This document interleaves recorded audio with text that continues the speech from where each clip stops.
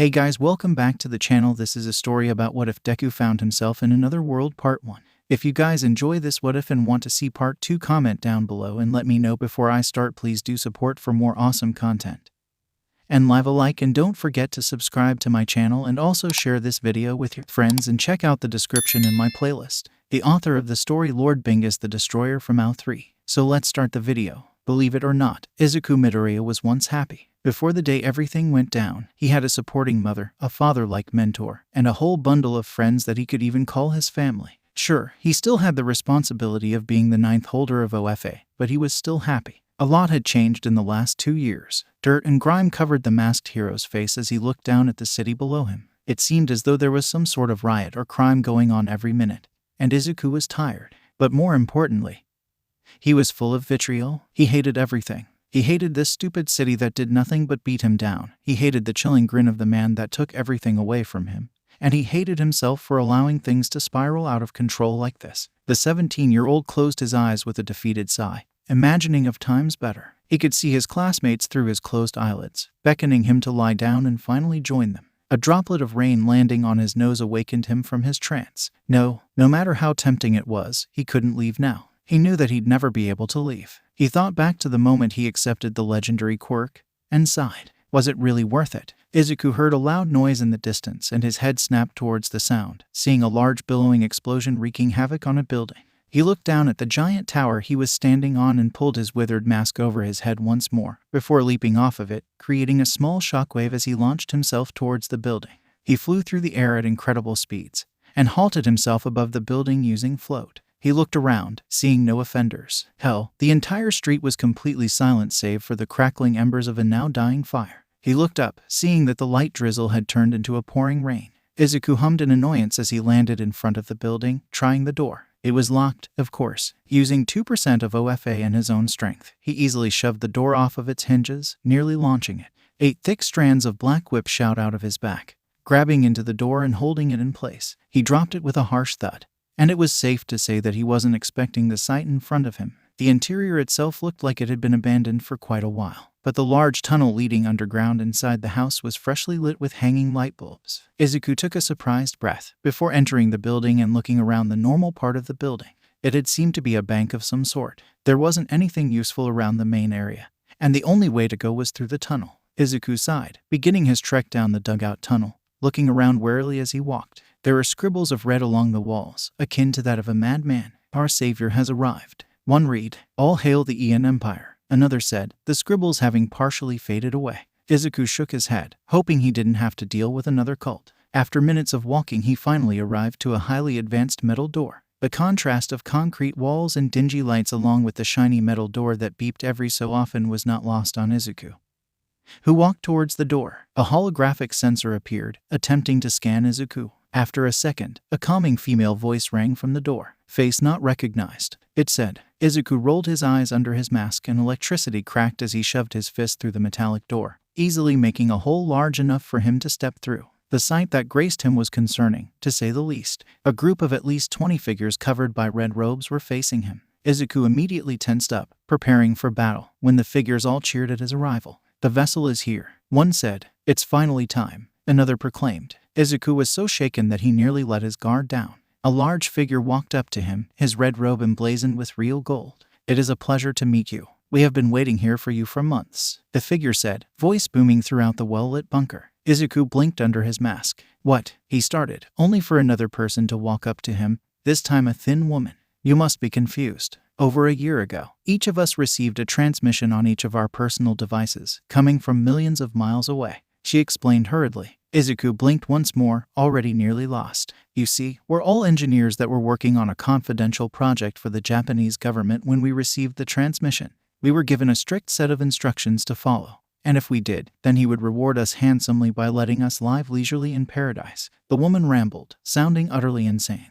And it seemed like 𝗧𝗵𝗲 wasn't too far off from that guess, as she gestured to a massive sketchy ring-shaped machine. It was thrumming with energy, and 𝗧𝗵𝗲's hairs were standing on end from just being near it. On the left and right of the machine were 2 shoddily hand-painted red logos of a oval-shaped face with a bushy mustache and goggles. 𝗧𝗵𝗲 blinked at the machine. After a second he sighed, before he became a blur. In a second, every robed person in the room fell to the ground, unconscious. The group had obviously lost their minds, worshipping some prank or something. Really, millions of miles away. What? Did it come from a different dimension or something? That was ridiculous. Izuku took his communicator out of his pocket, pressing the large red button on the side that patched him directly to Commissioner 𝗧𝗏𝗄𝐻.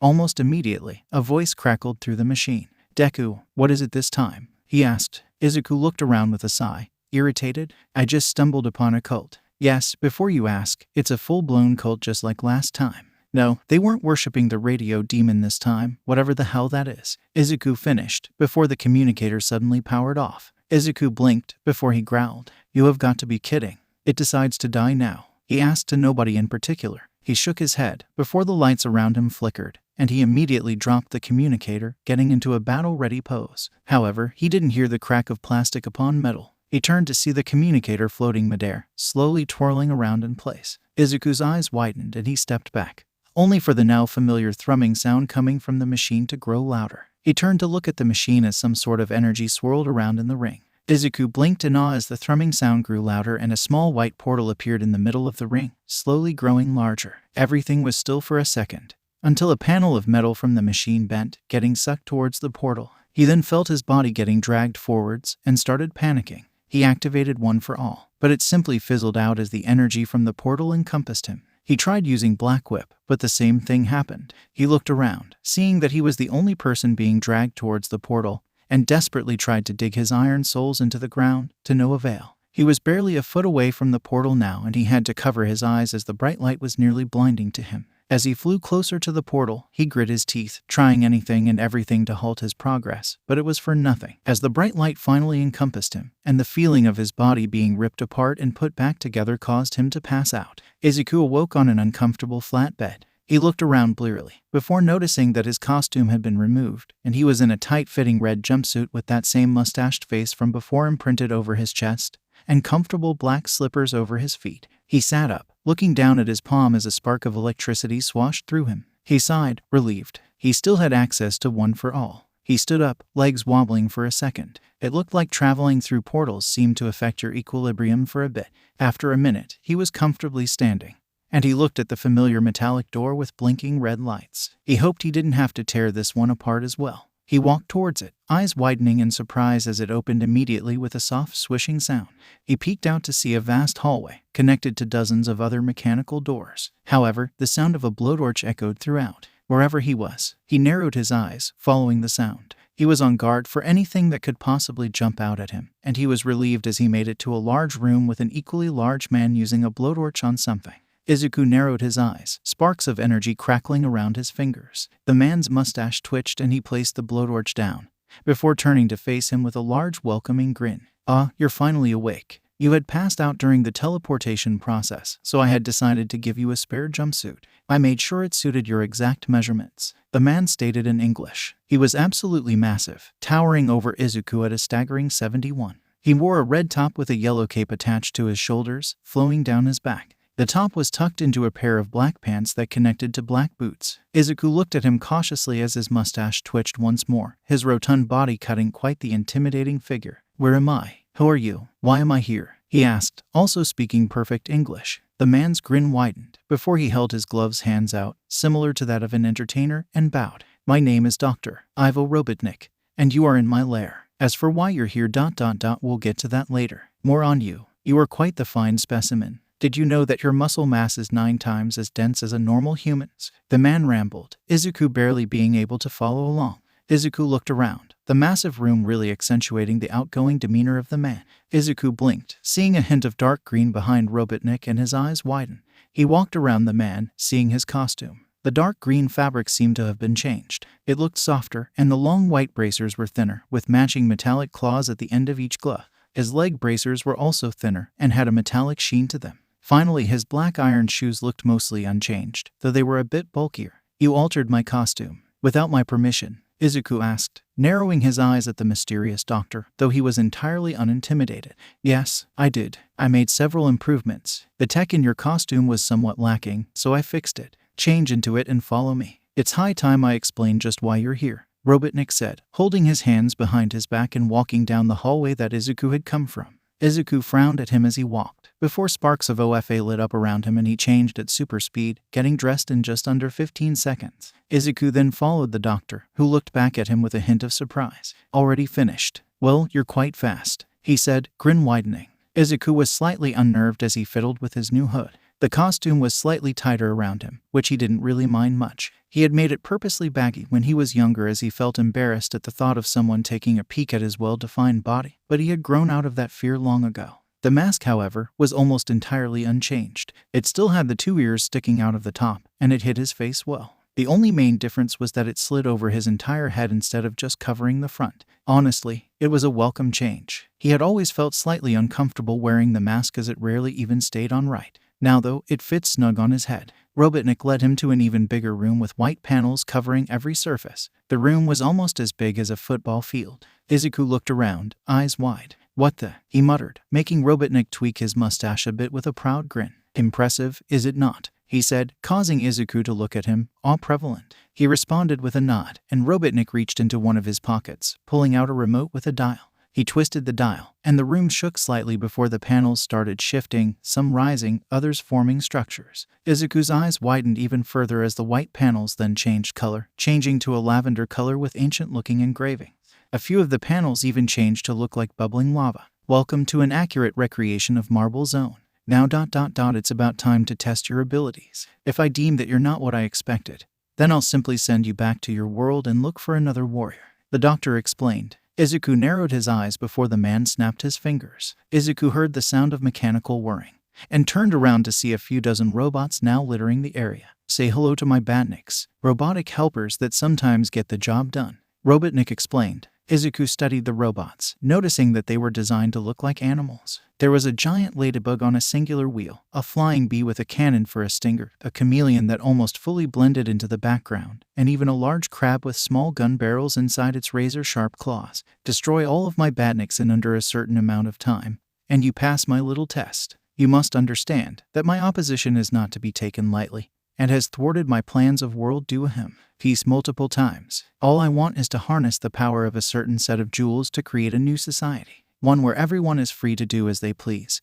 and free from that repugnant rodent," the doctor ranted, clenching his fist with a scowl. Izuku began to get suspicious, as it sounded like a major villain monologue at the end there, but it was quickly pushed to the back of his mind as the doctor snapped his fingers again. One of the ladybugs rushed at him on its wheel, surprising him with its speed. "I counted the robots earlier. There should only be 26 around here. This should be easy," Izuku thought, his body lighting up with sparks as he activated his legendary power. He hopped over the speeding bot, before grabbing the Modabug by the wheel and ripping it out. He then threw the robotic corpse in the ground and stomped on it, causing it to explode. Izuku looked back at the doctor to see a grin on his face. "Good. The timer starts now. You have 3 minutes, he said. Izuku looked forward again to see 3 bees rushing at him. He jumped backwards, avoiding a few lasers that were shot out of the stingers, before rushing forwards, kicking one out of the air, and grabbing the other 2's heads and slamming them together, crushing them in the process. 22 left. A crab jumped at him, claws grabbing at him. He jumped, using float to keep himself midair, and kicked both of the claws, crumpling them. He then shot a few strands of black whip that tied around some panels and pulled, sending him down onto the crab's head, crushing it. He was then shot in the back, making him wince. Even with 5%, he actually felt it. He turned around to see a chameleon blending into its surroundings. Luckily, he had sparred with Tsuyu enough to adapt to this kind of fighting style, and simply condensed the electricity flowing around his body into his 2 fists, and slammed his hands together, causing a wave of energy to explode outwards in a small area, acting as an EMP. Some of the panels sparked for a second, before rebooting. The chameleon, though, shut down, the camouflage disrupting. Danger Sense then warned him of multiple approaching Modabugs, and he wrapped dozens of strands of black whip around each of them before swinging them around, destroying 7 other robots in the process. He dropped the Modabugs when they were unusable. 11 left. Robotnik watched from the sidelines as the boy destroyed his bots, mentally counting down, an unstable look in his eyes, covered by his thick glasses.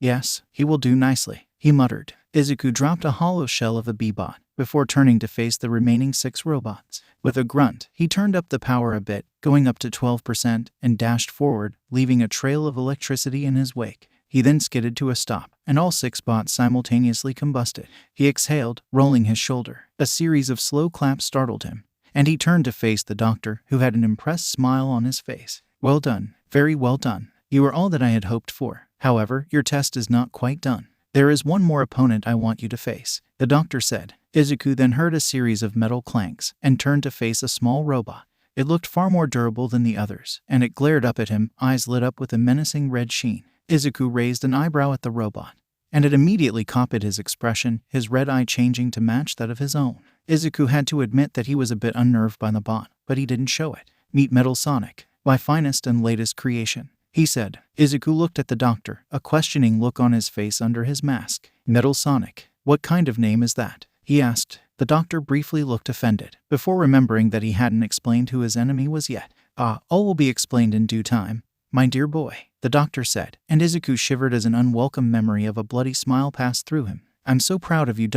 my dear boy. The words echoed in his head like a curse, making him clench his fists for a moment, before he took a small breath. He turned to the doctor. Continue, he stated. Robotnik hummed. Metal, meet ... ℏ𝗏. I don't believe I caught your name, he said to Izuku, who grunted. Midoriya. My name is Midoriya, he told the doctor, whose grin returned. Metal, meet Midoriya. Now then, Metal, initiate combat mode, Robotnik said, making Izuku look at him in annoyance. I have to fight another one of your robots. We're at the last 20 HRNG. Izuku started, only to be cut off by a small fist embedding itself into his stomach. Izuku slid backwards a few feet, falling to one knee. He looked back up, barely avoiding a kick to the face, ducking under it. He performed a backwards handspring, activating OFA as he gained distance, immediately going to 10%. That punch hurt. He winced, knowing it was going to form a bruise. 𝗏𝗏𝗏𝗏 dashed towards him, feet clanking against the ground at insane speeds. The robot pulled his fist back, and Izuku prepared a powerful right hook counter, ignoring the fear he felt as 𝗏𝗏𝗏𝗏 robotically turned its head to face him.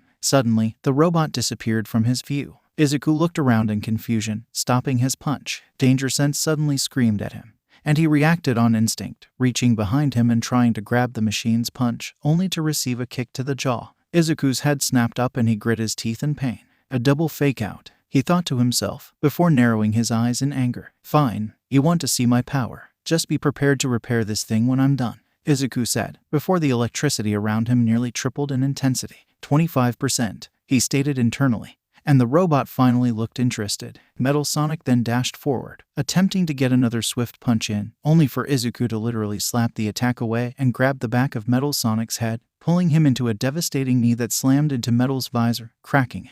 Metal stumbled backwards, his red eyes glitching out, before finally focusing as Izuku jumped in the air and delivered a 360 spin kick to the machine's cheek. Metal was sent flying, bouncing off the ground and slamming into the wall opposite of Izuku. It made a dent in the wall which it clawed its way out of, before glaring at Izuku, who almost flinched at the pure spite oozing from the digital red eyes. Izuku then summoned a thick strand of black whip, attacking at Metal's legs, who simply jumped into the air. Izuku smiled under his mask, before launching up after him, swiping at him. However, the turbine in his chest lit up, and a burst of flame poured from his back, and he evaded the attack, before kicking Izuku back down to the ground. Metal landed behind him, and Izuku groaned as he stood up. Metal was looking at him, waggling his index finger tauntingly at him. You're too slow, the robot said. Izuku grumbled to himself silently, getting to his feet. He inhaled deeply, before exhaling, a large amount of pink smoke exiting his rebreather, swiftly filling the room. Metal stopped taunting, keeping his guard up. His red eyes searched around the room, not being able to see through the thick smoke. Finally, he saw the silhouette of Izuku and immediately rushed forward, only for his metal neck to be grabbed. The smoke cleared to show Izuku, the electricity surrounding him now zapping at Metal, causing his software to malfunction. Error, power overload, Metal said, grasping at Izuku's wrist. A buildup of energy appeared at the front of Metal's turbine, a large yellow ball of energy that he planned to launch at Izuku as some sort of plan to get rid of this excess energy. However, before anything else could happen, Robotnik cleared his throat. I've seen all I need. Midoriya, drop 𝗏𝗏𝗏𝗏, please, Robotnik said. Izuku powered down, gently placing the robot on the ground. Metal looked up at him, and Izuku swore he could see a hint of respect in his red eyes. Geez, this robot is so lifelike, he thought to himself. All right, Metal, go charge yourself, you deserve it, Robotnik said, and Metal looked somewhat surprised, before he walked away, arms at his side. Robotnik then walked up to Izuku, hands clasped behind his back. I believe it's time to fill you in on what's going on. Follow me, he ordered, walking away. Izuku walked behind him, looking around as they walked even further down the hallway from before, leading them to a room with a ton of monitors. On each of them was a grinning blue thing. 𝗧𝗂 had to admit that he was confused. What even was going on here? Robotnik seemed to sense his confusion as he gestured to the screens. That is Sonic the Hedgehog, the absolute bane of my existence. He has done nothing but destroy my work and attack me. He's a terrorist who uses legendary artifacts to get what he wants and doesn't care what it does to others. He has even recently indoctrinated a child on his side, Robotnik explained, clicking a button. One of the monitors then switched to show Sonic and a fox with two tails dashing through a grassy field. 𝗧𝗂 hummed lightly to himself, seeing that Sonic lived up to his name. He was practically a blur as he sped past robots, using his sharp quills to destroy badniks and free tiny animals. What's with the critters? 𝗧𝗂 asked, making Robotnik freeze for a second. They power my machines, he said. 𝗧𝗂's eyes widened before he glared at the doctor. That sounds incredibly immoral, he commented, and the doctor narrowed his eyes behind his thick glasses. Do not question my methods or my morals. I do what I do for the good of us. Sometimes you need to crack a few eggs to make an omelet, the man responded. 𝗧𝗂's eyes widened before he scowled. Excuse me, he asked, taking a step forward. The doctor stared, unimpressed, before he scoffed. Do not fool around with me, boy, he said, turning back to the monitors. 𝗧𝗂's scowl deepened before he shook his head. Sorry, Robotnik, but I don't work like that. I won't help you hurt animals so you can create your weird futuristic society, 𝗧𝗂 said, and he hid a wince as the doctor just stared at him. Fine, leave, the doctor said, turning back to the monitors. 𝗧𝗂 was silent for a moment before he activated OFA and sped away. He was about to look for a way out when he heard someone. He skidded to a stop, and he heard the voice gasp in fear before going silent. He looked around, confused. Why was someone here, and why were they scared? Were they scared of him? Hello, is someone here? I swear I won't hurt you, 𝗧𝗂 said, looking around. He heard another gasp and turned to face where it came from. His eyes widened as he saw an innocent pair of bright green eyes staring at him in fear and shock from a small slot in a reinforced door. He heard another gasp as the person inside backed away, and 𝗧𝗂 walked up to the door, getting to his knees and looking inside. He couldn't see much as it was dark inside, but he could see a small figure curled up into a ball looking at him fearfully. Memories of a small horned girl filled his head, and he immediately knew he had to comfort this person. Hey, you in there, are you all right? He asked, and the figure flinched, whimpering in fear. I don't want to hurt you. Can you please talk to me? He asked, and the figure just stared. They didn't trust him, and he couldn't blame them for that. Just who were they, and why was Robotnik keeping them here? Did Robotnik kidnap you? I don't work for him. I'm actually trying to find my way out of here, he said, and the figure stopped shaking in fear before they nodded. Do you know why he kidnapped you? He asked, and he saw the figure shake their head before they opened their mouth. Can you please get me out of here? The figure whimpered. From the sound of the voice, 𝗧𝗂 deduced that it was a female, reminding him even more of Eri. Hold on, I'm gonna get you out of there, he started, only to be interrupted. Danger sense flared and he ducked under a flying kick from Metal Sonic that probably would have knocked him unconscious, or worse. What the? Why are you here? He asked, and the robot simply glared at him. Look, I'm just trying to leave. I have nothing to do with you, he said as he stood up, immediately charging up to 30% power. Besides, you can't beat me. You remember what happened last time? 𝗧𝗂 asked. Metal Sonic's eyes glowed brighter. Last time, you were on my side, Metal said, before careening forward with unparalleled speed. 𝗧𝗂 jumped out of the way, kicking at Metal, who grabbed his ankle with his razor-sharp claws. 𝗧𝗂 grit his teeth, using both float and gearshift to lift himself up, before crashing down with an axe kick, hitting Metal in the top of his head and glitching him. Metal dropped 𝗧𝗂, stepping backwards, holding his bow-shaking head. 𝗵𝘃𝗏 shutting down. The robot stuttered before falling to the floor. 𝗧𝗂 sighed, temporarily letting his guard down. He then walked over to the slot, looking inside to see the girl shivering again, staring at something behind him. He then felt something slam into his back, and he screamed in pain, feeling his back crack. He fell to his knees, a sharp pain spreading throughout his entire body. He tried to stand up, but his back audibly protested, and 𝗧𝗂 groaned again. What an utter disappointment you are. You were filled to the brim with potential. I took you in. I gave you clothes and a place to sleep. I even upgraded your battleware. And this is how you treat me? Robotnik screamed, standing inside a flying vehicle. Metal Sonic, reboot all systems, Robotnik said, turning to the fallen robot, who twitched. After a second of silence, the Robotnik logo appeared on the robot's visor. 𝗫𝗄𝗏𝗏𝗏 all systems. A more lifeless version of Metal's voice droned, before he flinched awake, his eyes glowing a dull red. Robotnik's eyes narrowed at the large dent in Metal's head, glaring at him. Perhaps I'll need to add pain receptors to you, Metal, It might give you more motivation to win, Robotnik said coldly. Izuku swore he saw Metal Sonic flinch. Bah, no matter. Metal, grab the traitor and throw him in the cell. I'll deal with him another time. Sonic's nearing the next zone, and I need to greet him with a warm welcome, the doctor said, grinning as he flew down the hallway. Metal Sonic turned his glare to Izuku, who feebly attempted to get back to his feet, his body still unfunctional. Metal Sonic stood up, walking over to Izuku, his eyes lighting up in digital anger. Izuku coughed as Metal Sonic kicked him in the stomach repeatedly, before grabbing him by the throat, lifting him up with a single hand. You're only alive because the Dr. 𝗵𝗃 flashback, the robot said, before opening the door, the light leaking into the room. Izuku clutched at the metallic wrist, tilting his head to the side to see a small pink hedgehog that looked similar to Sonic scoot backward, curling into herself as she looked up, fearful. That was the girl that he had tried to talk to. Izuku grit his teeth, looking back at Metal Sonic in anger. Keeping innocent people in cages. You people disgust me, Izuku said, getting interrupted by Metal thrusting his fist back into Izuku's stomach, before he tossed him into the cold room. The hedgehog girl yelped as Izuku landed right behind the cage. Izuku grit his teeth as he tried to stand up once more, only for nothing to happen once more. Metal stared on, his bright red eyes glaring hatefully, before he closed the door, walking away. Izuku glared at the door hatefully. He had only been here for a day ... and he already hated this place. Amy stared at the boy in fear and horror, her body pale. She shivered as she looked at the rage he held in his piercing green eyes. She flinched when he looked towards her, anger still shining in his eyes. She backed up further, and the boy simply grunted softly, attempting to reposition himself, only to grit his teeth in pain once again. She whimpered, closing her eyes and imagining her family back home. She would see them again ... She would. She knew she would. Sonic would come and save her, and then they would get married. Yes, that was her destiny. Her tarot cards told her so, and they'd never led her astray before. Sure, she was kidnapped because she came to this stupid planet, but eventually, she would see the sun and forget all about everything that happened.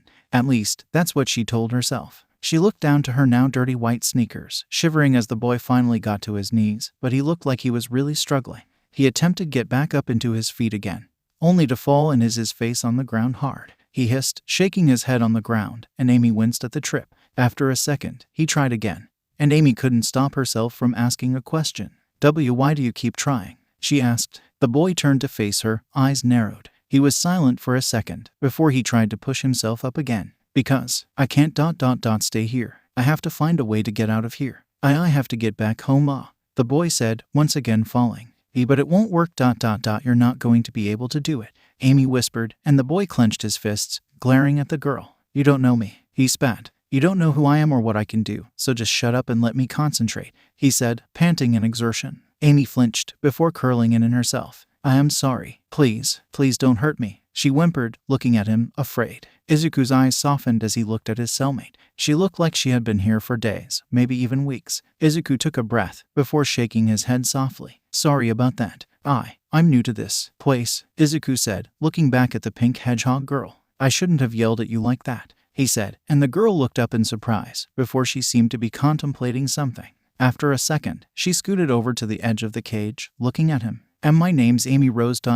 What's yours? She asked, a hopeful twinge to her voice. Izuku paused for a second, before answering. Midoriya. Izuku Midoriya, he said. Amy smiled shakily at him, seemingly excited to finally have company. Why were you out here, Izuku? Amy asked, and Izuku cringed at being called by his first name, but was too tired and in pain to care. Robotnik wanted me to work with him, and I found his use of animals disturbing, Izuku said, and Amy's eyes narrowed. Animals? She asked, offended. Izuku choked on air, before shaking his head. The ones that power his 𝗵𝗃𝗄, I think they're called, he clarified, and Amy sat back down, a confused frown on her face. You mean flickies? She asked. Izuku looked at her. They power Eggman's robots, she continued. Eggman? Izuku asked. That's what Sonic calls Robotnik, and now everyone calls him that. Eggman himself even started calling himself that, she explained. Izuku nodded, before addressing the other question. If flickies power his robots, then yes, I'm talking about them, he responded. Amy giggled, looking at him. You really aren't from around here, huh? She asked. Izuku winced, shaking his head. Where are you from? She then asked. Izuku paused. Japan, he said, and Amy tilted her head. Japan. I've never heard of a place like that, Amy said, and Izuku froze. What? You've never heard of Japan, but everybody knows Japan. Next thing you're gonna tell me is that you know what quirks are, Izuku said, rolling his eyes at the stupidity of that idea. Amy simply stared at him. "Oh, you've gotta be kidding me," he said, closing his eyes. Amy looked down, tapping her fingers together nervously. "Sorry, I can't help you all that much," she said, and Izuku winced, feeling guilty. "No, you don't need to apologize for anything. I just need to find out where I am." "Am I in America?" he asked, and Amy raised an eyebrow. "America?" she asked, giving Izuku his answer. "Ugh, just where am I?" he asked, mostly to himself. "Little planet," Amy responded, looking at him curiously. Izuku looked back, eyes wide. "I'm sorry, did you say little planet? Is it like a base or something?" he asked. Amy looked at him like he was an alien. "What? No, we're on little planet. You know the planet?" she asked. Izuku's jaw dropped, disbelief apparent. "I'm on a different planet?" he asked, and Amy covered her ears. "Yes, geez," she said, rubbing her ears. Izuku winced again. "Sorry," he said. "I can't believe I'm not on Earth." Do you know where Earth is?" he asked. Amy sucked a breath in through her teeth, looking at him with pity. "You're really not gonna like what I'm about to tell you, Izuku," she said. Izuku groaned, putting his head to the ground. Amy giggled again, and Izuku glared at her. "Sorry, you're just really funny," she said. Izuku grumbled and looked at the girl. "I can't believe that jerk Robotnik would capture a child. Just how long have you been in here, anyways?" Izuku asked, making Amy narrow her eyes at him. "Child, I'm almost 16, she responded. "Yikes, wait, you're 15. But you look so." He trailed off. "It's the skirt, I know," she said, arms crossed. It's more your entire look. Honestly, the skirt definitely helps, but so does the shirt and the shoes," he said, making the girl grab onto the bars, a vein popping out of her head. "Hey, I'll have you know that my mother says my sense of style is very beautiful," she said, before turning away, arms crossed. Izuku cringed, looking at the girl. I guess her childishness helps too, Izuku thought, a drop of sweat rolling down the side of his head. Amy turned back to him, still crossing her arms and pouting. However, she quickly got bored of the silence and looked at him curiously again. "So what's up with the clothes?" she asked. Izuku looked at her, before looking down at them. "What about them?" he asked. Amy winced, not wanting to offend. "Oh they're a bit strange," she asked. Izuku's eyes widened, before he frowned at her. "No, they aren't," he said, defending his costume. "You're wearing a dark green bodysuit with nearly shoulder-length gloves," she told him, deadpan. Izuku looked away. You're wearing gloves too," he said weakly. Amy looked down at her dirty gloves, and looked back up, unimpressed. "All Mobians wear gloves. It's considered lewd to not wear gloves or shoes in public," she said. Izuku coughed, looking up. "How lewd? Not wearing gloves is lewd," he asked. "And shoes," she added with a hum. Izuku shook his head. "That's interesting," he said, before his eyes widened. "Also, Mobians?" he asked, looking at her curiously. "Wow, really? You don't even know what Mobians are?" Amy asked, genuinely surprised. Izuku shook his head, and Amy was well and truly stumped. Well, I'm a Mobian, and so is Sonic," she said, smiling. Izuku nodded, coming to a conclusion. "So, a Mobian is a humanoid with animal-like features?" he asked. Amy winced, looking at him strangely. "Well, yes, but that's a pretty offensive way of saying it. I know you're not trying to offend, so I'm not mad, but I don't think you can explain to everyone that you're not from around here, so just don't compare Mobians to animals," she told him, and his eyes widened. I apologize. Thank you for making me aware," he said. Amy hummed, looking at him with a frown. "You really don't know anything about this place, do you?" she asked, and Izuku winced. "No, I don't," he admitted. Amy nodded, before smiling at him and crossing her arms with a smile. "Well, I can teach you," she said, and Izuku perked up. "Really?" he asked, a smile on his face. "After you get some rest. Your back is obviously a little banged up," she said, waving her hand. Izuku hummed, nodding, before Amy gasped. "Oh no, I don't have a pillow for you," she said. Izuku chuckled to himself, shaking his head. Amy then smiled, reaching over and grabbing her own pillow and stuffing it through the bars. Izuku waved his hands, denying it, but she still dropped it next to him. "It's fine. You're injured anyways, so you need it more than me," she said. Izuku sighed and picked it up to give it back, only to flinch as something sharp poked into his finger. It was too dark to see what poked him though, so he spread 5% of OFA through his arm to light up the area around him, deadpanning at the bundle of pink quills sticking out of the pillow. "Whoa, how the heck are you doing that?" she asked. Izuku ignored her for a second, before he sighed, grabbing one of the quills with his index finger and thumb. The quill sparked with pink energy, shocking Izuku, making him drop the pillow and making Amy raise an eyebrow. "What did you do?" she asked, confused. Izuku looked at the quill, eyes wide. I don't know. It just happened." It's like, one for all just took some energy from the quill, he muttered, and Amy tilted her head. One for all, she asked. Izuku froze, slowly turning to face her. Is this how All Might felt when I saw his true form? He thought to himself. Listen to me, Rose. You cannot tell anyone about that, okay? He said. Amy smiled teasingly. Oh, does someone have a secret? She asked. Izuku's eyes narrowed, and Amy realized that he was dead serious. Oh, you mean it. Of course, you have my word, she said, putting her hand over her chest. Izuku looked her in the eye, seeing nothing but honesty in her bright green eyes, and sighed. Thank you, he sighed, before looking back at the pillow. He slowly reached over, spreading his fingers over the pillow. The dozen quills that weren't touched bristled, vibrating slightly. Izuku lowered his hand so that it was just barely hovering over the quills, and a bolt of pink energy zapped his hand. The energy made him flinch and drop his hand. Izuku grit his teeth as he spasmed, the dozen quills shooting energy directly into his body. Amy gasped, looking at him in concern. Are you okay? She asked. Izuku grit his teeth before the energy died down.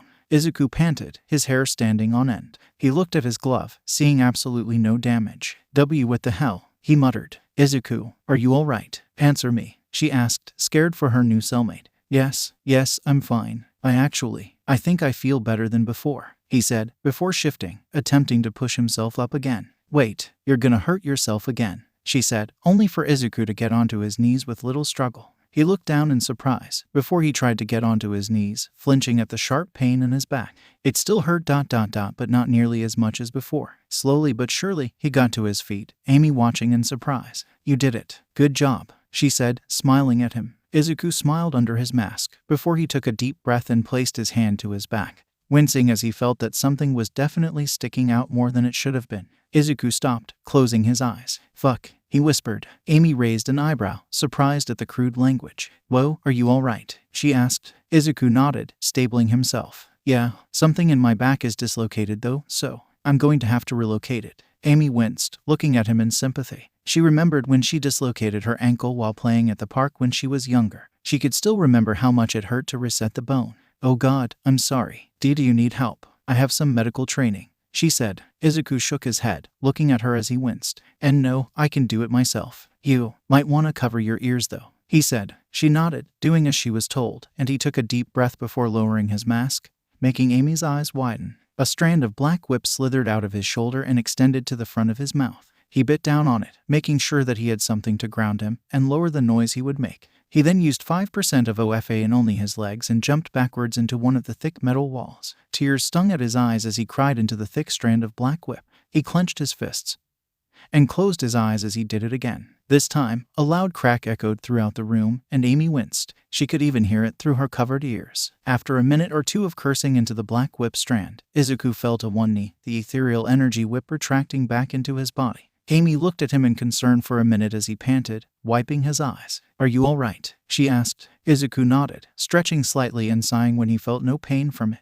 Yes, sorry about that, he said. Good, that looked like it really hurt. And I'm glad you fixed it. Now, I have a few questions, Amy said, looking at him, surprisingly stoic. Izuku gathered himself for a few more moments, before nodding at her. Go ahead, he said. First, you're a human, she said, and Izuku chuckled tiredly. That's not a question, he responded, and Amy shrugged. Second, what was that weird black stuff you bit down on? She asked. A strand of black whip shot out of his back, forming a hand and waving at her. She waved back, and he smiled. That's black whip. I can form it into any shape I want and shoot it out of any part of my body, and thanks to a friend, it can even go through my clothes without tearing them, he explained. Amy nodded. Right, makes sense. Third, what does 𝐒𝐽 mean? She asked, and Izuku blushed. A bad word, he said. Amy raised an eyebrow. I'm 15, not 8. I've heard bad words before, she told him, and Izuku shrugged. It means shit in my language, he said, and Amy's eyes widened. Oh, it's a bad word, she said, and Izuku face-palmed. I'm just kidding, Amy said, a smile on her face. Izuku dragged his hand off of his face, amused. So ... what exactly is one for all? She asked, and Izuku winced, knowing that the question was coming. Izuku looked around for cameras, spotting one quickly. He looked to see if there was a microphone, humming when he didn't see one. It used to be a secret at my home, but ... well, let's just say the majority of people know about it. So I guess I don't mind telling you about it ... but you're probably gonna be pretty confused unless I tell you about my world, he said. Amy shrugged. We have time, she responded. Izuku smiled. He always loved explaining the things he cared about, even if most people stopped listening after 5 minutes. Well, it all started a little over 200 years ago, when a certain glowing baby was born. He started. It had been at least 4 hours since 𝗧𝗑 had started explaining his story, and Amy was still listening intently. It wasn't her fault 𝗧𝗑's world was so interesting. She expected him to get bored of explaining, or simply summarize the one for all part, but he just kept going about the different types of powers that existed in his world. So, there's 3 types of quirks, right? She asked. 𝗧𝗑, who was giving a brief explanation on how some emitter quirks were actually mutant quirks, paused before nodding. So what type of quirk would I have? She asked. Without a second of hesitation, 𝗧𝗑 responded. You'd be considered a mutant, he said, and she nodded with a smile. I thought so. It's because of the hedgehog parts, right? She asked, and 𝗧𝗑 nodded with a smile. Exactly. I'm surprised you followed for so long. I haven't even gotten to my life yet, and you're still listening to me ramble, he said with a genuine smile. Amy tilted her head, looking confused. How is that surprising? She asked, and 𝗧𝗑 rubbed the back of his head. Well, most people just listen to me for a few minutes before they leave. I've been told that I talk too much or that I'm annoying many times, 𝗧𝗑 said. Amy gasped, covering her mouth. What? That's so mean, she said, and 𝗧𝗑 shrugged, looking down with a sad frown on his face. It's whatever. I understand why people get upset at me for talking so much, he said, and Amy shook her head. That doesn't mean they have to be so rude about it. Just because you're passionate about the things you care about doesn't mean you're annoying, she said, crossing her arms. 𝗧𝗑 looked at her with wide eyes before he cleared his throat, ignoring how dry it was. Well, I'm kinda tired. How about I continue the story tomorrow? He asked. Amy nodded, yawning. That sounds like a plan. I'm actually pretty tired myself, she said, stretching. She stopped when she heard something soft land behind her, turning around to see her pillow, quills still stuck inside. She looked up to see 𝗧𝗑 smiling at her before he laid down. Wait, I gave this to you though. You need it more than me, she said, and 𝗧𝗑 wagged his finger. It reminded her of Sonic, and she blushed. What about your back? She asked, flustered. Fixed it, remember. Just take the pillow, Rose. It's fine. I've slept under way worse conditions, trust me. Besides, I'm way more durable than most people, he said, and Amy's blush deepened. Why do you keep calling me Rose? She asked, and 𝗧𝗑 paused. Oh, yeah, back where I live, you only called somebody by their first name if you were really close with them. Otherwise, you called them by their last name. It's the respectful way to do things back in Japan, he explained, and Amy nearly went catatonic. Why, you mean I've been disrespecting you this entire time, and you didn't tell me? She asked. 𝗧𝗑 winced, and Amy groaned. Oh, I'm really sorry, Midoriya, she said. 𝗧𝗑 shook his head, chuckling. Don't worry, I'm not gonna make you do something that you're not used to. I don't mind people using my first name. I can call you Amy too if you want, he told her, and she peeked at him from over her knees.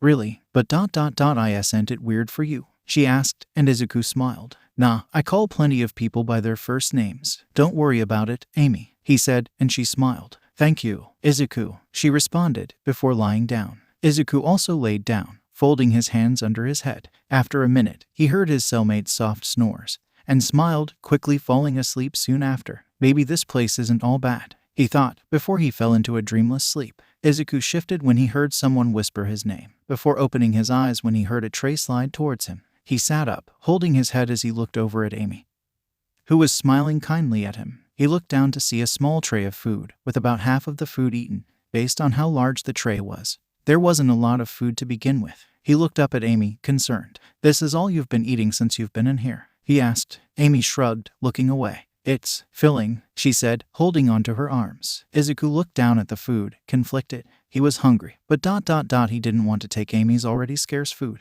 𝗧𝗑 looked down at the tray, before he sighed, taking the small roll of bread and a few grapes. He then slid the tray back to the cage, making Amy's eyes widen. She shook her head, glaring at 𝗧𝗑. You need that food more than I do. You're way bigger than me, she said, and 𝗧𝗑 bit into the bread, grimacing at the hardness of it. Great, stale bread. 𝗧𝗑 sighed, swallowing the less than appetizing food. So you've been eating stale bread, fruits, and a small glass of water every day? 𝗧𝗑 asked, and Amy nodded. Yeah, it's not much, but at least I'm being fed. I'm surprised they didn't give you some food, she said, looking over at the metal door, similar to the one he broke. 𝗧𝗑 stared at the door, taking another bite of his bread, before walking over to the door. He activated OFA and poked at the door, eyes widening when it dented it. 𝗧𝗑 deadpanned, before he got an idea. He smiled, walking over to Amy's cage, who was staring at him curiously. I've got an idea that can get us both out of here, but we need to wait for Metal Sonic to come over here to enact it. First through, I think it's about time you got out of that cage, 𝗧𝗂𝐻 said, grabbing the bars. Scooch back, Amy. If these bars break, I don't want any of them hitting you, he said, and Amy did as she was told, confused. Why would the bars break? How are you gonna get me out of here? Amy asked, hope slipping into her voice. 𝗧𝗂𝐻 smiled at her, sparks dancing across his body. Watch and learn, Amy, he said, before he pulled on the bars. The sound of metal screeching echoed throughout the room as the bars bent,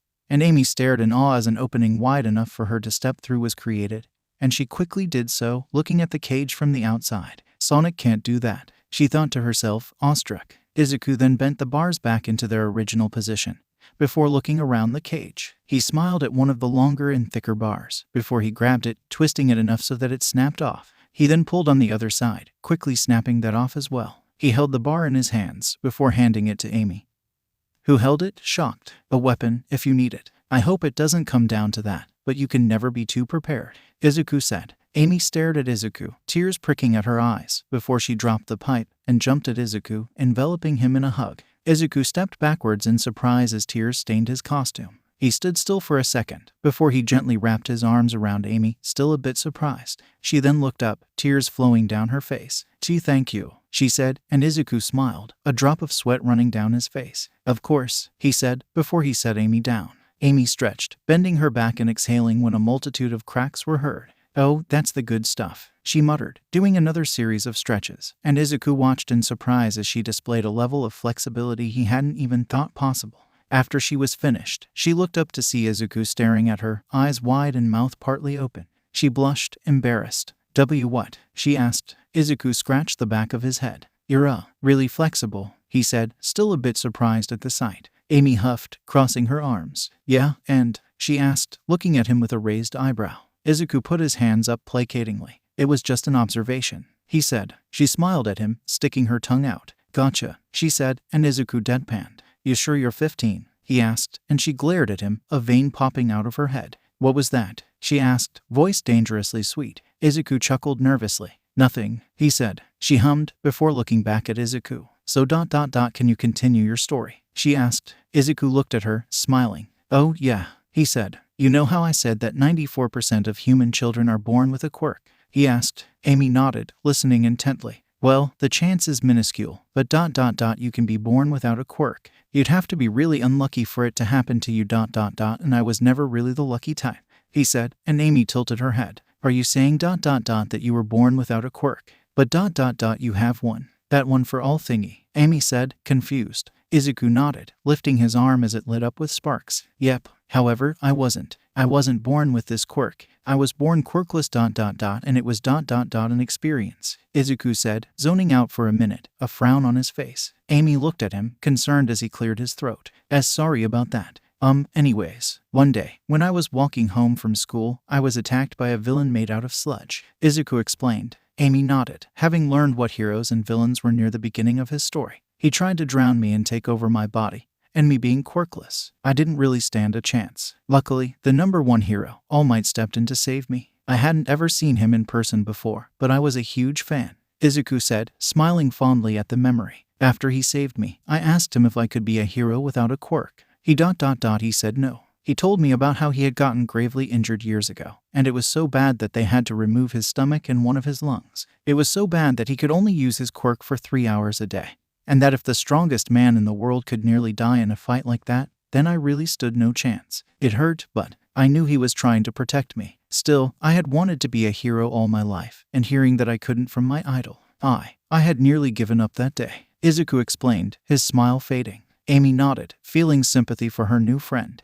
However, 𝗏𝗏 had dropped the bottle that contained the sludge villain, and it broke out, taking someone else hostage. 𝗏𝗏 couldn't do anything about it, because he had already used up his 3 hours, but I rushed in. I threw my bag at the villain's eye and tried to get the hostage out. I failed, but my heroic actions inspired 𝗏𝗏, and he pushed himself past his limits and punched the villain so hard that the weather changed, 𝗧𝗂𝐻 explained, enigmatic in his storytelling. Amy's eyes widened as she listened, leaning forward in anticipation as 𝗧𝗂𝐻 continued the story. After that whole debacle, 𝗏𝗏 stopped me on my way home, telling me what I had done for him that day, before he made me a proposition that would change my life forever. He told me of a legendary quirk that had been passed down through generations, And that quirk was, 𝐒𝐿 said, looking at Amy, who perked up. One for all, she asked, and 𝐒𝐿 smiled, nodding. Exactly. All Might had chosen me to be the 9th wielder of WhatIf, so I trained. I trained so hard that I passed out due to exhaustion at one point, but All Might was there for me every step of the way. I don't know where I'd be if it wasn't for him, if I'm being honest, 𝐒𝐿 said. Amy smiled at him. He sounds like a great man, she said, and 𝐒𝐿's smile grew sorrowful. Yeah, he was, he said, softly. Amy's cringed, looking at him sympathetically. Oh, I'm sorry, she said. 𝐒𝐿 waved her off, shaking his head. It's all right. He passed a little over a year ago. It was especially hard because my mother had also passed at around that time. With both of them gone, I was lost for a while, and I did things that I'm not very proud of, 𝐒𝐿 admitted, looking down at his hands. Amy looked up at him, feeling bad for the guy. Well, you seem to have grown from that point, considering you're admitting that what you did was wrong, she said. 𝐒𝐿 looked at her, surprised, before he shook his head. No, you don't understand. I hurt people, a lot of people. I went overboard most of the time, often sending criminals to hospitals rather than jail. I secluded myself from a lot of people and ignored their pleas for me to just talk to them. Not only did I physically hurt some people to the point of no return, I also emotionally hurt so many of my friends. Just because I grew as a person doesn't mean that what I didn't do all those things, 𝐒𝐿 said, staring down at the ground, eyes narrowed in anger at himself. Amy shook her head, staring at him with a determined frown. But you're trying to atone, right? You shouldn't be so hard on yourself, she tried, but 𝐒𝐿 shook his head. Just drop it, he said. Amy opened her mouth, but 𝐒𝐿 shot her a pleading look. Please, he said. Amy closed her mouth, looking at him, before she sighed. All right, she said. Suddenly, the two heard the now familiar metallic stomps. 𝐒𝐿's eyes narrowed, and he slipped his mask and rebreather on.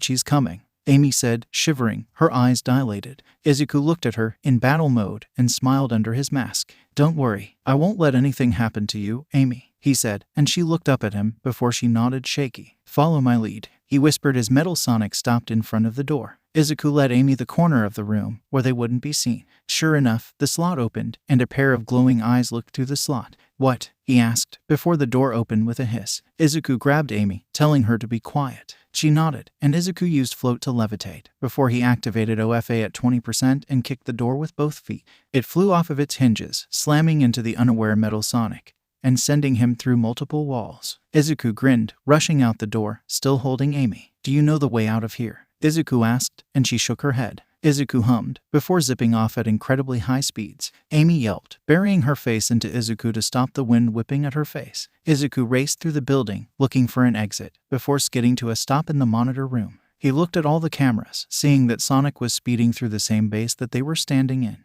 𝐒𝐿 grinned, placing Amy on the ground as she took a few wobbly steps around. So dizzy, she said, nearly falling, but catching herself before she could trip. With a quick blur of power, every single one of the monitors was smashed, glass shattering and exploding. There, now he won't be able to see what Sonic's getting up to, he said, hoping that Robotnik was lying about Sonic, and that he was actually a hero. Suddenly, danger sense pinged, and 𝐒𝐿 somersaulted over Amy, blocking an attack from Metal Sonic that probably would have hit her. You insufferable wretch, do you know what is going to happen to me because of you? Metal asked, and 𝐒𝐿 kneed the damaged robot. It was clear that the metallic copy had taken some damage from the door, as his chassis was dented, and his visor was cracked. His left arm hung limp, and one of his eye LEDs was out. That sounds like a heaping pile of not my problem, 𝐒𝐿 replied, jumping and kicking Metal in the head, sending him flying backwards. Before Metal could get up, Black Whip rushed out from his back, wrapping around Metal's wrists and ankles. Metal struggled, his singular lit eye blazing with rage and desperation. Look, I don't want to have to do this. You surrender, and I'll let you go. Robotnik will repair you, and 𝐒𝐿 started, only for Metal to roar. You don't understand. You don't know what it's like, being his little lapdog. You don't know what he'll do to me if I fail. He screamed, struggling as his rotor roared to life. 𝐒𝐿 was silent, staring at him with wide eyes. He'll take me apart. He'll erase me. I don't want to be disassembled, but you have done nothing but guarantee that. You humiliate me in front of him, beat me in a fight, and now I let you escape. I don't want to die, Metal screamed, and 𝐒𝐿's eyes widened, stunned. Why, you can come with us, a timid voice shouted. 𝐒𝐿 looked backwards, and Metal looked past him to see Amy looking at her, her hands clasped together. She was obviously terrified of Metal, yet she still offered to save him from his fate. The fate ... that he didn't choose. 𝐒𝐿 looked at Amy, lowering his guard, and lightening his grip on Metal Sonic, who looked down, breaking his wrist out of the trap. He reared his claws back, and they glinted in the light. Amy gasped, and 𝐒𝐿𝐼𝐺's danger sense warned him.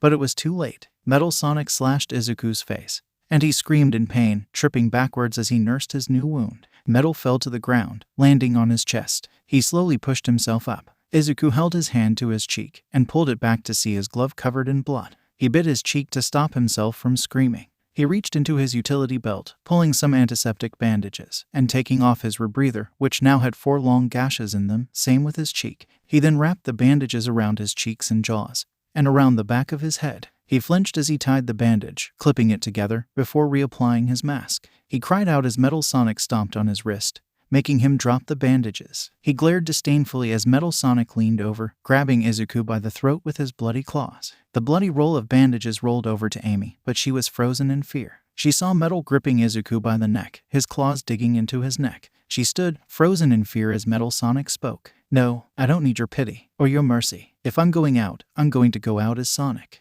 Not some loathsome copy, but the real Sonic." Metal screamed, madness visible in his digital eyes. Metal squeezed. Amy blinked. Why was she in front of her new friend? Had she run here? She didn't remember doing that. Why was she holding some strange mallet? She'd never seen it, but it looked like it was made for her. The handle and faces of the mallet were bright orange, whilst the head and neck of the mallet were green. It fit into her hands perfectly, and she felt more confident using it. She scowled at Metal, and he paused as he looked at her. "I offered you a chance, and you wasted it. Now you're hurting my friend. Fuck you and your stupid master," she yelled, swinging the massive hammer that was surprisingly light in her hands, smashing Metal Sonic in his face, crumpling it like a soda can. Metal let go, stumbling backwards and onto his back. Amy panted, before she came to her senses, dropping the hammer as it disappeared into sparkles. She then turned to face. 𝐒𝐿𝐼𝐺 quickly got up to his feet, Amy grabbing him by the arm and asking if he was okay. He nodded, wordlessly, unclipping his rebreather, showing her the bandages and motioning that he wasn't going to be able to speak for now. She nodded, before 𝐒𝐿𝐼𝐺 powered up again. However, it was different. Instead of the lighting becoming more pronounced, he and his costume just got bigger. His body became more muscular, but not by much. He simply got a bit bulkier, and sped off. However, for some reason the lightning surrounding him had a very small pink outline to it.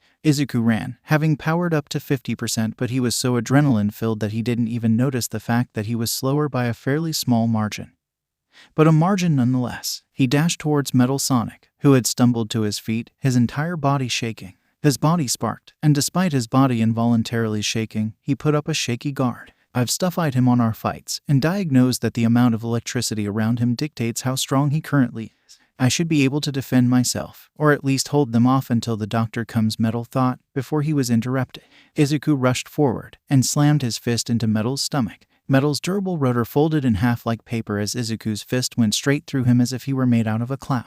However, he was not unscathed. His arm seemed to rupture on the inside, bits of bone sticking out of his now dark purple arm. The costume simply stretched around the bone, and 𝐒𝐿𝐼𝐺 screamed in pain, stepping back and fully powering down. Metal stood there, stunned as he looked down, his single working lead eye sparking, before shutting down. Metal fell to the ground, slowly rebooting. 𝐒𝐿𝐼𝐺 stepped back, nearly stumbling if it wasn't for Amy catching him. "Jeez, you're heavy," she complained, trying her best to not look at his bloody costume. She helped him stand on his own 2 feet, before Black Whip wrapped around his arm, acting as a cast. Let's go," he grit, stumbling forward. They needed to get out of here before the doctor returns. He was out of the fight, and Amy couldn't fight the doctor. He stumbled forwards, falling to his knees. He looked up, seeing the doctor, covered in soot, flying towards them. His face was tight in rage, and he was glaring at 𝐒𝐿𝐼𝐺 and Amy with shock and anger.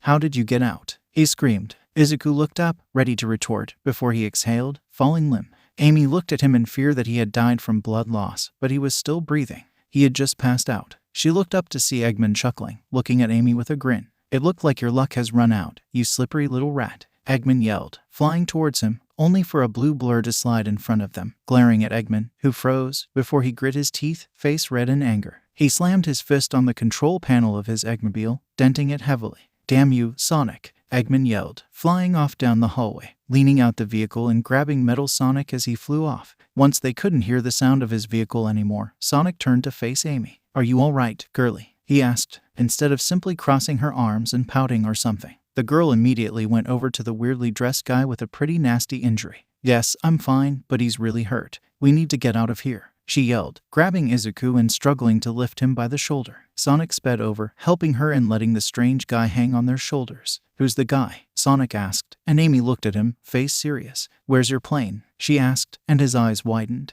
"The tornado. Tails is with it, said he wants to see it," Sonic explained. "Well then call Tails, and tell him to fly over here," Amy ordered. Sonic flinched, looking over at the guy. He didn't want blood in the tornado. "Well, what are you waiting for? You're supposed to be fast," Amy yelled, growing irritated. Sonic winced, looking at Amy weirdly. "What happened to you?" Sonic started, only to be interrupted by Amy. "Oh my god, just call your friend or let me do it. My friend is bleeding out. We don't have the time for this," Amy screamed, and Sonic finally pulled out a strange walkie-talkie, clicking the button. "Tails, it's Sonic. I'm gonna need you to fly the plane to my coordinates. I'll share them now," he said into the walkie-talkie. Amy heard a voice faintly speak back, before Sonic closed the connection. "Thank you," Amy said, nodding. Sonic gave her a thumbs up, and she blushed a little bit. Sorry for yelling at you, Sonic," she said, and Sonic shrugged, shaking his head. "No, you were right. I didn't know it was that bad," he said, looking forward. Amy looked down in worry at her heavily injured friend, afraid that he was going to slip at any moment. Sonic and Amy carried Izuku to the outside of the base, where they waited for a few minutes before they saw a plane in the distance, and Sonic grinned. Soon, a half-red, half-blue plane landed in front of them. "Well, what's with the red, buddy?" Sonic asked, and a little fox with a bike helmet and welding goggles looked up, pulling the helmet off and waving to Sonic.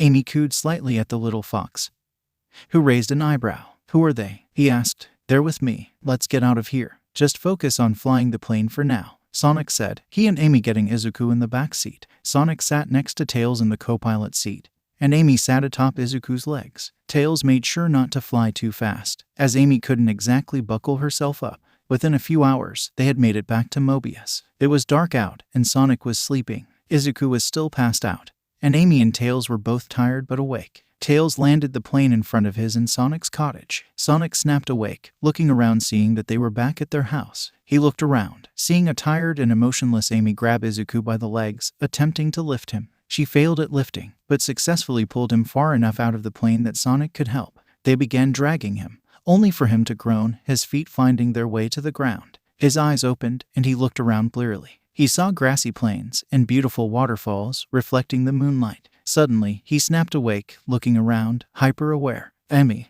he asked, voice muffled by the bandages, before she answered him. "I'm right here. Sonic got us out of there," she told him. Izuku looked to his other side to see the hedgehog give him a thumbs up along with a small smile. Izuku exhaled, standing up to his full height, flinching as his shattered arm shifted. He took a deep breath before he nodded down at Sonic as thanks. Izuku then unclipped his damaged rebreather, showing off his bandaged mouth. His face was almost entirely covered, except for his eyes. Tails then stumbled over to them, staring up at Izuku with a smile. "You're awake. I prepared some beds for you and Amy in the guest room. You guys can stay here for a bit while I help get you situated," Tails said, leading them into the house. Tails led the exhausted duo to the guest room, and Amy sat down with a sigh. "Thanks, Tails," Amy sighed as she immediately laid down, ready to get a full night of sleep, but Izuku sat down, not quite ready to go to sleep. "Are you sure you're okay, Amy?" Izuku asked, and the hedgehog girl looked at him with a weary smile. "Yeah, I'm fine. Just yawn really tired," she said, and Izuku smiled, lying down as well and quickly falling asleep. Elsewhere, Metal Sonic finally finished rebooting, and he looked down to see that he was strapped to a metal table. He then saw the doctor walk up to him from the shadows, and he immediately started struggling. "You have failed me, Metal Sonic. Worse, you disappointed me. But don't worry, we'll fix that very soon," the doctor said, grinning. "Key, please," Metal pleaded, voice weak. "Don't it hurts," Metal muttered. But he was ignored, as Robotnik took the main panel on his head off, before digging through it, ignoring his mechanical creation's pain screams. "Don't worry, Metal. You won't remember any of this once I rebuild you. Not a thing. If you fail me again, I'll make sure you never forget," Robotnik said, as he placed a small kill chip inside Metal Sonic's brain. Metal twitched as the virus slowly killed him from the inside, erasing him by the second. The last thought he conceived before he was silent was one of spite. "Midoriya, I will have my revenge." Izuku startled awake, his body twitching uncomfortably. He looked to the side to see Amy still peacefully snoring, her quills unsorted and messy. He smiled softly at her, before pushing himself to his feet with his remaining good arm. He slowly shuffled out of the guest room, seeing that Sonic was the only other one awake. Sonic swiftly spotted him, and placed his index finger in front of his mouth, pointing to something next to him. Izuku looked to the side to see a bundle of fur, and realized with a grin that it was Tails, curled up on himself, his two tails acting as a blanket. He looked like a large kitten. Izuku was about to whisper, only to wince as the bandages were tugged. Oh, right, he thought, before he held up a finger. He then quickly walked out of the house, undoing the bandages and staring at them. They were almost fully soaked through, and his cheek had healed quite the bit from last night. He would probably have to wrap his face in bandages again later, but it was definitely less painful than before. Izuku then walked back inside, the bloodied bandages in his hand. Sonic looked at them, disgust apparent on his features. Sorry, Izuku whispered. Sonic shrugged, putting the comic that he was reading down. As long as you get rid of it without littering or staining something, then I won't have a problem. Sonic whispered back. Izuku nodded, before he bowed lightly. Thank you for letting Amy and I stay the night. I'm going to help her get home today, and after that, I don't know what I'll do. Maybe I'll live near her. I don't know, he whispered. Sonic smirked at him, crossing his arms. You care about her, huh? He teased. Izuku nodded, a melancholy look appearing on his face. She reminds me of someone, he muttered. Sonic nodded with a grin before it faded away. Say, did you witness anything happen to her while you were there? Sonic asked. Izuku raised an eyebrow before he shook his head. No, why? She didn't look too hurt, just pretty dirty, Izuku replied. Sonic looked over at Tails, seeing that he was still sleeping, before jumping off of his chair, walking outside, motioning for Izuku to follow. Izuku walked outside after the blue hedgehog, an eyebrow raised. Before that girl was kidnapped, Sonic started. Amy. Her name is Amy. Izuku interrupted, and Sonic rolled her eyes. Yeah, before Amy was kidnapped, she she was kind of obsessed with me. She literally wouldn't leave me alone, talking about something or another, before telling me that we were gonna get married. I don't know, I wasn't really listening, Sonic admitted. Izuku nodded, feeling a little weirded out by this. Right, now what happened that made you think she had gone through something? He asked, making Sonic's frown deepen. She was completely different when I rescued her. Instead of fawning over me like she did before, she wouldn't stop checking on you and telling me to hurry it up. She even yelled at me that I was being too slow. I guess there's a first time for everything, Sonic said with a chuckle, rubbing the underside of his nose and putting his hands behind his head. Izuku hummed, looking down to the ground. So, that rotten egg either did something to her, or you had some sort of effect on her, Sonic concluded, and Izuku scoffed. Please, don't tell me you're hinting at me changing her for the better, Izuku said, and Sonic grinned at him. What? Too hard to believe for you? He asked teasingly, only for him to falter as Izuku glared forwards. I've hurt more people than you can imagine, Sonic. People I've cared about. I don't help people. Not anymore, at least, Izuku said, looking down. Sonic raised an eyebrow, looking at him with his arms crossed. You're being dramatic, Sonic said, before a smile appeared on Izuku's smile. But it was obvious to anyone with eyes that it was hollow. You don't know me, Sonic. I'd like to keep it that way. I'm going to go take a shower, Izuku said cryptically, walking back into the house. Sonic stared at him as he meandered away, before shaking his head with a sigh. You can't win them all, Sonic, he muttered to himself. He sounded really sad. A young voice said behind him, startling him and making him turn around with a surprised jump. Oh, you heard all that, Tails? He asked. Tails nodded, eyes downcast. Why does he think of himself like that? Tails asked, and Sonic cringed, not wanting to explain the idea of self-hatred to an 8-year-old.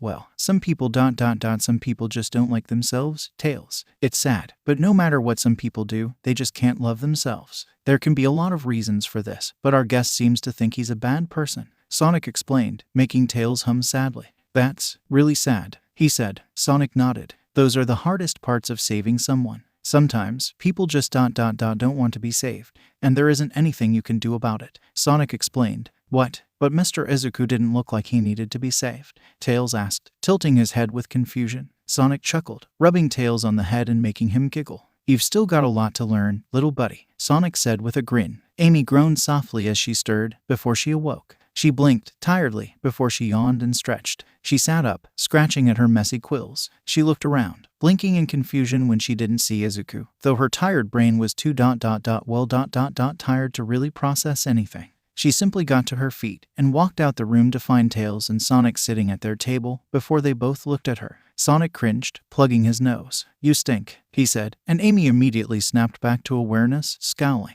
Hey, it's not my fault that I was in a cage for a week. She snapped back, and Sonic raised an eyebrow. Yeah it was. You were the one that followed me. If you weren't doing that, then you probably would have been fine, Sonic countered. Amy winced, blushing. Oh yeah that feels like so long ago, she said softly, and Sonic raised an eyebrow. Speaking of, why haven't you been all over me since I saved you? You wouldn't leave me alone beforehand, Sonic pointed out, and Amy paused. Why hasn't she? She had always seen Sonic as her hero. Now though, he was just a hero. But she loved him, hadn't she? Before she was kidnapped. The only things she felt for Sonic were admiration and was it actually love? Sure, he was cool, and she still admired him, but she just didn't see him as her hero anymore. I don't know. I know I don't feel the same way as before, but I don't know why, she said, and Sonic hummed. Well, that's good. I don't need any girls slobbering over me anytime soon, he said, and Amy glared. I don't slobber. Where's your shower? If I stink so bad then you should be a proper host, Amy yelled, and Sonic cringed. All right, it's right behind you, he said, and Amy nodded, walking over to the room, but pausing before she could enter. Do you guys have a washer? She asked. Sonic snorted, shaking his head. All we wear are shoes and gloves. We wash out stuff by hand, he said as if it were obvious. Amy frowned, looking at him with an annoyed glare, before she waved him off. Fine, just know that I'm gonna have to walk around in the nude, she said, and Sonic immediately grimaced in disgust. I'll wash your clothes, geez, he said. Amy walked into the bathroom, waving at him from inside. Thank you, she sang. Sonic grumbled as the shower turned on, and he quickly sped around the house, washing Amy's clothes at super speed, putting them back near the shower. He then sat back down and crossed his legs, picking his comic book back up. Sonic, Tails asked. Sonic peeked over the page. What does in the nude mean? Tails asked innocently. Sonic's eyes widened before he looked back down at the comic, face slightly pink. I'll tell you when you're older, he answered. Tails groaned. You say that all the time, he said, pouting. Well, that's because other people need to learn how to watch their mouth around you. Sonic snapped back. Tails pouted again. Izuku walked through the door, and Tails perked up. Mr. Izuku, what does in the nude mean? Tails asked, and Izuku choked on his own spit. When Annie walked out of the bathroom with her clothes clean and her mood chipper, she found Izuku back, with his mouth unwrapped. She immediately rushed to him, grabbing onto his shoulder and inspecting the wound. While Amy, he asked, startled. She glared at the wound, grumbling. Well, at least it's clean, she muttered. Izuku pulled away from her, looking at her strangely. Maybe a warning next time, Amy? He asked. Amy smiled sweetly back at him. Nope, she said, walking away. Izuku watched her go, confused more than anything. Sonic looked at them before he shook his head, going back to his comic. Amy quickly returned, holding a pink quill in her hands, her eyes closed. She smiled, though her teeth were grit, and she seemed to be holding back tears. Amy, are you all right? He asked, looking down in concern. She nodded. Why, yep, fine. Jay, just take this and see if it helps with your arm at all, Amy said, handing him the quill. It sparked in his hand, but he didn't absorb the energy. Izuku took a breath before activating OFA, and he immediately felt the energy in the quill get sucked into him. He relaxed slightly as his arm shifted. He looked down, the quill no longer holding any energy, before his back whip cast slowly disappeared. Izuku winced as he looked at his clothed arm. I don't know if I can take this off on my own, Amy, he said, and Amy grimaced before she nodded. I'll help you. Come on, let's go outside, she said, leading Izuku outside the cottage, where Tails was sitting. He seemed to be relaxing, curled up in a little circle, his face buried in the soft fluff of his tails. Izuku had to cover his mouth to stop himself from blurting the stereotypical awa sound. Amy, however, had to physically restrain herself from going over and petting the fox boy. After she grounded herself, she sat Izuku down, and he swiftly told her how to unclasp his glove. After she slowly dragged the long glove off of his arm, he bit the insides of his cheek to stop himself from making any noises. Amy then looked up at him, eyes serious. This is the hard part, okay, Izuku? I just need you to stay still, she said, before slowly sliding his green sleeve up his arm. Tears pricked at Izuku's eyes as he sat there, barely moving. After a second, Izuku let out a shaky exhale, the sleeve all the way up. The good part was that he didn't have shards of bone sticking out of his arm anymore. The bad part, his arm was still a dark purple, and a new spiral scar was now running down his right arm, and he glared at it like it had spat on his mother's grave. Wow, that's a lot of scars, Amy said, looking at Izuku's heavily scarred arm. Izuku nodded, teeth grit. Yeah, was all he said. She brushed her finger against his arm accidentally, and Izuku drew a breath in through his teeth, clenching his other fist.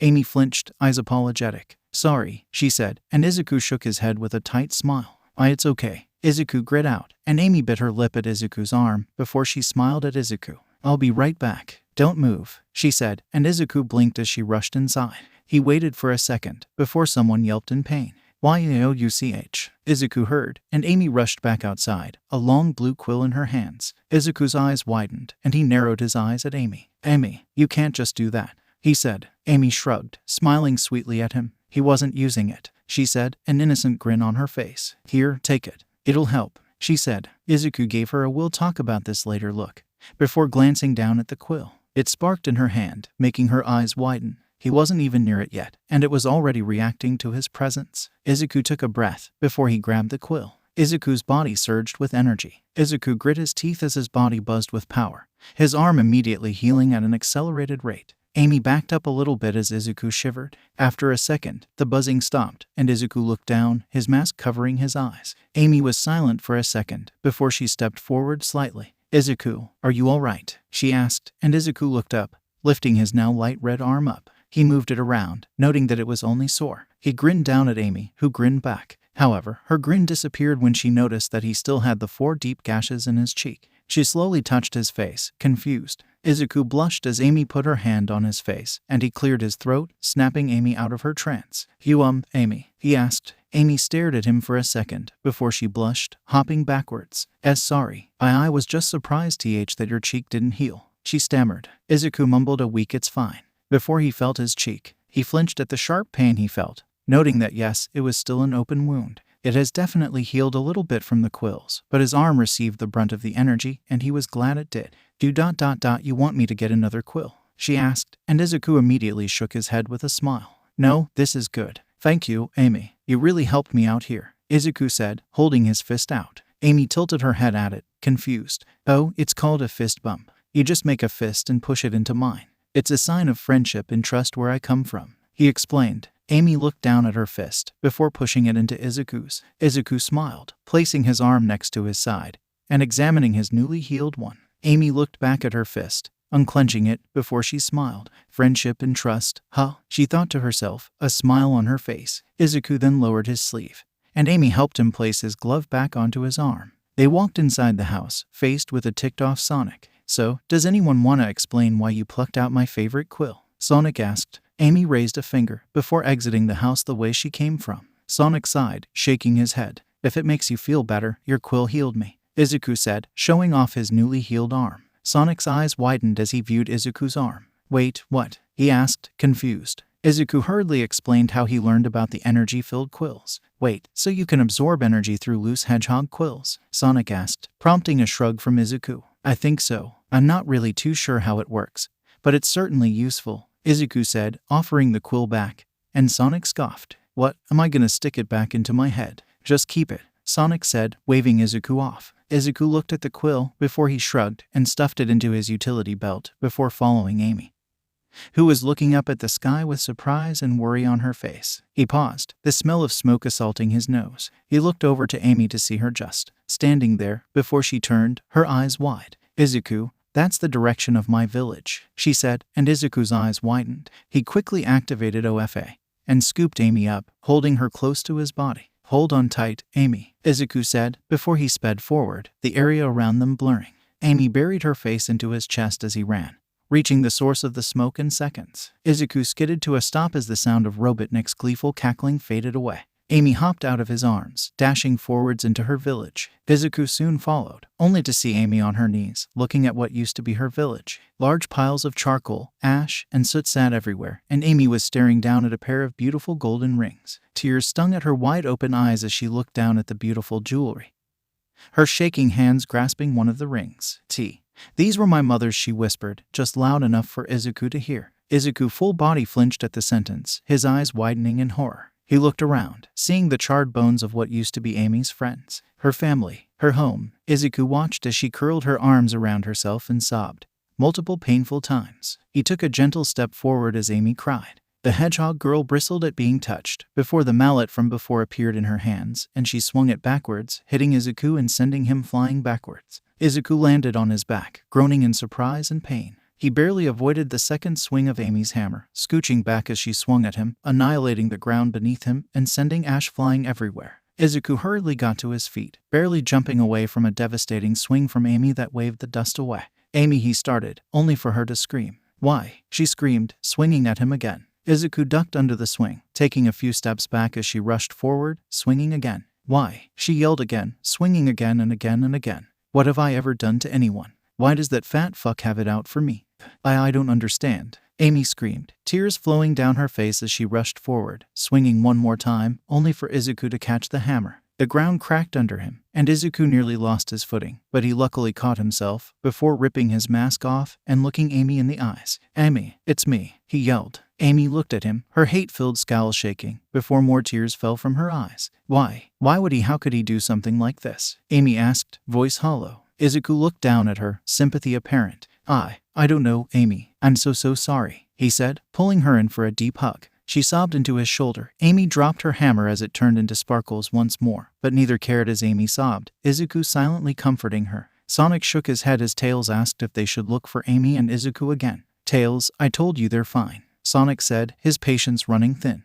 But Tails started again, only for the door to gently open. Sonic and Tails looked at the door as 𝗧𝗂 walked in, mask down, carrying a completely hollow-looking Amy. 𝗧𝗂 gently set the girl down, and she silently thanked him, walking past Sonic and Tails without a word. Sonic watched her go, an eyebrow raised. He turned back to 𝗧𝗂, who looked drained. "Whoa, you look nothing like how I expected you to," Sonic commented, and 𝗧𝗂 scowled. "Really?" he asked, and Tails stepped in front of Sonic, looking at 𝗧𝗂 with concern. "What happened to Ms. Amy?" he asked. 𝗧𝗂 looked down at Tails, biting his lip. He took a second to formulate his response, answering in the most innocent way he could. "Robotnik did something really mean to Amy. Just ... give her some space for a bit, all right," 𝗧𝗂 said, smiling down at Tails, who frowned. "Why does Eggman have to be so mean all the time?" he asked, walking away, eyes downcast. Sonic and 𝗧𝗂 both watched Tails walk away, and once the little fox was out of hearing range, Sonic turned to 𝗧𝗂. Before he could even ask what had happened, 𝗧𝗂 turned to face Sonic, a glare on his face. Sonic flinched back from the look on 𝗧𝗂's face. His mouth was set in a deep frown, and his eyes were glowing with a dark green sheen that sent shivers down Sonic's spine.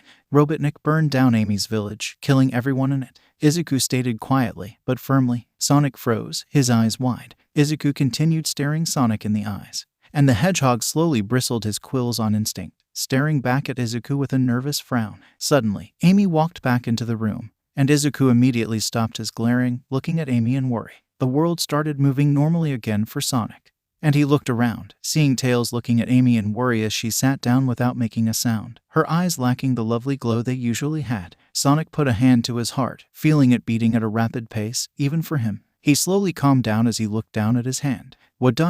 was that? He thought. Was I imagining things? He thought. The sight of 𝗧𝗂 staring him down with a look that could kill ingrained into his mind. He looked back up to see 𝗧𝗂 attempting to comfort Amy in silence, but she was barely even responding to him, simply staring at nothing. She looked mildly interested in what 𝗧𝗂 was saying, but she didn't really show any other signs that she was listening other than nodding weakly. Suddenly, Tails butt into their conversation. Mr. 𝗧𝗂, you know how I said I would get something for you and Ms. Amy situated? Well, I called a construction company, and they immediately agreed to build you guys a house free of charge when they learned you were with me. Being a hero has its perks, I guess," Tails started, and 𝗧𝗂 nodded along. Anyways ... the house is kind of finished already. Apparently it's supposed to be just like ours, only a little smaller," Tails explained, and 𝗧𝗂's eyes widened in surprise. "Really? It's already finished?" he asked, prompting Tails to nod. 𝗧𝗂 smiled, turning to Amy and telling her that the house was finished, and his smile faded when she weakly responded that she'd heard. Tails frowned as well, looking worried for the girl. Sonic, however, was fairly indifferent. Yes, he did feel bad for her, and he hoped that she would come out of the situation a better person, but he felt that it wasn't his place to step in. This was a very private matter that he had absolutely no part of. 𝗧𝗂 smiled again, asking if Amy wanted to check it out now or later, and she responded that it didn't matter to her. 𝗧𝗂 frowned sadly, not because he was offended or anything. He just hated seeing Amy like this. She continued staring at nothing, and 𝗧𝗂 decided to give her some space. He stood up, his stomach growling. "I think I'm gonna go get something to eat," 𝗧𝗂 said, and Amy surprisingly stood up with him. 𝗧𝗂 looked at her. "You wanna come with, Amy?" he asked. She shrugged, walking outside. 𝗧𝗂 stared at her as she left, concern on his face. "We'll be back soon, guys," 𝗧𝗂 said to Sonic and Tails before he exited the house. He saw Amy waiting out front, her arms at her sides, and her eyes dull. 𝗧𝗂 exhaled, walking over to her. "Is there anywhere you want to eat?" 𝗧𝗂 asked. Amy shrugged, walking forward. 𝗧𝗂 sighed quietly as he walked with her. He didn't know where they were going, but he didn't question her. Maybe she needed a walk. 𝗧𝗂 walked next to Amy for around 15 minutes, attempting to start a conversation a few times, but giving up quickly. He wasn't mad at Amy or anything like that. He didn't think he could be mad at Amy when she was going through something like this, but he was getting increasingly worried by her despondent responses. Izuku was about to say something, only for Danger Sense to warn him of something behind him. He immediately activated OFA and grabbed Amy, making her squeak. He looked behind him, seeing a couple large Mobians walking towards him. One of them was a bear, and the other two were gorillas. They all grinned at him and Amy, wearing all black. The bear had a bandana on his head, and he stared at Amy with a grin. "You gonna eat that?" he asked, and Izuku narrowed his eyes, gripping Amy tighter. "𝗵𝗃𝗏, I'm just kidding. You should have seen the look on your face," the bear said, his two friends laughing along with him. Izuku stared at them without moving a single muscle, and Amy scowled at them, showing the first emotion since she came back from her burned village. But seriously though, give me the girl," the bear said, a cocky smile back on his face. Izuku simply calmly slipped his mask on. But before he could do anything, Amy struggled out of his arms, mallet in her hands. "You want me, creeps? Come and get me," she yelled, dashing forwards. The group of Mobians all flinched, and she rushed forward, slamming her hammer into the bear's stomach and sending him flying a foot back. The two gorillas watched with wide eyes before they got to their knees, hands in a pleading position. "We're sorry," they yelled in unison, and Amy glared at them, a concerning rage in her eyes. "Get the hell away from me," she said, grip on her mallet tightening. They quickly skittered away, grabbing their friend on the way out. Izuku walked up to Amy, but before he could say anything, her mallet disappeared, and she turned to face him, her anger all but gone. "Amy, are you all right?" he started, and she subtly clenched her fists. "Am I all right?" she asked, staring up at him in disbelief. "Did you seriously just ask that?" she asked, and Izuku winced, nodding. "Sorry, that was a dumb question. Do you still want to get something to eat?" Izuku asked, and her eyes softened. She looked down in shame, angry at herself for talking to Izuku like that. "Yes," she muttered quietly, and Izuku nodded, continuing down the path. Amy looked down at her hands, clenching them. Her hammer. It was strong. Really strong. Maybe she could use it. Her eyes shone with rage as she thought of the man that took her family away from her, an idea forming itself in her head. She quickly caught up with Izuku after he noticed that she wasn't following. She ignored his concerned stare. Amy looked at Izuku as he ate. He garnered a few stares, but he mostly ignored them. They had stopped at a small cafe, and she had ordered a simple fruit bowl. Izuku though he had a large plate with many different food groups. Amy stared at it as she placed a grape in her mouth. Izuku chuckled at her expression. I need a lot of food to keep myself fit. I have a pretty fast metabolism, and I can't have these going away," Izuku said, flexing his arms. Amy blushed slightly, before shaking her head slightly. Izuku ate a strip of beef, grinning. Amy smiled softly back, before she saw someone approaching from behind. It was a scowling wolf Mobian, and he appeared to be walking towards Izuku. Amy's smile faded as she looked at the wolf, and Izuku looked at her, confused, before he turned around to face the wolf Mobian. "We don't want your kind around here, human," the wolf said, his tail flicking up and knocking his plate off the table. It fell to the ground and shattered, causing everyone to turn to them. Couples stopped talking, people stopped eating, just to stare at the scene. Izuku looked down at his shattered plate, before looking up, unimpressed. "Hell of a way to show it. You do realize that someone has to clean that up, right?" Izuku asked, before getting out of his chair, picking up the shards of ceramic, with OFA active in his hands so as to not get hurt by the sharp shards. He stood up, and the wolf scowled at him as he disposed of the ceramic shards, before he sat back down in his chair. "I hope you're going to pay for our food, because you just wasted what my friend here was going to pay for," Izuku said. The wolf Mobian slammed his clawed hand on the table, startling Amy and causing Izuku to give him an annoyed look. "Do you want something?" he asked. The wolf Mobian growled at him, getting up in his face. "I want you to get your dirty human ass out of here. You don't belong here," he said, and Izuku's eye twitched. He looked around, smiling comfortingly to everyone. "Sorry about this, folks. I'll make sure to pay for the mess." "Amy, you said the currency here is rings, right?" he asked, and she nodded quickly. Izuku nodded back with a smile, before he turned back to the wolf, grabbing him by his black waistcoat, and simply disappearing. Amy blinked in surprise, before she shrunk down and into her seat, embarrassed. Everyone else was confused and more than a little surprised, and they all simultaneously looked to Amy, wanting answers. The girl shrunk at the rapid questions hurled at her. "What the hell, Izuku? Did you really just leave me here to fight some guy?" she thought to herself, angry. Izuku threw the wolf Mobian to the ground, glaring down at him. He crossed his arms and floated a foot off the ground. He didn't even bother slipping his mask over his head. The wolf growled as he got up, glaring back with hatred. He then rushed forwards, swinging with a powerful right hook, leading into a swift left jab, along with another right hook. 𝐒𝐽𝐽 simply avoided all of them, using float to execute fast maneuvers. The wolf growled again, before he rushed forwards once more, throwing a flurry of quick jabs that 𝐒𝐽𝐽 had a bit more trouble dodging, only being managed to be hit by one of the dozen punches, but he shook it off rather quickly. 𝐒𝐽𝐽 had to admit that he was impressed. This Mobian clearly knew how to fight. The wolf Mobian grinned, wolfishly at hitting 𝐒𝐽𝐽, even if it was only once. 𝐒𝐽𝐽 hated saying it, but he respected the Mobian's skill. "Not so tough now, are ya?" he said, his grin still on his face. Electricity danced across 𝐒𝐽𝐽's skin as he smiled. "All right then," he said, landing on the ground. He waited for a second, before the wolf Mobian rushed forwards, attempting a dashing knee, before kicking off the cafe wall, leading to a dropkick. 𝐒𝐽𝐽 stopped the move before it could even start, sidestepping and elbowing the wolf's back, stunning him. 𝐒𝐽𝐽 then grabbed his opponent's head and slammed it down to a knee in the upper back. The wolfman yelped as 𝐒𝐽𝐽 kneed him in the spine, falling to the ground. 𝐒𝐽𝐽 took a step back, letting the wolf get up. "What's your name?" 𝐒𝐽𝐽 asked. The wolf got up, grimacing. "It's 𝐒𝐽𝐽, but everyone around here just calls me Wolf." "What's it to you?" Wolf asked, glaring at 𝐒𝐽𝐽. "𝐒𝐽𝐽 Midoriya. You fight well. Have you ever thought of fighting the Eggman?" 𝐒𝐽𝐽 asked as he took a step forward. Wolf growled at 𝐒𝐽𝐽, his stance getting a lot more savage. "You work with Dr. Eggman?" Wolf asked. 𝐒𝐽𝐽 shook his head, unclipping his glove and lowering his sleeve to show off the brand new spiral scar. "No, he did this to me," he said, showing Wolf his arm. He growled, looking down. "I hate that man. If I could kill him right now, I'd do it without a second thought," Wolf said, getting back into his feet. 𝐒𝐽𝐽 blinked, looking at him, a little stunned. "That was a little dark. Right. Anyways, I was wondering if you ever considered fighting against Eggman? Like what Sonic does?" 𝐒𝐽𝐽 asked, and Wolf's eyes widened. "Of course I've considered it. Everyone's considered it." He snapped back, and 𝐒𝐽𝐽 flinched. "Geez, all right," he said. "I'm new here, calm down."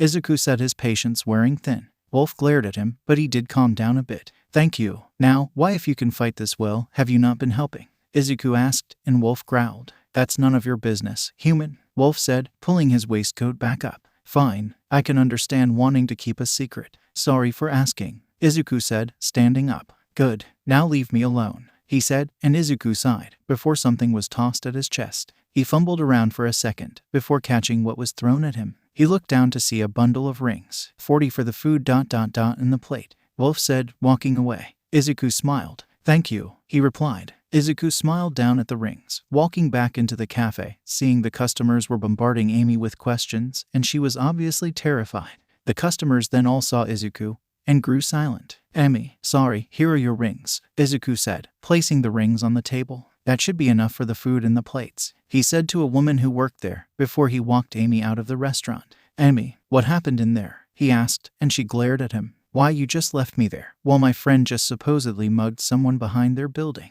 Amy said, and 𝐒𝐽𝐽 paused. "Oh," he said, cringing. "Oh my God, I'm so sorry," he said. Amy shook her head. "Not having it. I just want to go home. Please, let's go home. I don't." She trailed, looking down, holding her arms and tearing up. 𝐒𝐽𝐽 cringed at the sight. "Of course," he said, picking Amy up and jumping in the air. He flew a little slower than usual, letting Amy take in the view. She did calm down a little as she looked at the beautiful green valley from above. That was until she spotted the remnants of her burned-down village. She flinched in 𝐒𝐽𝐽's arms, and he looked down to see the village. He winced, about to apologize, when Amy spoke. "Wait, drop me down here," she said, looking down at something. 𝐒𝐽𝐽 flowed down, lowering them down to the ground. Once Amy's feet touched the ground, she pushed away from 𝐒𝐽𝐽, running over to a golden glint in the dirt. 𝐒𝐽𝐽 watched her go, following slowly. He watched as she dug the golden rings from before out of the ash. She picked the soot-covered rings up and turned around to let 𝐒𝐽𝐽 see them. "I almost left these behind," she whispered softly. She blew on the rings, ash floating to the ground softly. The rings shone a brilliant golden color in the moonlight, and she slowly unlocked the rings, clasping them together over her own wrists. "The next time Eggman attacks, I'm going to fight back,"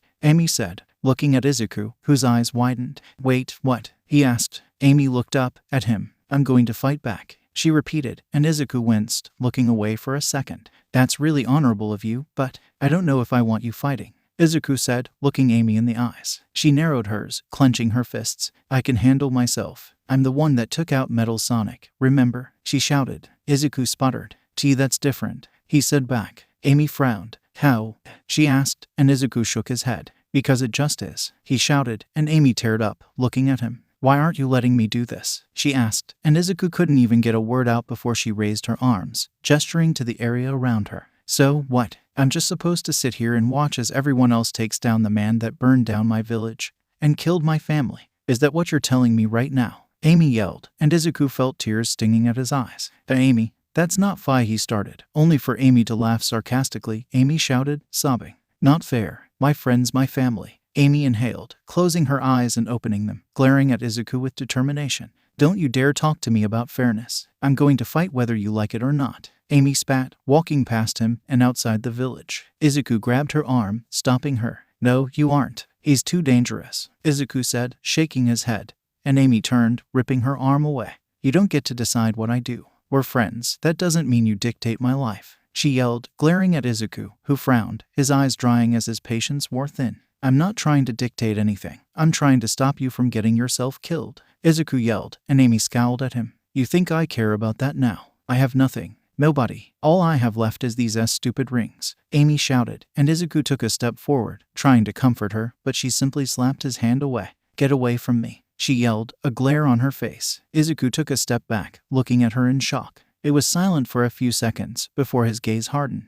You shouldn't talk like that, 𝗧𝗂 said sternly, and Amy rolled her eyes in an exaggerated fashion. 𝗬𝗧𝗍𝗠 didn't talk like that. That's what you sound like, Amy said, childishly, and 𝗧𝗂's eye twitched in irritation. Stop being so childish and let me, he started, and Amy's glare intensified tenfold. Childish? I'll show you childish, dickhead, she shouted, before flipping him off. 𝗧𝗂 stared at the rude gesture for a second, before he finally snapped. Power coursed through his body as he stepped forward, and Amy's eyes widened as she took a step back. Fine then, he said, making Amy flinch. She looked him in the eyes, gulping at the angry shine that emanated from them. She blinked, and 𝗧𝗂 was suddenly standing right in front of her, making her yelp and fall backwards. He grabbed her by her arm and lifted her in the air, making sure not to grip her too tightly. She winced, whacking his hand. 𝗧𝗂, let me go. This isn't funny, she yelled, and 𝗧𝗂 took a breath, closing his eyes. He opened his eyes, looking at her with a calculated stare. You want to fight? Then you'll fight, he said, before dropping her. She landed on her ass, before she stumbled to her feet as 𝗧𝗂 stared down at her. Summon your hammer, he demanded, and she looked up at him with wide eyes. I what? She asked, confused. 𝗧𝗂 raised his arm, before slamming it down towards her.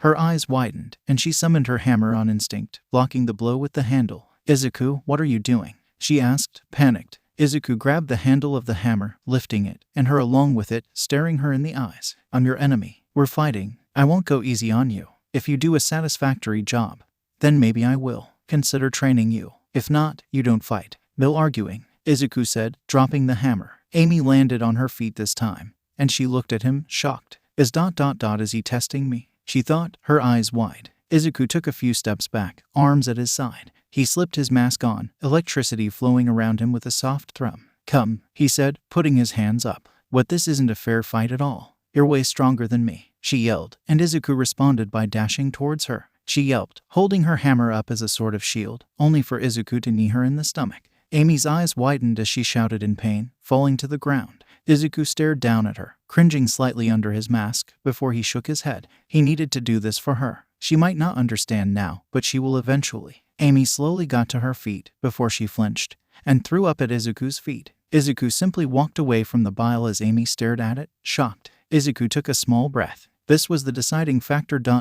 How would she react to being hit? Yes, she might hate him, and he couldn't blame her for that. However, if she chose the other option, 𝗧𝗂 shook his head slightly. He was getting ahead of himself. He watched Amy closely, clenching his fists as she got to her feet. She was still looking down at the ground, and she wiped her mouth with her glove, seeing excess bile and some blood. You hit me, she said, and 𝗧𝗂 flinched, before hardening his gaze. Yes, I did. The question is, what are you going to do about it? He asked, and Amy's eye twitched, before she scowled at him. What am I going to do about it? I'm going to kick your ass, that's what, Amy yelled, rushing forward. 𝗧𝗂 grinned under his mask, blocking a swipe from her hammer. Good answer, he replied, before he slammed his fist into her chin. She stumbled backwards, before she raised her hammer, slamming it down towards him. 𝗧𝗂 jumped back, avoiding the attack as she looked at him, a bit of blood leaking from her lips. No words were said as 𝗧𝗂 flew forwards, kicking her in the cheek. She was launched backwards a little bit from the blow, but she simply bounced back with even more tenacity. Izuku had a wide grin under his mask as he sidestepped a downward slam,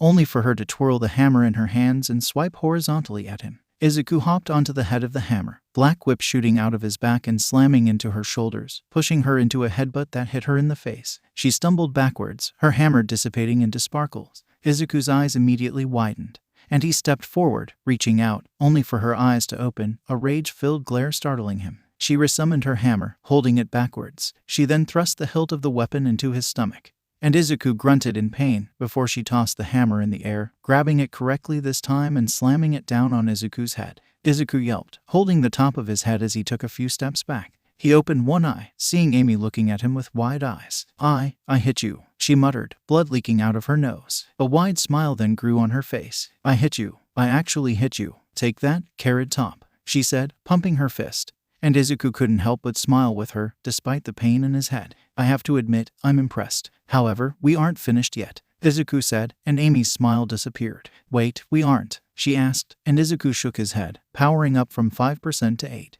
We're going to keep sparring until one of us can't fight anymore. You want to fight, so we'll fight. You're doing great so far, so I expect the best out of you, Amy, he said, and Amy's eyes finally widened in realization. Oh, this is the training, she yelled, and Izuku rolled his eyes in amusement. Yes, Amy, this is the training, he confirmed. Amy pumped her fist again. Yes, let's keep going, she said, readjusting her grip on her mallet. It was nearly 2 hours later when Amy finally fell to her knees, covered in bruises, scrapes, and scratches. Her green shirt was ripped in multiple places, her left eye was slightly swollen, and she had a busted lip. Her quills were messy and unkempt, and a few were even in the ground. But despite all this, she had a smile on her face. I'm done, she muttered, and Izuku relaxed his body. His own clothes was dirtied, and he had his fair share of sore spots. Izuku smiled as he walked up to her, holding his hand out for her to grab. She looked at it before she leapt forward, enveloping him in a hug. Izuku was surprised, and he fell to his ass as Amy nuzzled her face into his chest.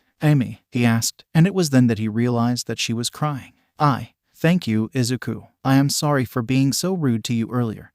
She started, and Izuku shook his head, wrapping his own arms around her. You don't need to explain yourself to me, Amy. I know what it's like to lose someone. I would be a hypocrite if I judged you for anything that you've done today, Izuku said, and Izuku smiled softly as Amy cried just a little bit harder. Izuku landed outside Sonic and Tails' house, carrying Amy. He walked up to the door, but it opened before they could even walk up. Sonic stepped outside, glaring at the two. Tails has been worried sick, he started, only for his eyes to widen at the state of the two. Well, what the hell happened to you two?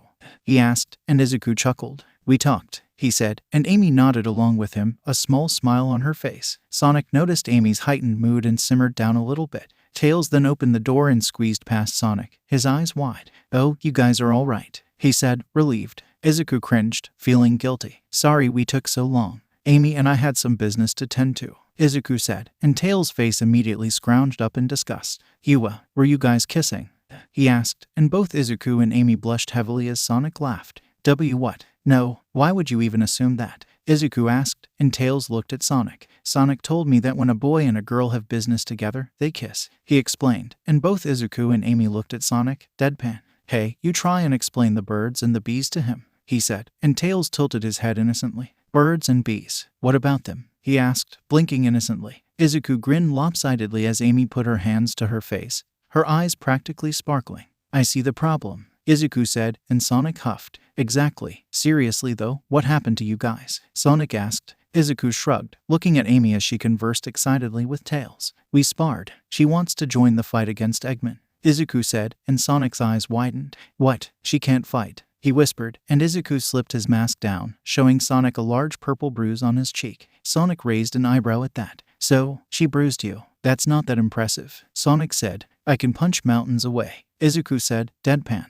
Sure you can, Sonic replied, walking towards Tails. All right, buddy, it's just about your bedtime, Sonic said, and Tails' eyes widened before he pouted. What? But I don't want to go to bed, he said, crossing his arms. Sonic rubbed the underside of his nose, grinning at Tails. Well, that's just too bad, isn't it? He said, before waving at Izuku and Amy as he walked Tails inside. Amy sighed, grinning. Tails is just the most adorable little kid, she said, and Izuku chuckled, shaking his head. You just might be right, he confirmed, before they walked down towards their new house. They had flown over it while coming over here, and it was only around a block away from Sonic's house, so they decided to walk there. Within a few minutes, they arrived at the house, and Izuku whistled, nodding to himself. It was definitely a bit smaller than Sonic's house, but that was honestly fine with him. As long as they had the proper equipment to live, he was fine. Amy just looked excited to see the house in general. Izuku walked up to the wooden door and grabbed the handle, pulling it. It was obviously locked, and he pulled a little harder, smiling when it didn't budge. "All right, the door's sturdy. That's a good sign," Izuku said, before noticing a key on the front porch. He bent down, grabbing it and placing it in the keyhole, unlocking the door and opening it. He held the door open for Amy, who walked inside with a pep in her step. "Hey, there's a note on the table," she said, walking over and grabbing the note. "Hey guys, this is from Tails. I left you two each a housewarming gift in the closet in you guys' rooms. I hope you don't mind," she read aloud. Izuku hummed, walking to the room closest to him. He entered, seeing a queen-size bed, a wooden nightstand, a large dresser, a hamper, and a closet. He walked over to the closet and opened it to find a small red shirt along with a white skirt, a pair of blue panties. He closed the closet door with a blush, exiting the room to see Amy doing the same thing, a similar blush on her face. "I found your gift," Izuku said, and she nodded, looking down. "Funny, I was just about to say the same thing," she said, and they both entered the other room. Izuku opened the clothes to find a blue t-shirt, red sweatpants, and some white boxers. He hummed in appreciation, grabbing the clothes and setting them on his bed. He looked at them before stretching, wincing at the tightness of his shoulders. He walked out of his room and into Amy's. "Hey, I'm gonna go take a shower," he started, before freezing. She was in the middle of taking her torn shirt off when Izuku walked in. Their faces each burnt crimson as Izuku covered his eyes. He luckily only saw her stomach, but it was still more than he should have seen. "Sorry," he yelped. He heard a minuscule "it's okay" as he turned and left, before he entered the bathroom, grabbing a towel from the rack against the wall. "That's convenient," he muttered, still embarrassed. He shook his head, closing the bathroom door and turning the water on. Amy was still blushing when she walked out of her room, sitting at the table. She had decided against changing, not wanting to dirty her new clothes. She was all gross, and it just wouldn't make sense to change without taking a shower. She looked down at her ripped shirt with a sigh. She hadn't particularly cared about this shirt, but she still liked it. All her other clothes were in her village when it ... Yeah. Amy's gaze hardened as she thought about what remained of her village, dark thoughts of Eggman filling her head. He would attack eventually, and she would be ready to pay him back tenfold. She looked down as she summoned her hammer, looking at it with an inquisitive glance. "You'll pay for what you did to me, Eggman. You're going to regret even thinking about burning my home down when I'm done," she said, grinning darkly. Her hammer dissipated as she heard the water turn off. She placed her hands on her lap and sighed as she heard the bathroom door open. She looked up, only to squeak and look back down. She didn't know why she expected him to be in anything but a towel. "Sorry," she said, and she heard an embarrassed chuckle. "I suppose it happens to everyone," he joked before he entered his room. After a few minutes, he walked out of his room, dressed in his new clothes, while rubbing his hair with the towel. Amy nodded at his clothes, smiling at him. "How's it feel to get out of the costume for once?" she asked, and he smiled at her. "Pretty good. It's needed a wash for a bit," Izuku said as he carried the costume to the laundry room, placing it in the washer and starting it. Amy playfully plugged her nose. "I didn't want to say anything, but," she said, and Izuku rolled his eyes as she devolved into a series of giggles. "I'm gonna go lay down. You should take a shower before you go to sleep as well. There's still plenty of hot water," Izuku said, entering his room. He placed the towel in the hamper next to his dresser and laid down, sliding the covers over him. He sighed as he relaxed, quickly falling asleep. Dr. Robotnik growled to himself as he worked late into the night. He wiped a little bit of sweat off of his face. He scowled at the broken monitors as he turned to face them. "Those hideous hedgehogs and that traitorous little boy will pay for what they've done." The doctor's scowl then turned into a menacing grin. "Luckily for me, that blue hedgerat forgot about one itty-bitty little thing," the doctor said, before pulling out an incredibly cleanly cut green emerald, holding it in the palm of his hand.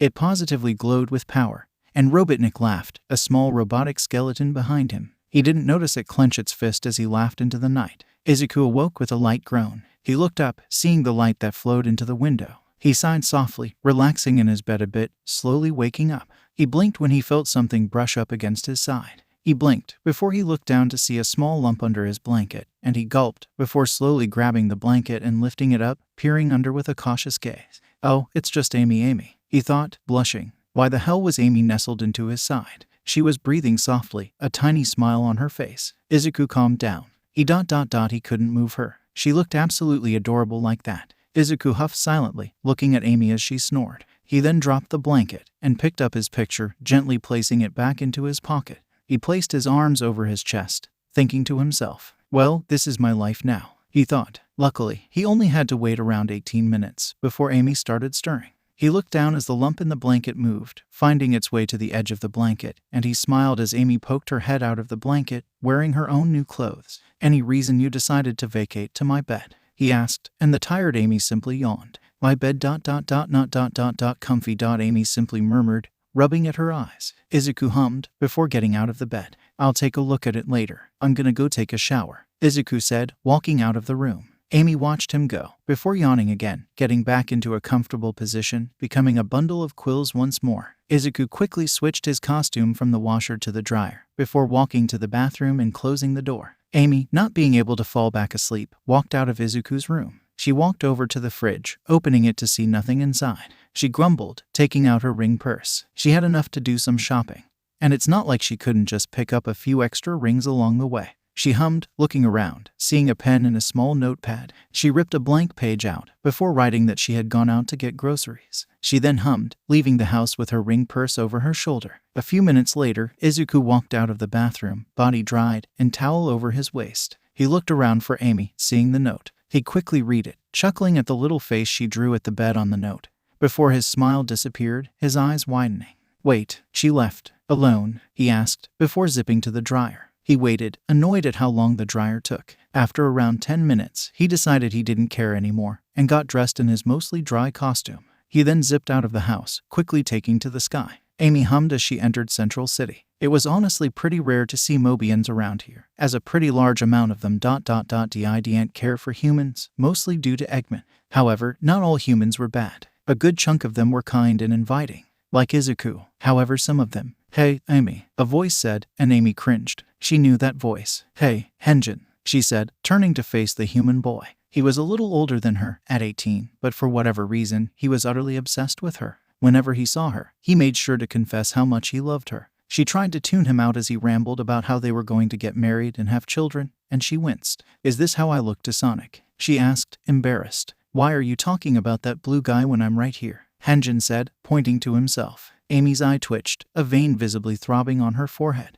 She then turned left into the market, sighing in relief. She quickly grabbed a basket at the front, walking deeper into the store. "Oh, there you are," a voice said, and she turned to see Henjin following her into the store. Her eyelid twitched, before she took a deep breath, smiling at Henjin, irritated. "I am trying to go shopping. Could you please leave me alone?" Amy asked, trying to be kind. Henjin flinched, looking down. "Oh," he said, and Amy grit her teeth. "Here it comes," she thought. Henjin then rubbed his arm, looking away. Sorry for bothering you. I'll go now. I am currently walking away." "Quite sad," Henjin said, finally leaving her alone. She sighed, turning around, only to see a few people giving her dirty looks. She quickly adopted a deadpan stare, walking back into the store. This was probably the worst part about dealing with Henjin. He always made a scene when she rejected his advances, and it was beyond annoying. Everyone who saw the interaction immediately saw her as some rude girl who harshly rejected a boy, when he practically stalked her. "I'm starting to really feel bad for Sonic," she muttered, ignoring the judging eyes as she grabbed what she needed. Izuku flew over the area, scanning the area with his eyes. "Where is she?" he asked himself. He had been looking for the past 15 minutes, and he still hadn't found her. However, his attention was directed somewhere else when he noticed a group of shady individuals dragging a lone snake Mobian into an alleyway. Izuku's eyes narrowed as he watched. He looked back down, scanning one final time for Amy, before he turned directions, diving down, and landing softly on an opposing rooftop. He looked down as one of the human men slammed the snake against the wall. "Hey, there you are, Pent," the man said, smiling threateningly at the snake, who looked absolutely terrified. "Can you please just leave me alone? I don't want any trouble," the snake man pleaded. The man that was holding the Mobian against the wall looked behind him into his cohorts, grinning.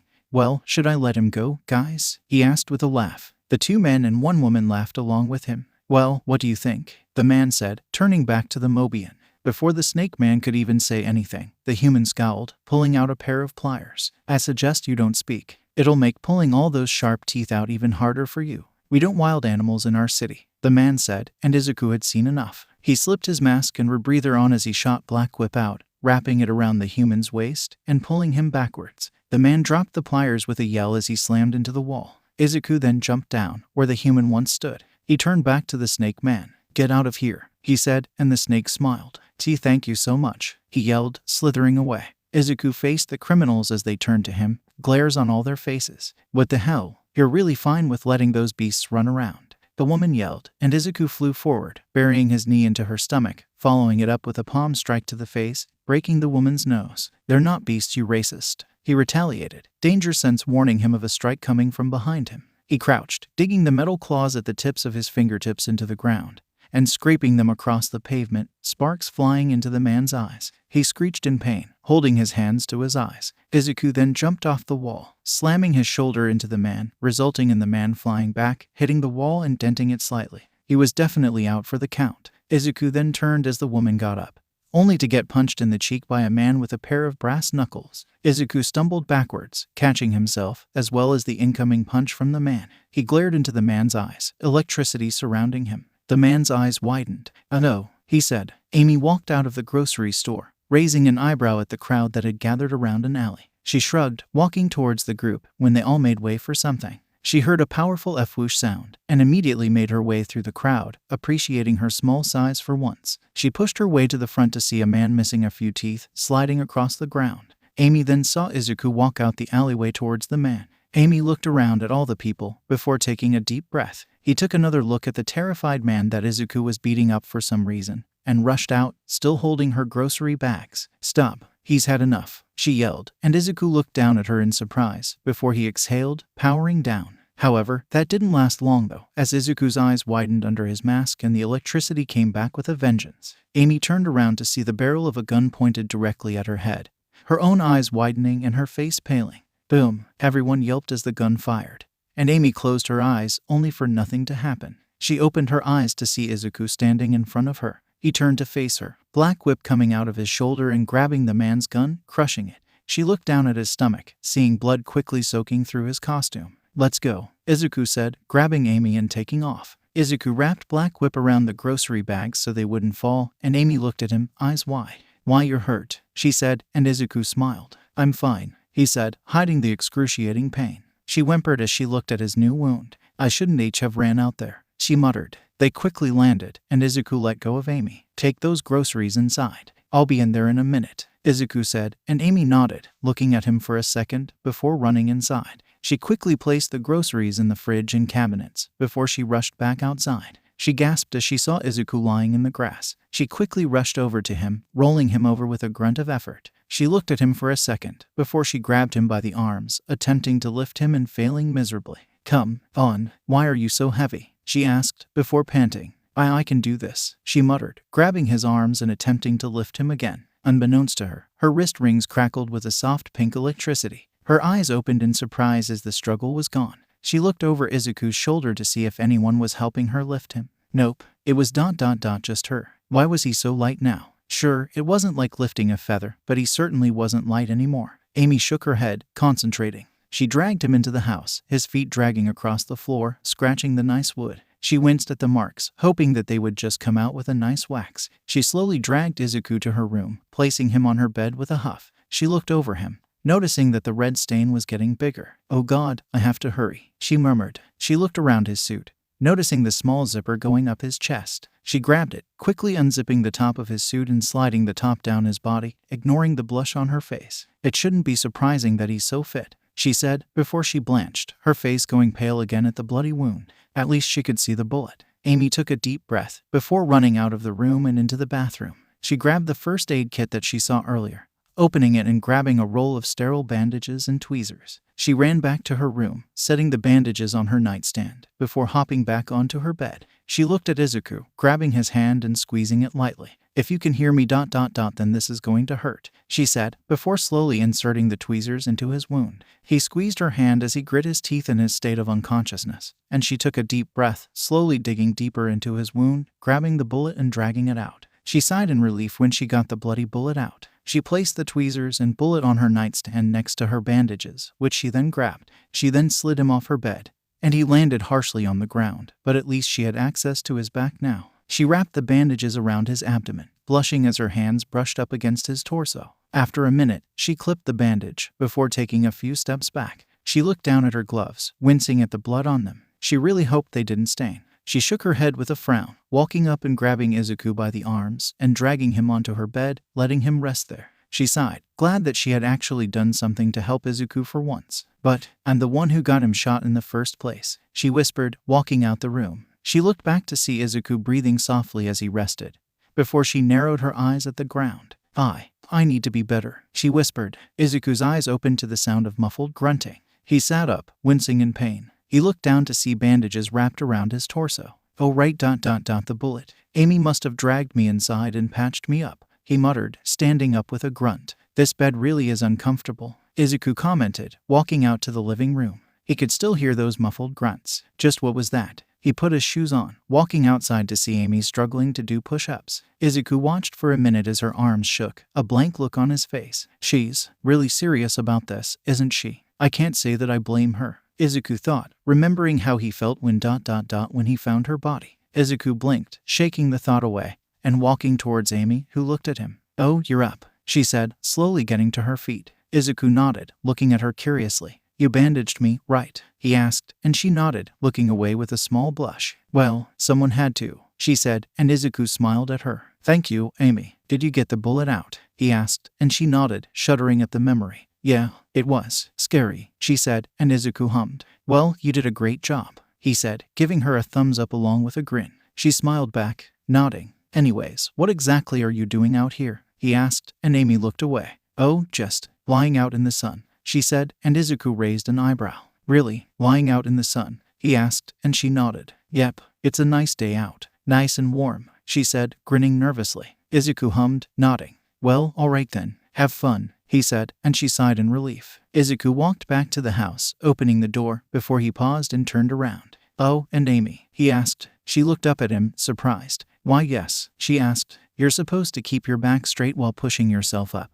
Otherwise the workout won't be as effective, he said with a grin. Amy's eyes widened, before she frowned, looking down at the ground, an embarrassed blush on her face. Izuku looked at her, amused, before he shook his head, walking over to her and dropping to the ground himself. She looked at him in surprise as he started doing one-handed push-ups. She pouted, going back to her normal ones. "TCH, show off," she muttered, and Izuku laughed. Izuku and Amy walked in the house, Izuku with an amused grin, and Amy with an exhausted frown. She dragged her feet as she walked, her body sagging. "You're insane you know that?" she accused, and Izuku shrugged. "So I've been told," he responded, handing her one of the new plastic water bottles she had bought. She graciously took it, quickly chugging it with a satisfied sigh. Izuku drank his a bit slower, allowing himself to relax. "So, how was your shopping trip?" Izuku asked, and Amy groaned. "Ugh, don't even remind me. So, there's this guy, right? A bit older than you, and a real tool. He will not leave me alone. He's been after me for like a year. He just keeps trying to get together with me. And every time I tell him to go away, he causes a scene and makes me look like the bad guy. He's the one who follows me everywhere," she said, placing her empty water bottle on the table. Izuku raised an eyebrow. "Didn't you?" he started, and Amy glared. "Yes, but I don't think I really like him like that anymore," she said, her annoyed grimace disappearing to that of an insightful look. Izuku hummed, setting his own bottle down. "Oh really? Why's that?" he asked, and Amy hummed, looking at her hands. Watching you get hurt like that it made me realize something. Yeah, I admire Sonic and what he does, but I don't think I love him. I don't know if I ever did. He's cool and handsome, but he's just not as great as I thought he was," she said, and Izuku's eyes widened. He looked at her, a confused look on his face. "What made you change your mind?" he asked, and she looked at him for a second, before blushing and turning away. "That's a secret," she answered, standing up. Izuku shrugged, nodding. "That's fair. I can understand keeping a secret," he said, taking another sip of his water. Amy was about to go to her room when there was a knock on the door. Izuku opened it to find Tails waiting there. Izuku smiled at him, opening the door wider. "Tails, how's it going?" he asked, inviting him inside. Tails smiled at him, walking inside and waving to Amy, who waved back. "Well, Sonic's glad you're out of the house, but I just wanted to check up on you guys. Is everything all right around here?" he asked, and Izuku nodded. "Yep, although I do have a question. How did you get the construction guys to build this house for free?" Izuku asked, and Tails giggled at him. "I told them that Sonic would give them autographs," he said, and Izuku's eyes widened. "Really? They all did that just for an autograph?" Izuku asked, and Tails nodded, his smile becoming more sentimental. "Sonic's the first person that ever stood up to Eggman. If it wasn't for him, then we'd all probably be his slaves. He saved all of us multiple times. Sonic is known as the savior of Mobians for a reason," Tails explained. Izuku hummed, impressed. Well, that makes sense. Were they happy when they got their autographs? Izuku asked, and Tails nodded, a grin on his face. They looked like little kids, he said, and Izuku smiled in amusement. Tails saying that is pretty ironic. He thought to himself. Well, things are all right over here, Izuku said, and Tails nodded at him before looking at Amy, his smile fading. And Amy, how are you doing? He asked softly. Amy smiled at him, appreciative. I'm doing better. I also made a decision. I'm going to fight with you guys, she declared, clean high her fists at her sides and looking at Tails with determination. Wait, what? He asked, surprised. Izuku nodded, his mouth set in a soft smile. Yeah, she decided that she wanted to fight against Eggman with you and Sonic. I was against it at first, but she definitely has potential to be a great help in the fight. She's stronger than she looks, I can tell you that, Izuku said, and Amy grinned, proud of herself.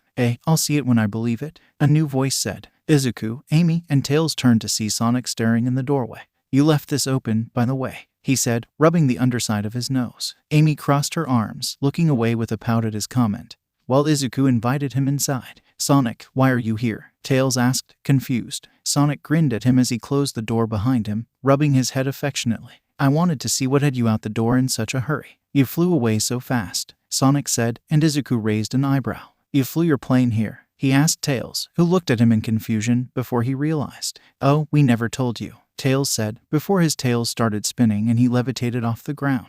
Izuku took a step back, his eyes wide. What? How? Izuku asked, and Sonic shrugged. Beats me. He can just do that. It's pretty cool if you ask me, Sonic said, and Izuku nodded, quickly going behind Tails to see it. I see ... It's almost like his tails are a propeller. How interesting. Maybe he does it by, Izuku said, trailing off into a mess of mutters. Sonic and Tails looked at him in confusion. Never actually seen him do it, Amy commented. And the other two Mobians looked at her, making Amy flinch. Don't look at me like that. He just told me that he has a habit of going on a muttering tangent when he finds something interesting, she said, and Tails blushed, lowering himself to the ground. It's not that impressive, he mumbled, holding one of his tails. What? Don't say that, bud. You're way past cool, Sonic said, giving Tails a noogie. Tails giggled, shaking himself out of it, and Izuku snapped back to reality, smiling at the sight. Yeah, Sonic's right. That's a miracle of life right there. I'm pretty sure I've never seen anything like it, Izuku said, and Tails hummed, blush deepening. Thank you, he said. Sonic chuckled at his reaction, before he walked over to Amy, looking at her with a raised eyebrow. Amy blushed slightly under his scrutiny, before Sonic turned to Izuku, pointing to Amy with a look of boredom.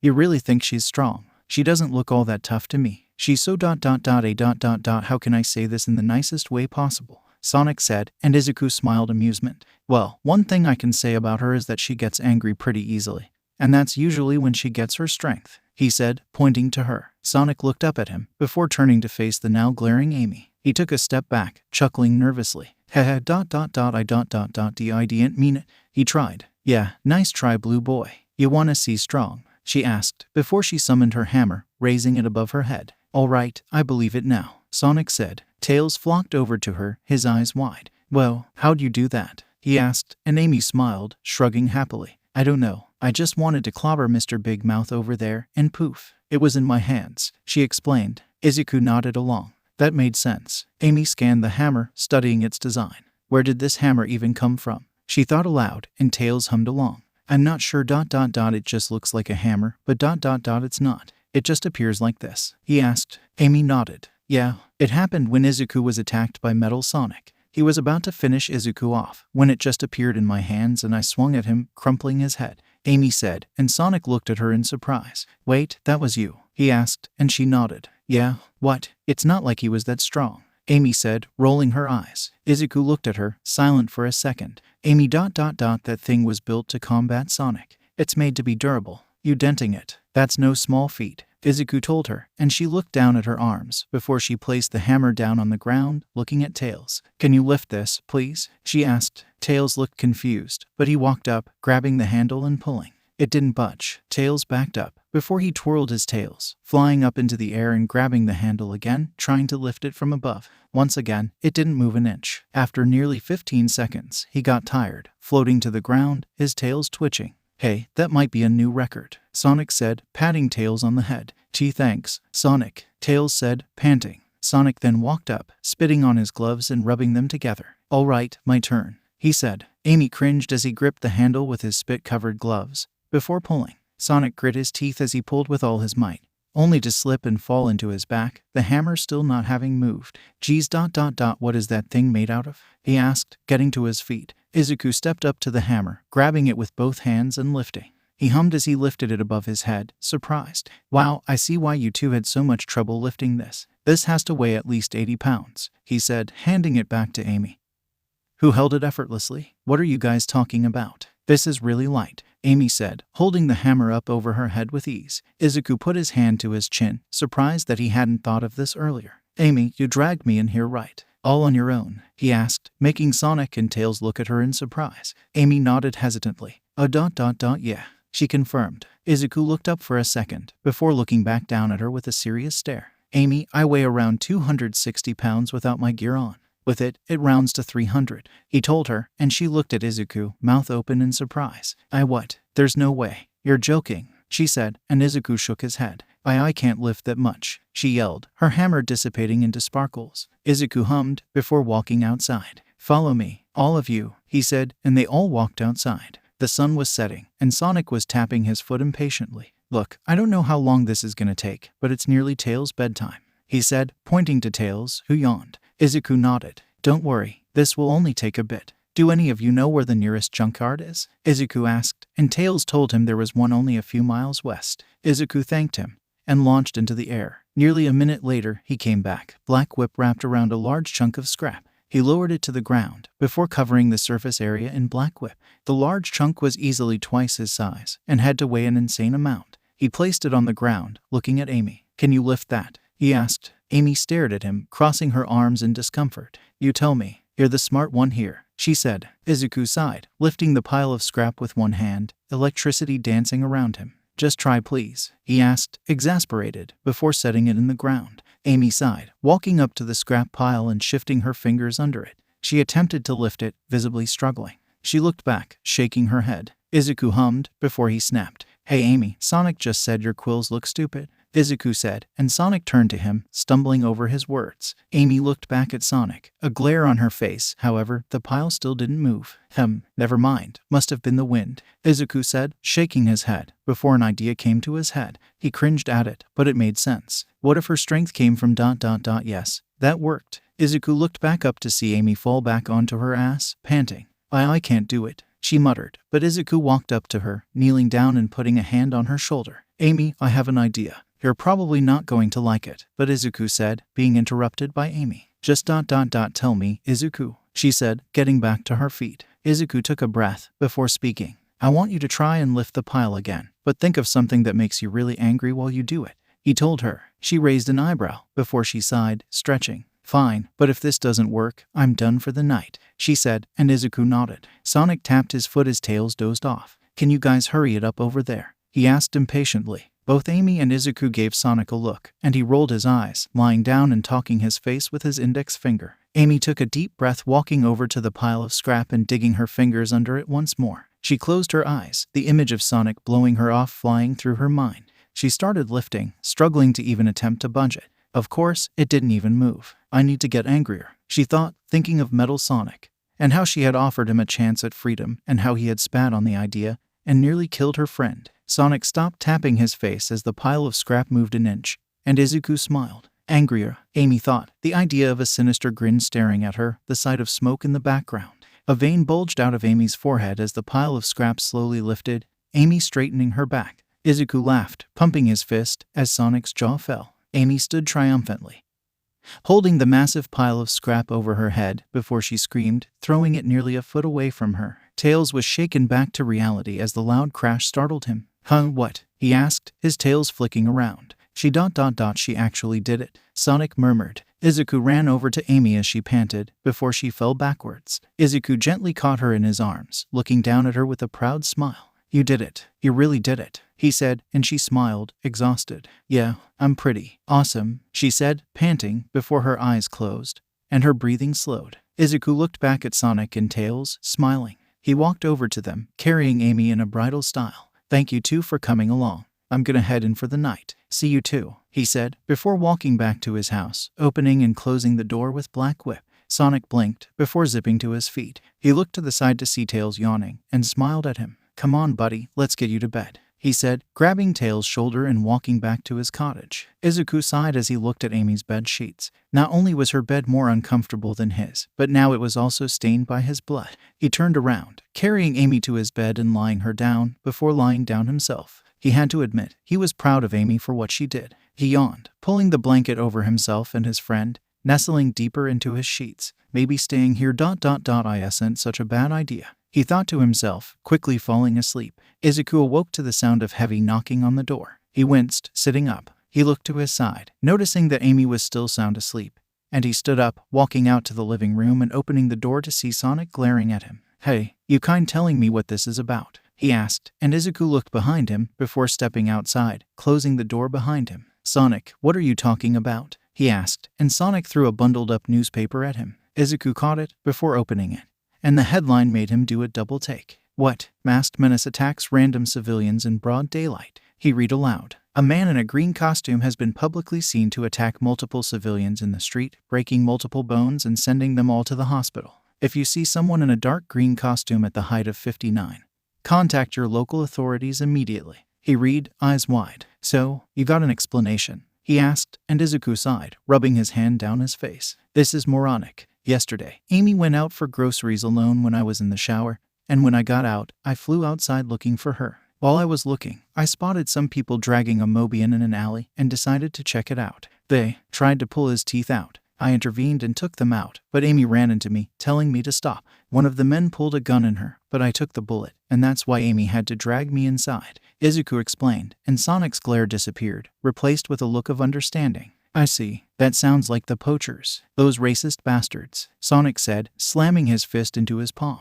Izuku raised an eyebrow, and Sonic sighed. "They're a gang of humans that have recently started expanding in Central City. They think the idea of living with Mobians is disgusting, and have killed multiple," Sonic said, putting his hands on his hips. Izuku hummed, a disgusted look on his face. "That's disgusting. Why do these people think I just randomly attacked some people?" Izuku asked, and Sonic sighed. "Humans are far more likely to believe other humans over Mobians, no matter how sad it is," Sonic explained, and Izuku grumbled. "Well, that's simply stupid," he said, and Sonic shrugged. "What can you do? We don't pick what we are, but not everyone sees that. They see us for what we look like, not who we are. I've been trying to change that but I don't know how much I can," Sonic explained sadly. Izuku thought to himself before he nodded. "Well, thank you for the insight, Sonic. I believe I have some business in Central City," he said, before jumping off. Sonic looked at him go, eyes wide. Central City. Didn't he just read that he's wanted there? He asked himself, before he sighed. "Whatever, I have to go check on Tails," he said, zipping away.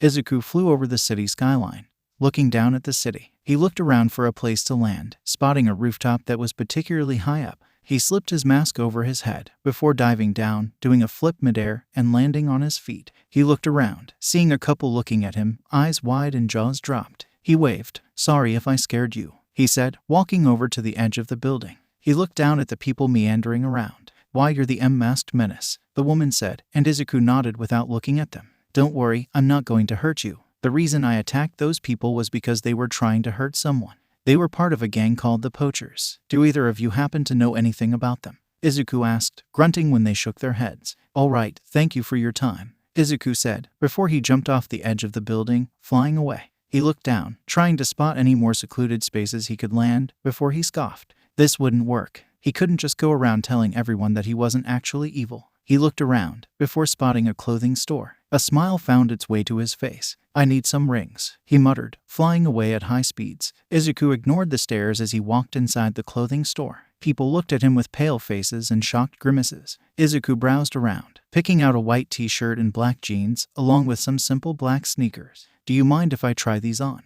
he asked, and the man shook his head rapidly, fearing for his safety. Izuku smiled, walking into one of the changing rooms and using Black Whip for a barricade at the door. He quickly took his costume off, trying on all the clothes and smiling when they fit well. He then quickly slipped his costume back up, before Black Whip reached into his belt and grabbed a small pile of rings, slithering out the room and placing them on the counter in front of the man, who looked at them with wide eyes. 𝐒𝐿 then lifted the window of the changing booth, jumping out of it and using Black Whip to close it on his way out. 𝐒𝐿 grinned at his clothes, back to his house. 𝐒𝐿 grinned as nobody batted an eye at the casually dressed 17-year-old. Although a few people did look at his scars strangely, especially the new one on his cheek. He walked along the sidewalk, blending into the public. Sure, he stood out a little bit with his dark green hair, but he doubted that would be a problem. He did have one complaint though. His shirt was a little tight. He had gotten so used to the costume being nearly skin tight that he didn't notice that the shirt felt the exact same.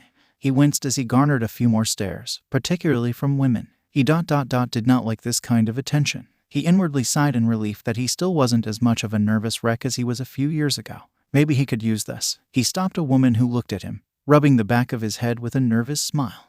Excuse me, ma'am, but I'm kind of new here. I've heard something about a gang called the Poachers. What am I supposed to expect around here? He asked, attempting to sound nervous. The woman smiled at him, nodding her head. Oh, I can tell you how to stay safe from them. They usually go after Mobians, but they attack humans who don't follow their agenda sometimes. It's pretty scary. If you want to stay safe, then just make sure to stay inside at night. That's when they're usually active, she said, and 𝐒𝐿 smiled at her. That was important. Thank you, ma'am. I appreciate your help, he said, before walking away. He continued this strategy for around 20 minutes, stopping people around the street. Not everyone helped, of course, some simply walking away uncomfortably, but he did get some good info. So, they patrol at night, usually travel in groups of 4 to 6, and almost always carry weapons of some sort. That should be enough for now, 𝐒𝐿 muttered to himself, tapping his chin. Hey, Greenie, someone yelled. 𝐒𝐿 ignored it, walking away from the city. I need to find a secluded place so that I can, 𝐒𝐿 thought, being interrupted by a hand being roughly placed on his shoulder. 𝐒𝐿 tensed, almost activating OFA on instinct. However, he simply turned around, a glare on his face. Yes, he asked, seeing a scowling man in sunglasses looking at him. He wore all black clothing and his hair was styled in an obnoxious mohawk. I heard you was asking around about us, the man said, and 𝐒𝐿's eyes widened. It's a poacher, 𝐒𝐿 thought to himself. He turned around fully, looking at the man in the face. What? I don't remember asking about a guy with a mohawk, 𝐒𝐿 said, sounding unsure. The man blanched, before he scowled. What? No, us, as in our gang, the man said, and it was apparent that they were garnering some attention. 𝐒𝐿 raised his hands, taking a step back. Well, I don't know what you're talking about, man. I just moved here. I didn't even know there was a gang around here, 𝐒𝐿 said, feigning confusion and nervousness. The man sneered at him, pulling a butterfly knife out of a pocket, spinning it around with a flare. 𝐒𝐿 then looked behind the man, gasping and pointing. It's the masked menace, he yelled, and the man and plenty of civilians turned around. What? He asked, and 𝐒𝐿 bolted. Wait, you jackass. Get back here, the man yelled, and 𝐒𝐿 turned into an alley, using OFA to jump on a rooftop. He looked down with a grin as the man ran into the alley, looking around, confused. 𝐒𝐿 shook his head in amusement, before jumping away, heading back to his house, unaware of the pair of curious eyes on him. A blonde woman lowered her binoculars as 𝐒𝐿 flew away, smiling to herself. Well, aren't you interesting? She muttered, before heading back inside. 𝐒𝐿 landed softly outside of the house, before gently opening the door, walking inside and closing it. He tiptoed to his room, seeing that Amy wasn't there anymore. He raised an eyebrow, wondering where she was, before he heard a door open. He turned around to see Amy walking out of the bathroom, clothed in nothing but a towel around her body. 𝐒𝐿 froze as Amy spotted him, freezing as well. They both blushed crimson, and 𝐒𝐿 turned away as Amy yelped. Sorry, he yelled, finding the wooden wall very interesting. It's fine, Amy said back, and 𝐒� put his hands up to his face, attempting to walk away while covering his eyes. He failed, of course, bumping into 3 walls in the first 5 seconds. He cursed under his breath as Amy giggled at him. All right, I'm good now, she said, and 𝐒� exhaled in relief, uncovering his eyes. He looked Amy to see her fully dressed now, though her quills weren't styled the way they normally were. They hung down her back, and he had to admit, it made her look more mature. Your quills ... they're not styled, he asked, and Amy winced. Yeah, I ran out of gel. I'm probably gonna get more later, she said, and 𝐒� smiled at her. Honestly, they look better like that, 𝐒� said, walking away. Amy blushed, staring at him as he walked away.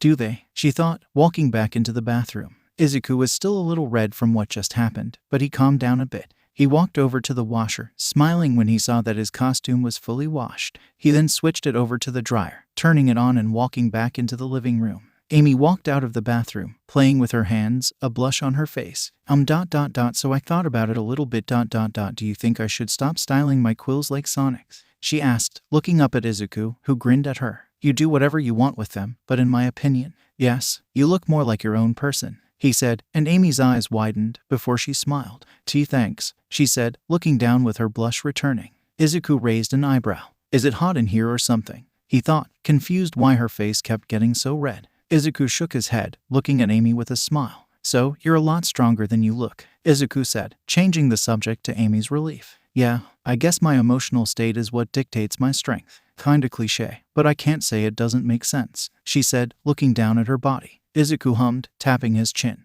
What you lifted should have weighed around 5 tons, he said, and Amy stared at him. Izuku sighed. That equals 10,000 pounds, he said, and Amy's eyes shot wide open, her jaw dropping. I lifted 10,000 pounds, she asked, and Izuku nodded. That number could go higher if you train enough, Izuku said offhandedly. Amy put her hands to chin, thinking to herself. Izuku, she asked, staring up at him with wide eyes and a small smile. Izuku raised an eyebrow. She was looking at him the same way he looked at his mother when he wanted something. Could you teach me how to fight, instead of just sparring? She asked, and Izuku shrugged. Yeah, I don't see why not, he said, and Amy pouted. But you know that I can wait, really? She asked. Izuku looked at her, nodding. I mean, it would kind of be a waste not to. I can definitely teach you how to fight. Well, kickbox, at least, Izuku said, standing up. Amy jumped with a grin before Izuku walked over to the fridge, opening it.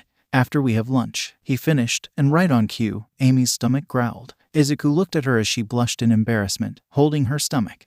Sorry, she said, and Izuku chuckled in amusement before opening the pantry, grinning at what we saw. We have the ingredients to make pancakes, if you want, Izuku said, and Amy gasped. Pancakes? I haven't had those in ages, she said, and Izuku grabbed the flour, baking powder, salt, and sugar from the pantry. He placed them on the table as Amy grabbed a few large bowls from around the house, placing them on the table. Izuku then grabbed milk, eggs, and butter from the fridge, placing them next to the dry ingredients. Izuku smiled at Amy's help, before asking her if she's ever made pancakes before. She shook her head, and Izuku nodded, telling her what to do. Here, I'll handle the dry ingredients. Have you ever cracked an egg before? Izuku asked, and she nodded. All right, I'll need you to crack one egg and place the inside in the bowl closest to you. Once you do that, take a third of this stick of butter and melt it. Once that's done, place it in the same bowl, he said, and she nodded, walking off to do her part. Izuku then looked around for the silverware drawer, smiling when he found it. He took out the half measuring cup and a teaspoon. He then added 1/2 cups of flour to the dry bowl,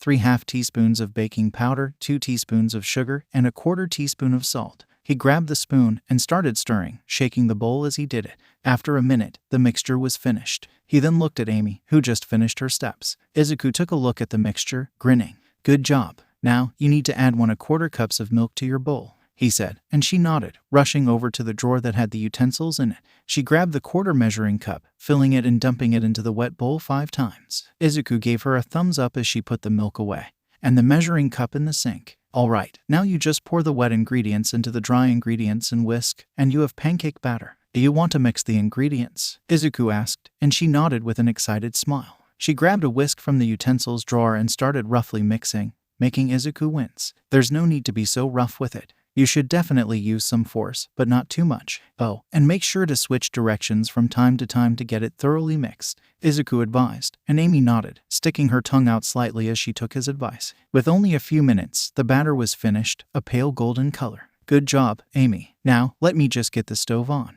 Izuku said, turning one of the 4 dials. A small ring of blue flame popped up from the stove, and Izuku got a pan out, placing it on the hot metal. He then used black whip to cut a small thing of butter and toss it onto the pan, spreading it around as it melted. Hand me the batter, please, Izuku said, and Amy carefully handed the bowl to Izuku, who drizzled a decent amount onto the pan, watching as it sizzled. A trick my mother taught me was to wait until there were bubbles all along the batter to flip it over, he said, watching as air bubbles formed in the batter. After a few moments, Izuku grabbed a spatula, flipping the half-cooked pancake to reveal the perfect golden brown pancake. After around 30 minutes, there was no more batter left, and a stack of pancakes on a nearby plate. All right, if you could take this plate to the table, that would be much appreciated, Izuku said, grabbing the hot pan as Amy quickly grabbed the plate. Izuku then rinsed the pan, watching steam rise off of it before he placed it in the sink. After placing the stack of pancakes on the table, she got 2 more plates from the cupboard, placing them on either side of the table, along with forks and knives.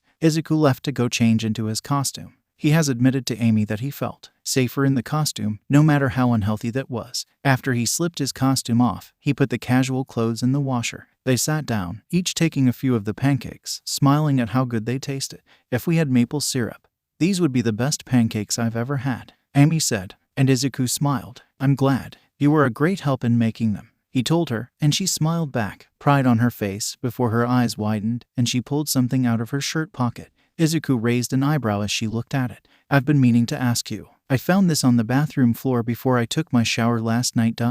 What is it? She asked, handing it to him. Izuku grabbed it, his eyes widening as he gazed at one of the only things he took with him. A picture of him at UA with the rest of his classmates. He shifted as he saw how everyone in the picture was smiling happily, and he closed his eyes to stop them from watering. His mouth shifted to a set line, folding the picture up and putting it away. Don't worry, it isn't important, he said, shaking his head and going back to his meal. Amy looked at him strangely. What? But I want to know. It's important enough for me, she said, and Izuku shook his head. I understand that, but… No, sorry, but I'm not telling you, he said, and she crossed her arms, looking at him with a questioning stare. Why not? Is it a long story or something? She asked, and Izuku paused. Yes, it's a long story. I'm sure you have things to do, Izuku said, going back to his food. Nope, not really. I don't mind. Just tell me, she pleaded, and Izuku gripped his fork tighter, glaring at her, beginning to get irritated.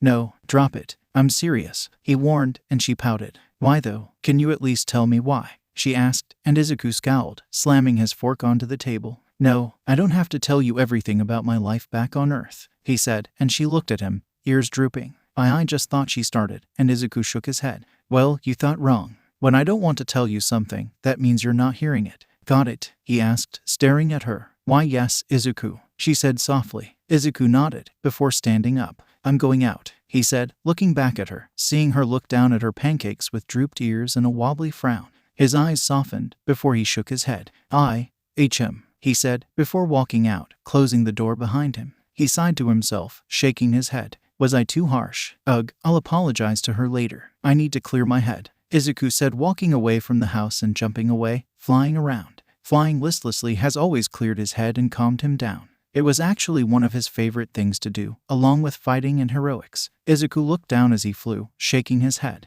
Maybe I'll explore a bit more. I don't really know much about this place, he muttered, zipping off. An hour and a half later, Izuku was flying back home, visibly calmer. I might have lost track of time, but it's fine. I need to get home and apologize to Amy for snapping at her like that, Izuku said, flying faster. In minutes, he landed on the now familiar grassy plains, walking up to the cracked open door. Did he slam the door and break it or something? He walked inside, his eyes widening at the sight of the flipped-over table, 4 large claw marks dug into it. Izuku froze, his body going cold. No, he thought. Amy? He asked, his voice shaky. He looked around, seeing that one of the chairs was broken, and that her door had a large hole in it. He rushed into her room, seeing it in disarray, but no Amy. Amy? He asked again, looking around frantically. She can't be gone. Where is she? He thought to himself. Amy, this isn't funny. Amy, he yelled, running into each and every room in the house, looking for her. He grit his teeth when he didn't find her. Amy, please, I'm sorry for telling it you earlier. I'll tell you about the picture, just come out, he yelled. Nothing. Izuku clenched his fists. If someone took her, he started. Black whip itching to tear the area around him to shreds when he heard a click behind him. He turned, eyes full of relief, only for them to glare at the small 𝗵𝗲 that had a slip of paper tied to its back. Izuku stomped towards it, ripping the tape off of it and pushing it away from him. He unfolded the paper, his eyes widening in rage. You really thought I wouldn't find her? It said in blocky red handwriting. Electricity surrounded him like a thunderstorm, burning the paper to ash, and zapping the 𝗵𝗲, exploding it. A tiny bird flew out of the wreckage, escaping with a grateful tweet that Izuku didn't even hear. Izuku looked out the open door, before he sprinted outside, and took off at supersonic speeds, creating a powerful shockwave. Sonic was relaxing in his house with Tails, when they heard the loud boom from outside. Tails jumped, and Sonic flinched, before his face grew serious. Stay here. If it's something important, I'll tell you over the radio. Make sure to keep yours on, Sonic said, before zipping out the door and following the trail of burning grass. Izuku didn't look behind him as he heard the sound of quickly pattering feet catching up to him. I didn't know you were this fast. Izuku, a familiar voice spoke, making Izuku grunt. I don't have time to entertain you or Tails. Robotnik took Amy, he said, making Sonic's eyes widen. What? He asked, jumping over a rock. They made it to the chains keeping Little Planet from floating away. We had an argument, and I stormed out to clear my head. When I came back, our house was in shambles, and she was nowhere to be found. A badnik came to my door with a note attached. If you want to help me get her back, then hop on my back, 𝗧𝗂𝐴 said, grunting when he felt something light hop onto his back. He used Black Whip to make sure Sonic was secure before he sped up. He flew up, looking down at Little Planet with scrutiny, spotting Eggman's base. He flew at top speed, making it there in seconds, and slammed through the roof, flying through multiple floors, using Black Whip to guard Sonic from any debris, before something slammed into his side, halting his momentum and throwing Sonic off of him. They both caught themselves midair, landing on their feet. They looked up to see Eggman grinning, with a newly repaired Metal Sonic staring at them. There you are, you repugnant rodents. I see Metal Sonic MK2 has already introduced himself, Eggman said, grinning evilly. 𝗧𝗂𝐴 scowled, rushing forwards and rearing his fast back towards Eggman, only for Metal Sonic to slam into him again, carrying him outside the building. Eggman looked at Sonic, seeing him running to him. Eggman pressed a button, his 𝐒𝐿 ejecting out of the ground under him. It's just you and I, you heinous hedgehog. Doesn't this bring back such tender memories? He asked, firing a missile at the blue blur, who jumped over it. Not in the slightest, Egghead, he yelled back. Back with 𝗧𝗂𝐴.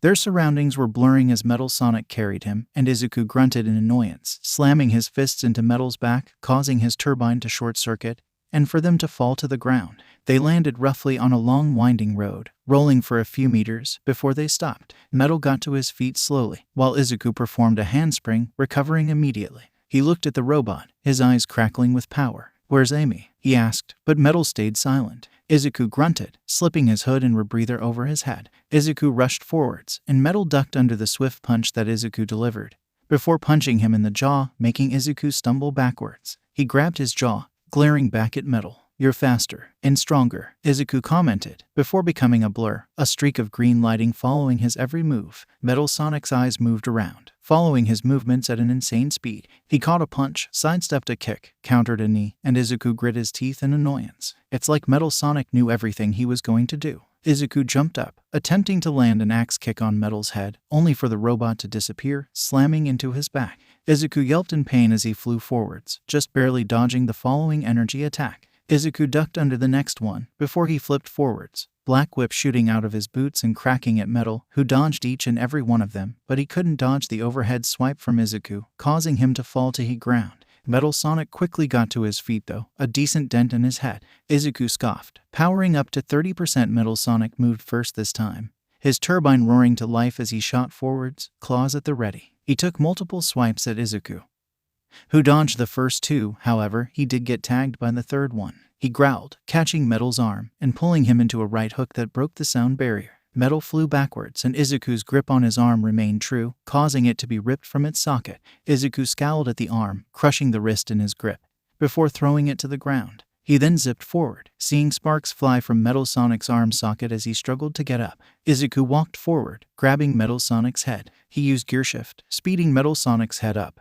and simultaneously slowing it down with both hands. Space warped around Metal's head before it was crumpled by physics. 𝗧𝗂𝐴 huffed, taking a step back before he reached down, grabbing Metal's limp body by his torso. Sonic yelped as he was hit by one of the missiles, and Eggman cheered. Take that, you bumbling blue hedgerat, Eggman said, before something flew over him, slamming into the wall and embedding itself there. Both Sonic and Eggman turned to see Metal's corpse hanging unceremoniously from the wall, and they turned to see 𝗧𝗂𝐴 flying in from the wall he was sent through, slamming his fist into Eggman's 𝗒𝗄𝐿. Eggman yelped as the vehicle exploded, crashing to the ground. Eggman rubbed his head as 𝗧𝗂𝐴 slammed down in front of him, his eyes glowing, an unstable look shining in them. Where is she? He growled, and Eggman grinned. Oh, the little rose. She was well behaved on her way here, so I made it quick for her 𝗂𝗂𝐴. Eggman taunted, before 𝗧𝗂𝐴 punched him in the jaw with a loud crack. Sonic winced at the power of the blow. 𝗧𝗂𝐴, he asked as he punched Eggman again, knocking his glasses off his face. 𝗧𝗂𝐴, he asked again, flinching as the next attack nearly took the doctor's head off. 𝗧𝗂𝐴,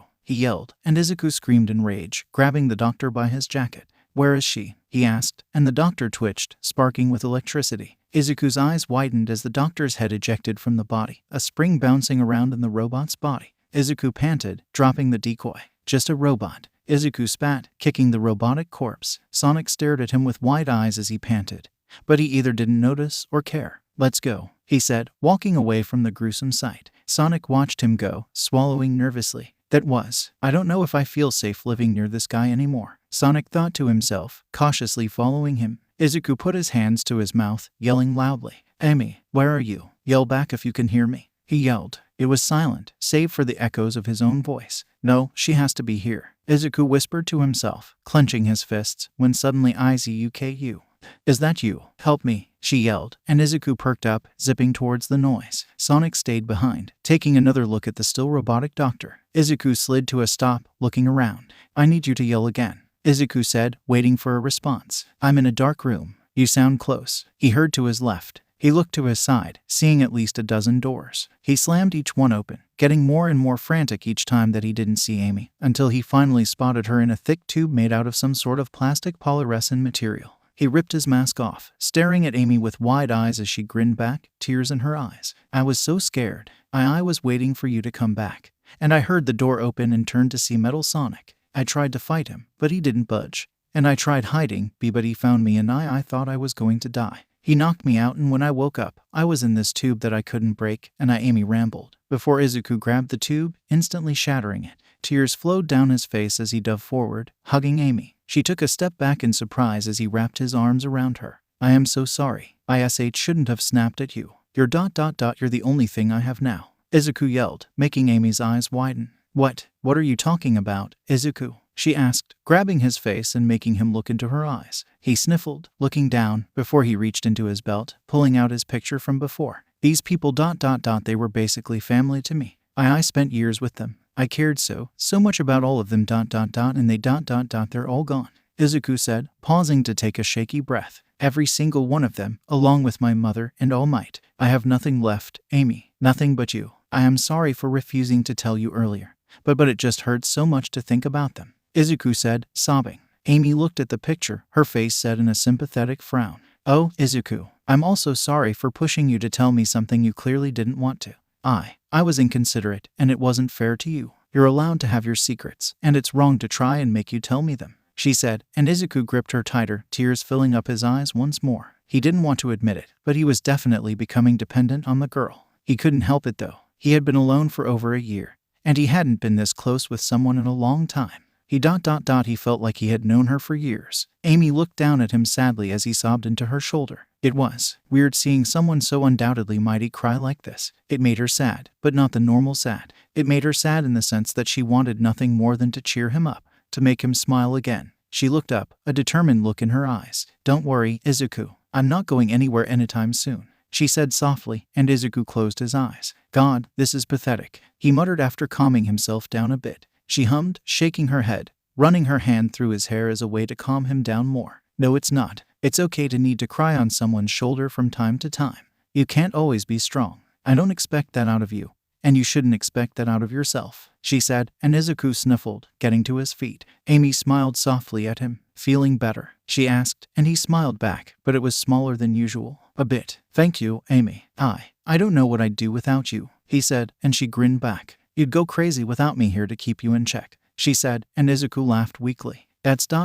more true than you think," he said, and she rolled her eyes. "Drama queen," she replied, and he smiled. "There you guys are. I swiped a few Chaos Emeralds from one of the rooms while you guys were gone. Let's get out of here," Sonic yelled, rushing out of the building. "Chaos Emerald?" Izuku asked Amy, who shook her head. "I'll explain on the way," she said, jumping into his arms and nestling her face into Izuku's chest. Izuku ran forward before jumping, quickly flying out of the building. He looked down to see Sonic racing away, running down one of the chains. "Hold on tight," Izuku warned, before he sped up, quickly catching up to Sonic. "So, what are Chaos Emeralds?" Izuku asked, and Amy hummed. "I don't know much about them, other than the fact that they're really powerful and really ancient artifacts. One alone is strong enough to take down armies, but all 7 of them. You'd probably be the most powerful being in the universe," she explained, and Izuku's eyes widened. "Whoa, and Eggman had 3 of them?" Izuku asked, making Amy giggle. He and Sonic always race to find them first when they scatter. Luckily, Sonic usually finds at least one before Eggman can get his greedy hands on them,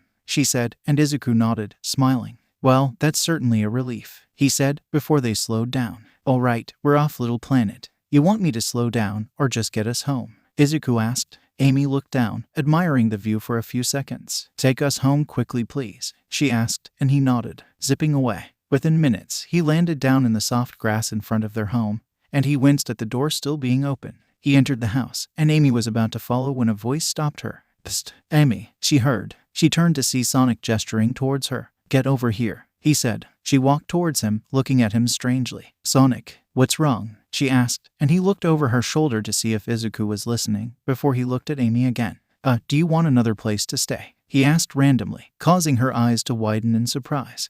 No, 𝐒𝐿 and I are fine here," she said, and Sonic winced. Are you sure? I can set you up a nice beachside house," he said, smiling nervously at her. She blinked in surprise before she hummed with a smile. "That actually sounds lovely. Let me go ask 𝐒𝐿 if she started," only for Sonic to grab her arm. Wait, I was thinking ... only setting you up there, without 𝐒𝐿 near you at all," he said, and Amy looked at him, narrowing her eyes. "Sonic, why do you want me to be away from 𝐒𝐿?" she asked, and he winced, before shaking his head, looking at her with a serious gaze. "There's something up with him. He's ...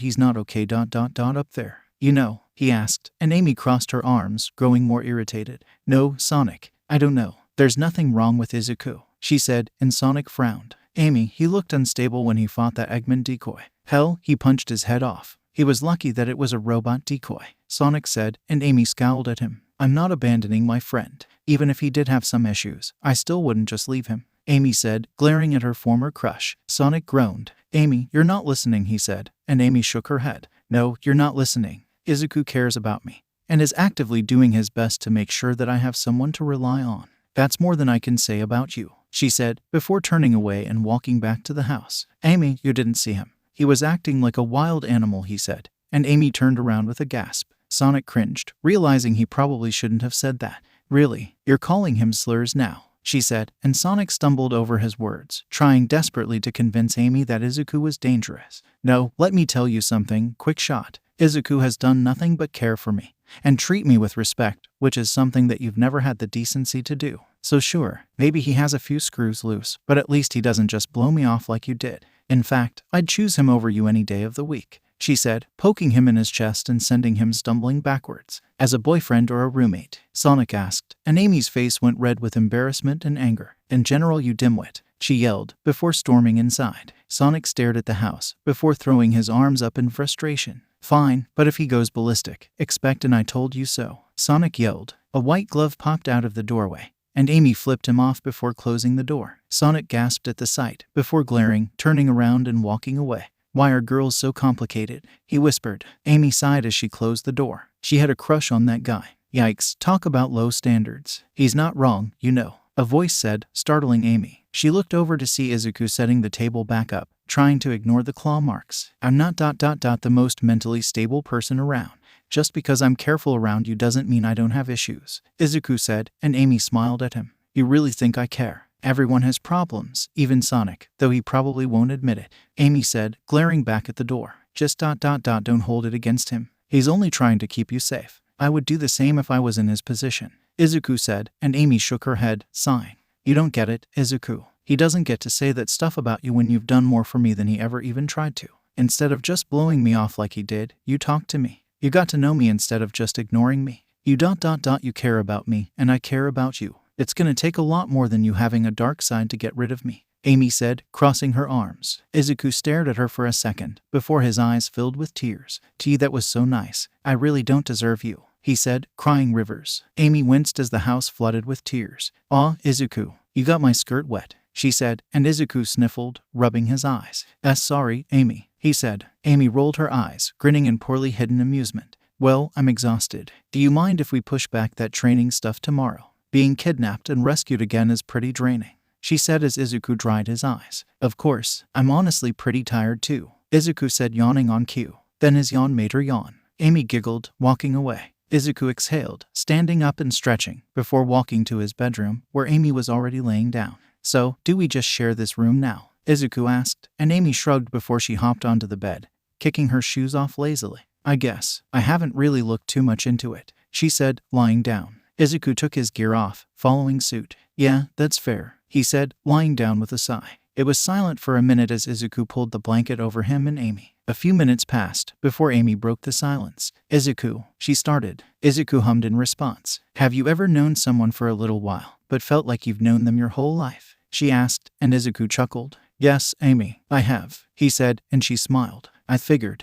she said with a grin before she closed her eyes for the night. Izuku quickly followed suit, a smile on his face. Sunlight shone over Amy's eyes, making her stir. After a minute, she opened her eyes before she sat up, looking around wearily. She noticed that she woke up before Izuku this time, and she carefully got out the bed, making sure to not ruffle the sheets too much. She tiptoed out of the room, carefully walking to the bathroom and taking a quick shower. When she got out, she quickly dressed herself in a fresh set of clothes that she had bought herself. They were similar to her ruined green shirt and orange skirt. However, the shirt was a simple red frilly shirt and a red skirt with black shorts underneath. Her shoes and gloves were unchanged though. She was mildly surprised when she peeked inside Izuku's room to find him still asleep. She blinked before putting her hand to her chin. Maybe she could do something for him while he was sleeping, like making breakfast. There were still a good amount of pancakes in the fridge from yesterday, but she wanted to show him that she appreciated him. Amy smiled, walking back to the living room.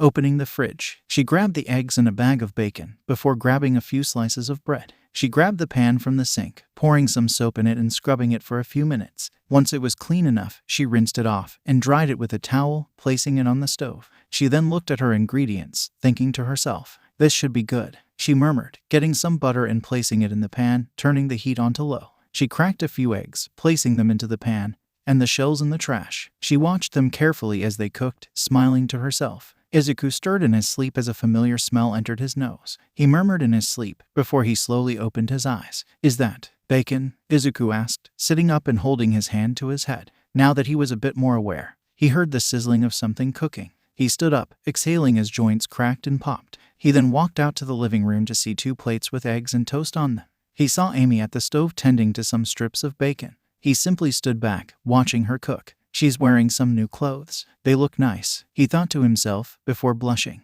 Wait, what? Geez, Izuku. Think before you think, he said internally. Amy turned around, carrying some bacon with tweezers, jumping slightly when she saw Izuku. "Oh, you're awake. I was planning on bringing you breakfast in bed.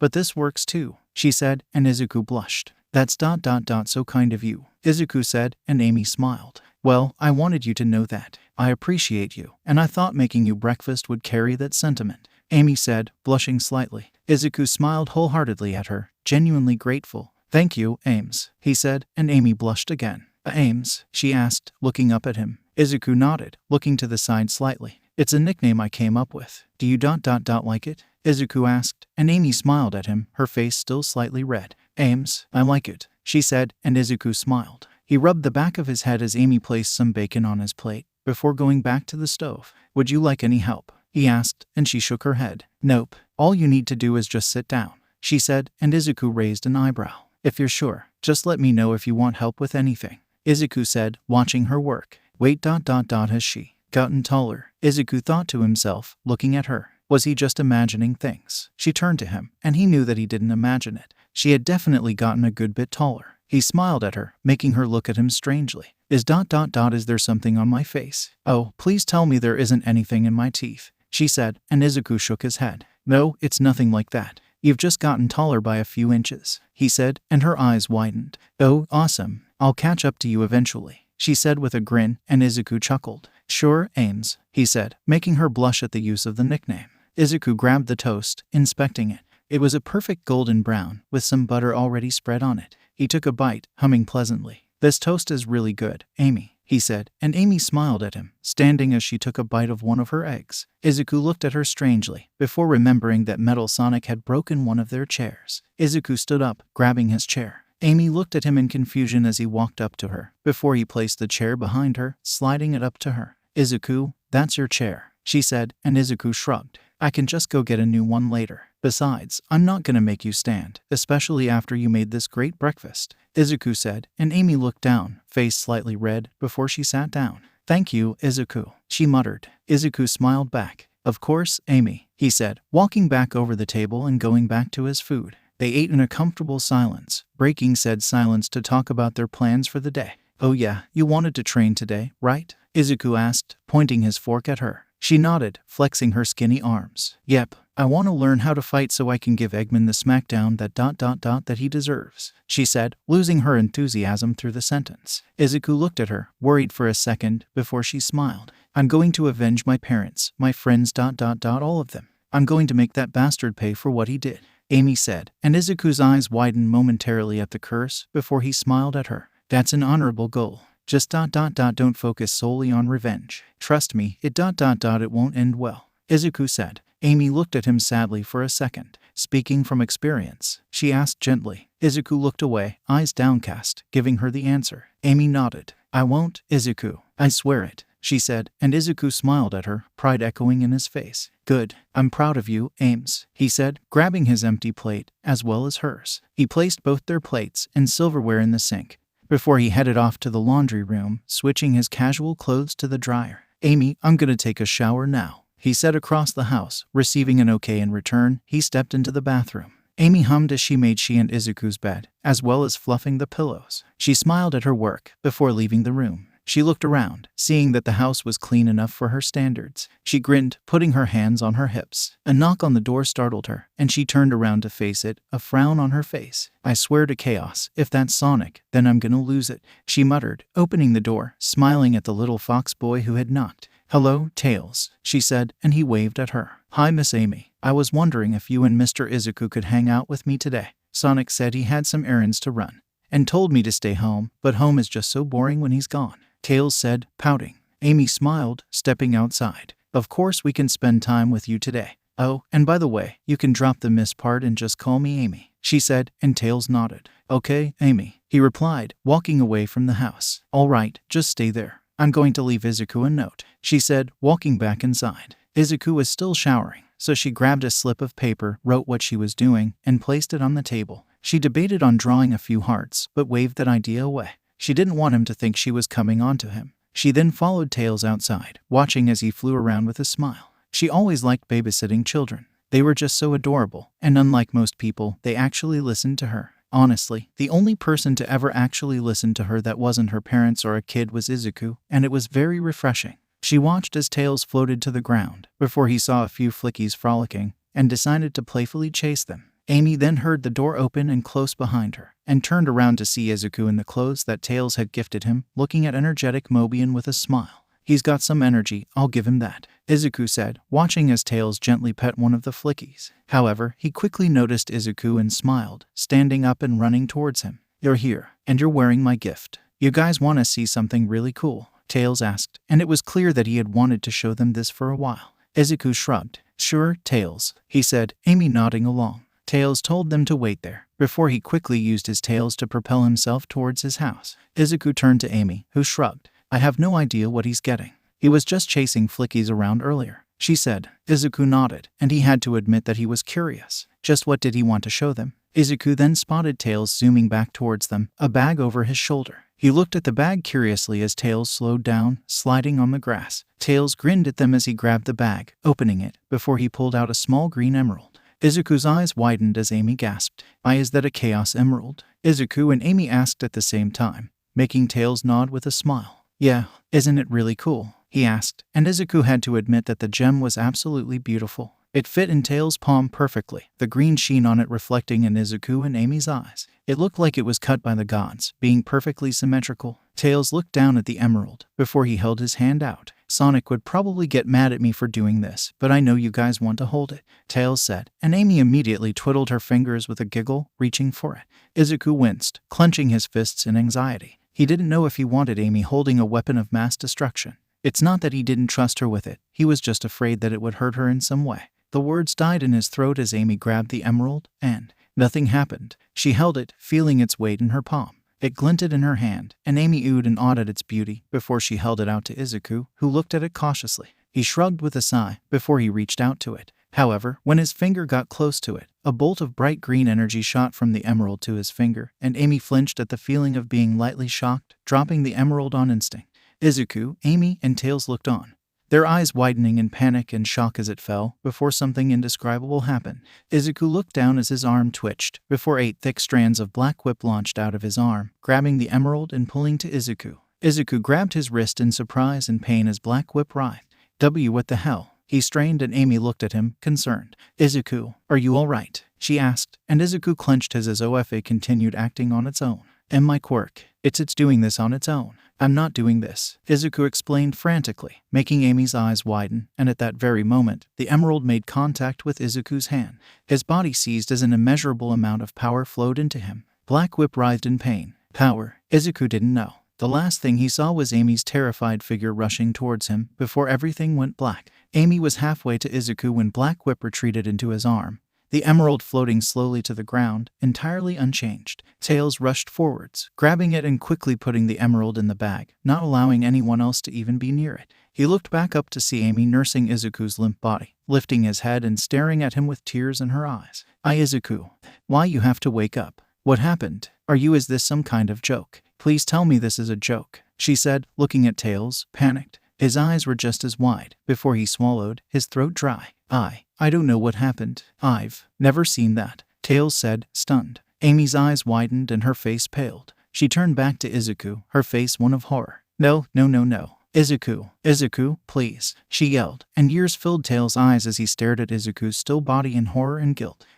Is he thought, before Amy's incredibly relieved gasp brought him back to reality, unintentionally stopping a panic attack. Oh thank God he's breathing he's just unconscious, Amy said, placing a hand over her rapidly beating heart. That was probably the most scared she'd ever been in her life. She could still feel the overwhelming dread as she saw 𝐒𝐿's eyes roll back into his head. The immediate thought that he was dead flooding her mind. She then looked over to find tears sliding down Tails' wide eyes, and she immediately went to comfort him. Oh, Tails, don't worry. He's fine. It's not your fault this happened, I swear to you. 𝐒𝐿's power just acts weirdly sometimes. Like one time it randomly woke him up one night. Or so he said but that isn't important. He's alright, Tails, she cooed, making Tails' breathing slow. He's fine. I didn't kill him, Tails asked with a terribly heartbreaking horror. Amy shook her head frantically, putting on her best smile for the terrified fox boy. Oh, chaos, no, Tails. You didn't do anything wrong. Come over here, listen. Do you hear him breathing? He's just sleeping right now. He's alright, Amy said softly, calming Tails down. Alright, I shouldn't have done that. I shouldn't have shown you guys these. I'm really sorry, Amy, Tails said, the tears starting up again. Amy pulled Tails into a comforting hug, rubbing his head like she'd seen Sonic do. No, there's nothing to be sorry about, little guy. None of this is your fault, Amy said, and Tails nodded, a relieved smile on his face. Alright, that wasn't my fault. Mr. 𝐒𝐿 is okay, Tails said, seemingly convincing himself. Amy nodded. Yep, he's perfectly fine. Amy continued keeping Tails' attention, not allowing him to see 𝐒𝐿's body. Unbeknownst to both of them, 𝐒𝐿 was aware of everything, but something was going on deeper inside his psyche.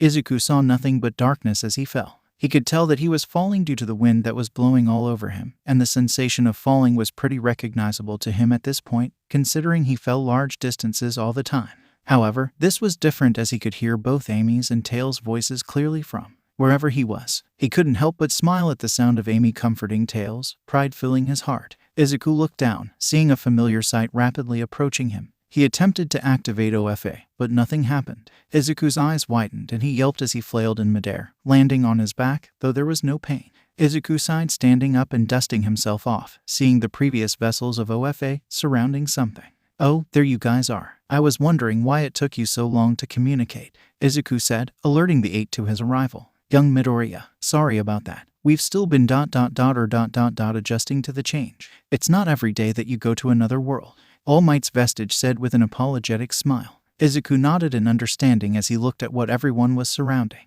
Inside the ground was a bright green hexagonal tile, and it looked like the top of the Chaos Emerald that he had just touched. What did that emerald do? 𝐒𝐿 asked, and the first walked up to him. That's a good question, Ninth. Do you remember when you touched that girl's quills, and some sort of energy healed you? The first asked, and 𝐒𝐿 tapped his chin. Yes, I do. That was when my back was messed up by Eggman, 𝐒𝐿 said, and the first nodded. Well, that energy did something to One for All. It evolved it, the first said, and 𝐒𝐿's eyes widened. Wait, what? What do you mean, it evolved? 𝐒𝐿 asked, and the first winced. Please don't yell. When you came into contact with that energy, it unlocked a new form of One for All, the first explained, and 𝐒𝐿 looked at him in confusion. Before he could ask what that meant, Banjo walked up to him, clapping him on the shoulder, making him stumble forwards. He's talking about when you got all buffed that one time. Remember how you gained some muscle mass when you were fighting that robot, and you broke your arm? Banjo asked, and 𝐒𝐿 winced at the memory. That was probably the worst he had ever broken a limb.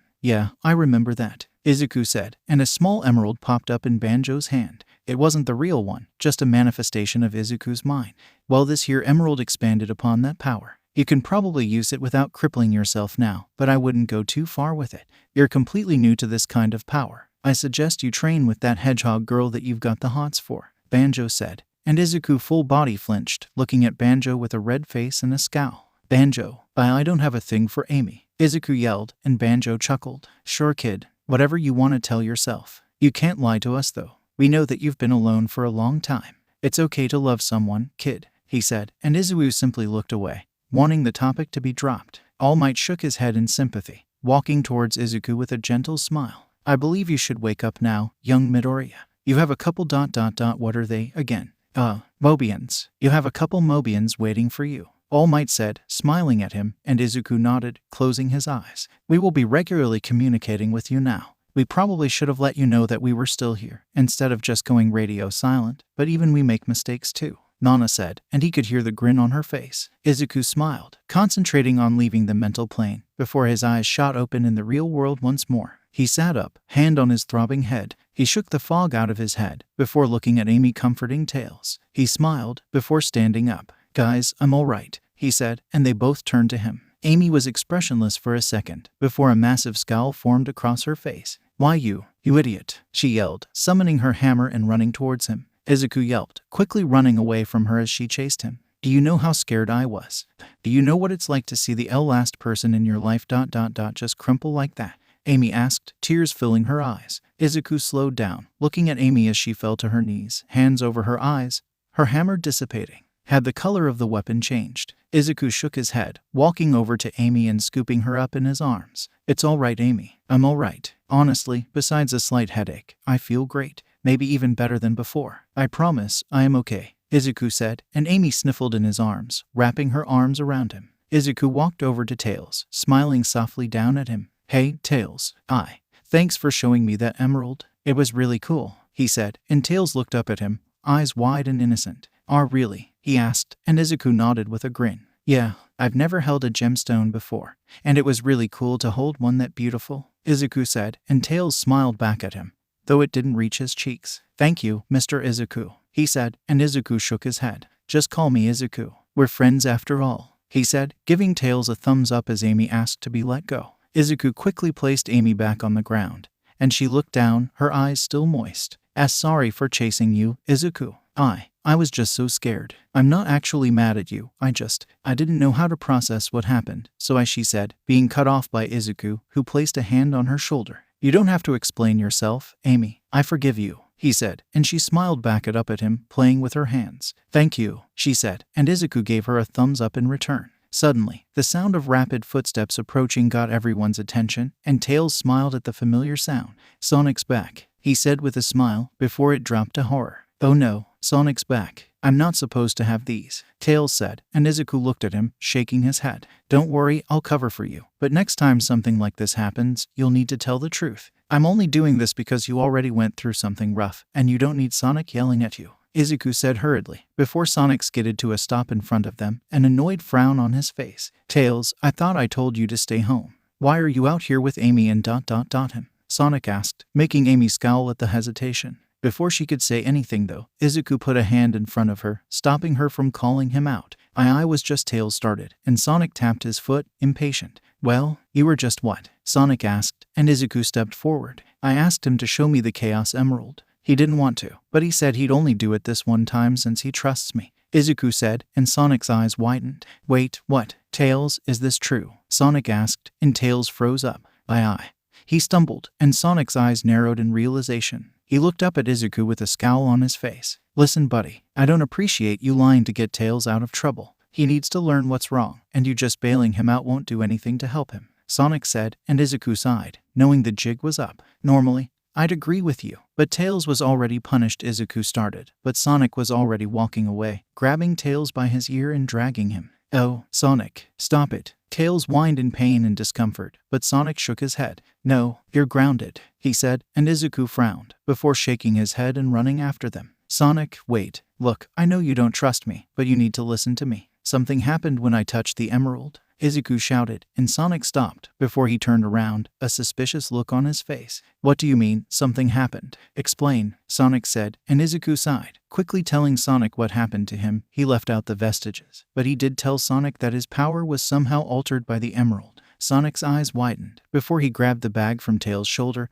opening it and looking inside. Which emeralds did you touch? Sonic asked. The green one, Izuku answered, and Sonic pulled it out, inspecting it closely. It's completely unchanged, Sonic commented, feeling the familiar thrum of power from the emerald. Izuku hummed, putting a hand to his chin. I know I took some power from it. Did one for all copy it? Is that even possible? Izuku asked himself, and a voice answered for him. Maybe the emerald has a self-sustaining power source. All Might proposed from within OFA. And a small smile overtook his face. That would make sense, Izuku said internally. And Sonic snapped in Izuku's face, taking him out of his head. Hey, geez, you spaced off immediately. I was trying to ask you why I shouldn't be punishing Tails for doing the exact opposite thing I told him to, Sonic said, and Izuku nodded. When I touched the emerald, I felt its power coursing through me for a second before I passed out on the spot. I could still hear everything, and well, Tails thought he had killed me. He obviously didn't. However, he thought he did. You can probably imagine how hard that was for him. So, now I'm asking you, do you really think Tails needs to be punished again?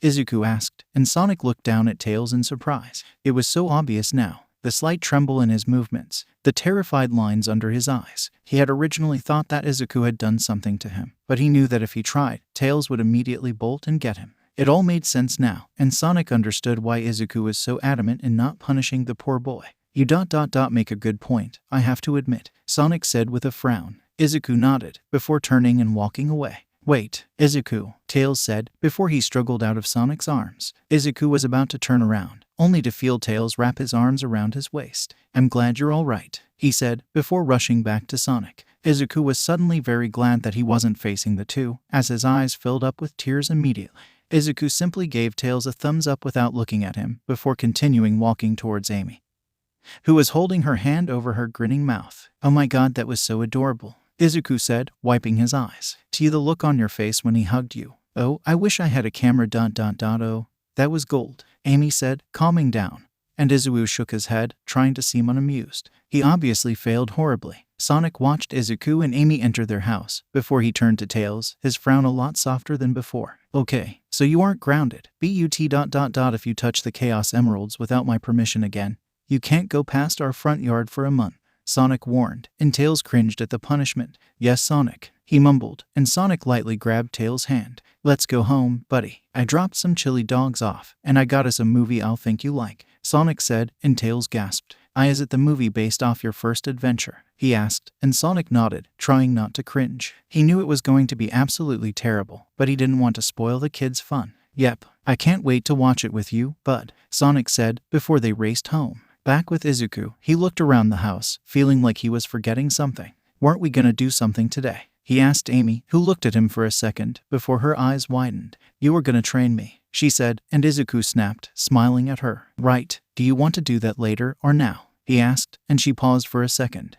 Let's just do it later. I'm still a bit shaken up by that whole Chaos Emerald jazz, she admitted, and Izuku nodded in understanding. That's fair. I honestly have some training that I'm gonna need to do as well. That emerald ... it changed OFA, Izuku said, his face set in a hard stare, and Amy's eyes widened. It ... it changed it? How? She asked, confused. Izuku looked down at his fist, clenching it. You remember when we were fighting Metal Sonic, when I got bulkier? Izuku asked, and she nodded, remembering the sight of Izuku stomping towards Metal Sonic and hitting him with the force of a super-powered train. Well, apparently that emerald expanded upon that power, whatever that means, Izuku said, and Amy lifted an eyebrow. Whatever that means. Shouldn't you know? You're acting like someone told you that, Amy said, and Izuku froze. Amy watched him closely, examining his strange body language. Izuku ... did you somehow speak to the emerald when you passed out? She asked, and Izuku looked at her, completely still for a second. Yes, he tried, and she immediately put her hands on her hips, staring him down. Okay, so if it wasn't that, then what was it? She asked, and Izuku looked away. I don't really want to talk about it right now. I will tell you, just ... not now, he promised, and Amy was about to argue, when her apology from yesterday echoed throughout her head. What am I doing? This is exactly what I did last time. I need to learn how to control myself, she thought to herself, before she nodded at Izuku. All right, If you don't want to tell me right now, I understand, she said, and Izuku exhaled, relieved. If she kept budging on it, he probably would have told her. He didn't want a repeat of yesterday after all. He smiled at her as she stretched and walked away. He was glad they had made up. He didn't know if he could handle her hating him. Is that because you like her, young Midoriya? All Might asked, and Izuku blushed. What? I already told you guys I don't like her, he replied mentally. Oh, but you have to admit she's cute. Those big old eyes of hers sure are doing her some favors, Nana said, making steam billow off of Izuku's face in droves. Shut up. Amy's not cute. Well, she's not cute, but it doesn't matter. I'm not crushing on her. I barely even know her, Izuku responded, and he heard a hum from the first. Well, you were referring to her when you said you'd felt like you've known someone your entire life, right? He asked, and Izuku groaned internally. I mean, yes, but he thought, and Banjo laughed. Just admit defeat, kid. You ain't winning this one, Banjo proclaimed, and Izuku shook his head, ignoring him. He walked into his room, opening his closet and frowning at his costume. He really needed some more clothes. Izuku then had a realization. If Amy was going to be training with him, then she needed some clothes other than dresses and skirts. She would need some proper shorts, a t-shirt or tank top, and some better shoes as well. Izuku hummed, tapping his chin before he nodded. Amy, we've got to run some errands. I'll be waiting at the front door, Izuku said across the house, before walking to the door and leaning against the wall. After a minute, Amy walked out to the front door, a questioning look on her face. So, why do we need to go out? What errands do we need to run? She asked. Well, first of all, you need to get some new clothes, he said, and she looked down at her threads, before looking back up with narrowed eyes. What's wrong with my clothes? She asked, and Izuku chuckled nervously, putting hands up. That's not what I was saying. However, if you're gonna be training, you can't wear that. Trust me, you're gonna thank me, Izuku said, and Amy sighed. If you say so. You clearly know what you're talking about, Mr. Muscles, she said, winking at him playfully. Izuku blushed at the action, before he shook his head. Oh, I can't wait, Amy said, opening the door, and Izuku raised an eyebrow. Really? It's not that big of a deal, we're just shopping for clothes, Izuku said, his face slowly shifting to that of realization. He was going clothes shopping with a girl. Oh god, what have I dragged myself into? Izuku asked, looking up. If there was a god, then they had surely abandoned him. Amy rolled her eyes with an amused huff. Drama queen, she said, walking off. He further proved her point by dragging his feet as he walked, sulking. This is gonna suck, he mumbled. Poor guy. Izuku sat on a bench, bored out of his mind. Amy was trying out one of the many dresses she had found, and he had nothing to do but wait, and it was slowly killing him from the inside. He leaned his head back, groaning silently. I'm so bored, he whimpered, and Amy responded, now out of the changing booth, wearing an overly frilly dress. Oh, hush, how do I look? She asked, doing a little spin. You look nice, Izuku said, doing his best not to look away from the dress. It hurt his eyes. You've said that about every dress. How do I actually look? She asked, and Izuku sighed. You're not gonna like my answer, Amy, Izuku told her, and she pouted, looking down. So it's a no, then, she said, turning to go back into the changing room. Amy, if you like it, then buy it, Izuku told her, and she shook her head. No, we talked about this. We only have enough for a few dresses, and those workout clothes you wanted me to get. I have to choose carefully, so I want to get dresses that we both agree I look good in, Amy explained, and Izuku sighed, nodding. Well, are we almost done? Izuku asked, a hint of hope in his voice. Relax, bush boy. I only have a few dresses left, she said, walking back into the changing booth, where another dress awaited her, and Izuku whimpered. But you said that an hour ago, he muttered, and Amy poked her head out. I heard that, she said, glaring at Izuku, who straightened in his seat. Sorry, he said, and she nodded, entering the changing booth again. Nana, you got an 8? Banjo asked, and he heard Nana click her tongue in her head. Hey, are you guys playing Go Fish in my head? Izuku asked the vestiges. Look, kid, we've got to find some way to entertain ourselves while your little girlfriend dolls herself up, the fourth said, and Izuku paused for a second. Can I join? He asked, before Amy walked out of the changing booth, a small smile on her face. Izuku turned to face her, and his jaw dropped. She was wearing a one-piece dress with thin shoulder straps. The skirt was fairly thin, making it a bit more flexible than a normal dress. It was dark green, with black highlights, and Izuku had to admit he really liked the way it looked on her. Whoa, Izuku muttered, and Amy blushed. take it you like this one? She asked, and Izuku nodded. It looks amazing, 𝐴𝐵𝐻, Izuku said, still a little stunned. Amy blushed once more, looking down and twiddling her thumbs.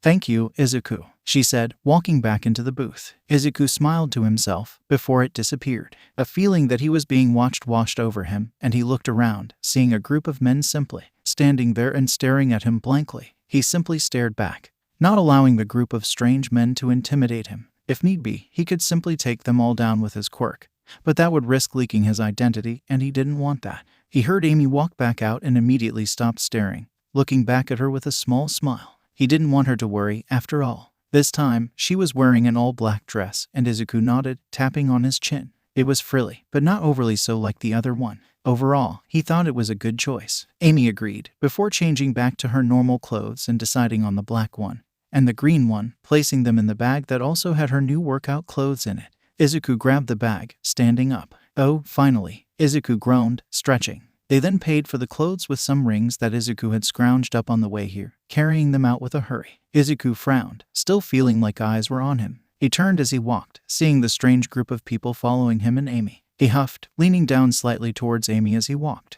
Don't look behind us, but there's a group of people following us. Follow my lead, Izuku said, and Amy's eyes widened, but she continued moving as normal, not doing anything outwardly suspicious that could give her away. Izuku turned into the nearest alley, with Amy joining him. Once they were completely out of sight, Izuku scooped Amy up, making her yelp lightly, before he jumped atop the building to his right. He landed, letting Amy go, who immediately checked the bag that Izuku was carrying, sighing in relief when everything was still there. Izuku then walked to the edge, looking down and expecting to see the group of men looking around, confused. Instead, he saw them looking up, before their shoes opened up and rockets started propelling them upwards. Izuku's eyes widened in surprise as he jumped back, activating OF8 quickly. Amy, get behind me, he ordered as the 5 men all landed. Now that Izuku got a closer look at the men's expressionless faces, he could see the metallic sheen. These weren't men at all. They were robots designed to look like normal citizens. Give us the rose, the robots all said in unison, their voices entirely monotone. Izuku scowled. Of course, it was Eggman again. Why don't you take her, Eggman? Izuku said, scowling at the robots. He didn't know if the doctor was listening or not, but he meant the sentiment nonetheless. Resistance detected. Lethal force required, the robots said, bursting forward with their rocket shoes. They were fast, but Izuku was far faster. Izuku blocked a hydraulic fist with his own wrist, before another hit him in the jaw. He stumbled backwards, surprised at the power of the hit, before he was immediately attacked with a shoulder tackle that sent him flying off the edge of the building. Amy yelled his name as he was sent careening through the air, before she turned nervously to the robots surrounding her. Izuku flailed in air for a second, before using float to stabilize himself, and shooting back upwards, and landing in front of Amy, cracking the rooftop around him. He glared at the robots, power pulsing through him. The nearest robot swung at him, and Izuku simply stood there, taking the punch. His head was tilted to the side by the blow, but he pushed against the fist with his cheek, glaring the robot in the face, before grabbing the robot's wrist and crushing it in his grip.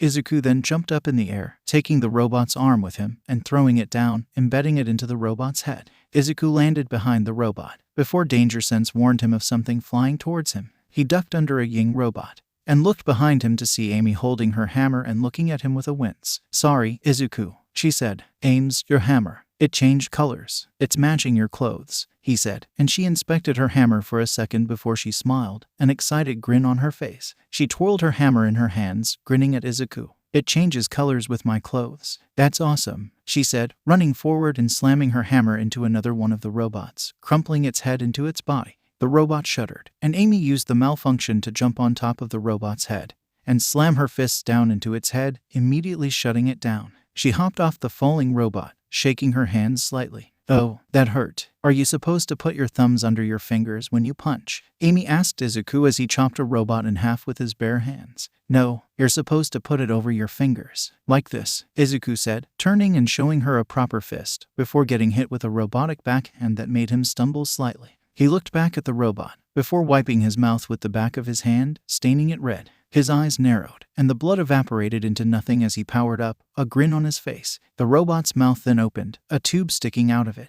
A wave of hot fire blasted towards Izuku, who waved the air in front of him, dispelling the flames. The robot tried to close its mouth, but Izuku rushed forward, grabbing the flamethrower barrel and ripping it out, throwing it to the ground. He then headbutted the robot, denting it and causing it to spark, but it didn't quite deactivate yet. Izuku rolled his eyes, ripping his arm through the robot's torso and ejecting thick spikes out of his arm with Black Whip, turning the robot into a mace, which he used to implode the other 3 robots. Izuku then landed on the rooftop again, looking at Amy, who was busy beating on the robot whose arm he tore out. It was full of dents and even a few holes, and it finally turned off as Amy slammed her deceptively powerful fist into the robot's chin, launching the head a foot away. Amy then jumped in the air, pumping her fist and making a peace sign. Izuku smiled at her, giving her a thumbs up. "Not bad for your first real fight," Izuku complimented, before something slammed into the back of his head. Izuku immediately fell to his knees, holding the back of his head, cursing loudly. Amy rushed to Izuku, yelling his name, only for a tall human-like robot to step in front of him. The robot had a purple pinstripe suit, along with purple dress shoes and a purple fedora. "Well, hello there, little Rose. My name's Giovanni, and you're common with me," the robot said, his yellow smile glowing as he talked. Amy took a step back before she glared, jumping and swinging her hammer ... that Giovanni caught. Now, Giovanni said, his other robotic hand shifting into a Tommy gun. I wasn't asking. Hehe, the robot said, turning around to face Izuku, who winced as he touched his back, feeling a warm wetness. "Shit," he muttered, looking at his bloodied hand with a scowl. However, a click made him freeze. He slowly looked up to see another robot holding Amy hostage. He ground his fingertips into the rooftop, a glare on his face as he watched the robot grin. "I wouldn't move unless you want Pinky's gray matter in your hands," Giovanni said, and Izuku's eyes narrowed. "You wouldn't dare," he growled, and Giovanni laughed. "Haha ...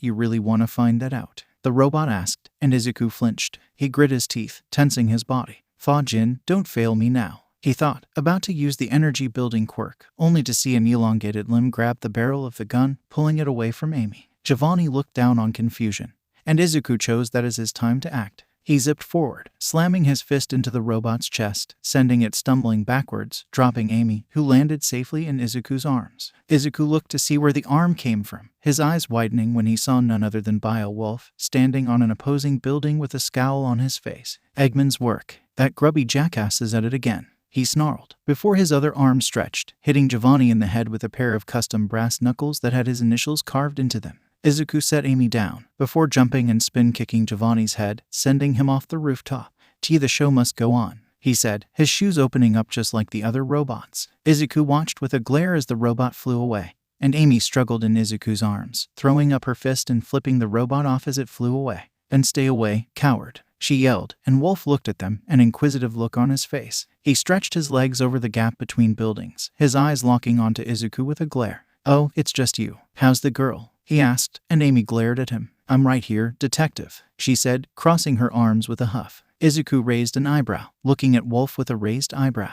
"Detective, wait, you two know each other?" Izuku asked, and Amy shook her head. "No, not really. We've met a few times, but I don't really know anything about him other than his name and job," she said, and Izuku looked up, nodding at Wolf. "Good to see you again, Wolf," Izuku said, and the Mobian scowled at him. "Don't act like we're friends, human," he said, narrowing his eyes. Amy then looked at them, her eyes narrowed. "Wait, you two know each other?" she asked, and Izuku blinked at the absurdity of the situation.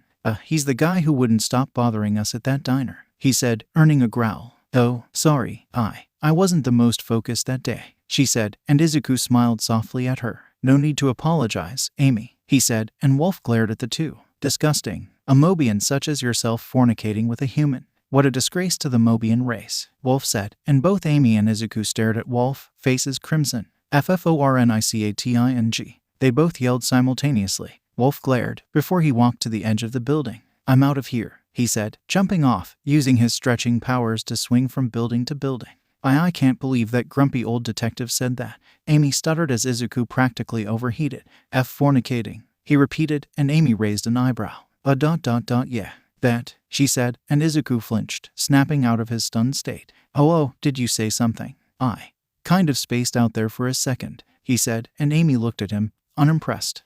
"No, I didn't say anything," she said with a sigh, and Izuku nodded, face still red. "All right, I set the clothes down over there, and ... they're fine," Izuku said, grabbing the bag. He then looked over at Amy. "Anything else you want to do in the city before we head back home?" he asked, and she winced. "Isn't your head bleeding? We should probably go home and check that out," Amy said, and Izuku's eyes widened in surprise. "How did I forget about that?" "Whatever, come on," 𝐒𝐭𝐚𝐲 said, walking up to Amy and scooping her up in his remaining arm, jumping off of the roof and back into the alley from before where a broken robot was twitching. 𝐒𝐭𝐴 scowled at it, stomping on it. Amy struggled out of his grip, hopping on the ground. "Why didn't we just fly home?" she asked, and 𝐒𝐭𝐴 winced. "Well, I don't know how bad my head is. If we fly and I pass out midair, it's game over for both of us," 𝐒𝐭𝐴 said, and Amy paled. "Oh, good thinking then," she said. 𝐒𝐭𝐴 then walked out of the alley, glad that nobody seemed to notice the little debacle on the roof, Amy following him. "All right, let's head home," he said, walking with Amy at his side. Eggman stood in front of a repaired metal Sonic, who looked at him curiously. This should be the final touch, and, huzzah, it turned on. "Let's see if I scan you, what will happen?" Eggman asked, pointing a small radar-like device at Metal Sonic, who shuddered at the feeling of being scanned. The radar buzzed loudly, and Eggman nodded. "All right, these readings seem correct. Now, what about this ring?" Eggman asked, pointing the radar at a ring that he had found. They were literally everywhere after all. The machine beeped, and Eggman grinned. "Yes, it finally worked. I have invented a machine that can detect chaos energy," Eggman said, holding it up with pride. "Maybe now I can finally one-up that repulsive rodent and his annoying friends and find the rest of the emeralds before he can," Eggman said, laughing to himself. Metal Sonic copied his pose, tilting his head in confusion. 𝐒𝐭𝐴 and Amy finally arrived home, and the two were just simply tired at that point. "I can't believe I'm about to say this, but can we postpone the training? My feet hurt," Amy whined, and 𝐒𝐴 nodded, his eyes drooping. "That took way longer than I thought it would," he said, and Amy walked into the bathroom, grabbing 𝐒𝐴's hand and dragging him along with her. "Come on, let's check out that freakishly hard head of yours," Amy said, and 𝐒𝐴 huffed. "Well, this freakishly hard head is hurt by your words," 𝐒𝐴 replied, and Amy grinned at him. "Oh, well, tell him I said sorry, but not sorry," Amy said, and 𝐒𝐴 rolled his eyes, amused. "Don't worry, it heard you," he said, before Amy hopped on the counter. "All right, Carrot Top, turn around so I can take a look," she said, and 𝐒𝐴 did as told. Amy inspected his head closely, feeling for anything important.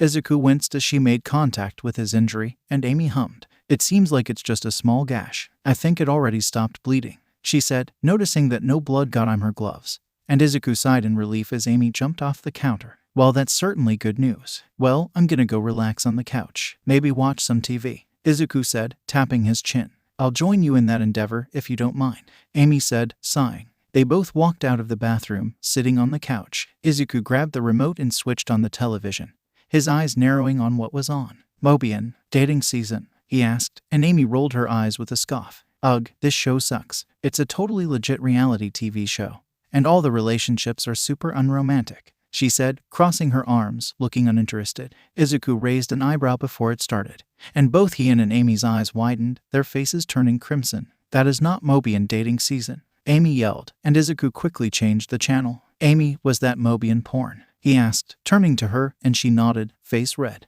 I think that said Mobian mating season, 𝐒𝐴," she said, and 𝐒𝐴's eyes widened. "Oh, that makes sense. My bad," he said, and she shrugged, still looking at the screen, face even redder than his. "It happens. Do we agree to never speak of this again?" she asked. 𝐒𝐴 nodded. 𝐒𝐴 switched the channel again a few more times, before he stumbled across the news station where a man was standing, holding a microphone. As many of you may know, there are multiple reports of loud noises and voices coming from the top of this building behind me. Well, we got a camera up there, and it looks like there was some sort of battle. Multiple robots that look like humans are lying about with holes and dents all over them. Just what are these robots? Were they sent by Eggman? Who destroyed them? Was it Sonic? Continue watching to find out, the man said, and he heard Amy laugh. "That was us. We kicked those robots' asses," Amy proclaimed, and 𝐒𝐴 couldn't help but smile. "Damn right we did. They didn't stand a chance," 𝐒𝐴 added, holding up his hand for a high five, which Amy eagerly slapped.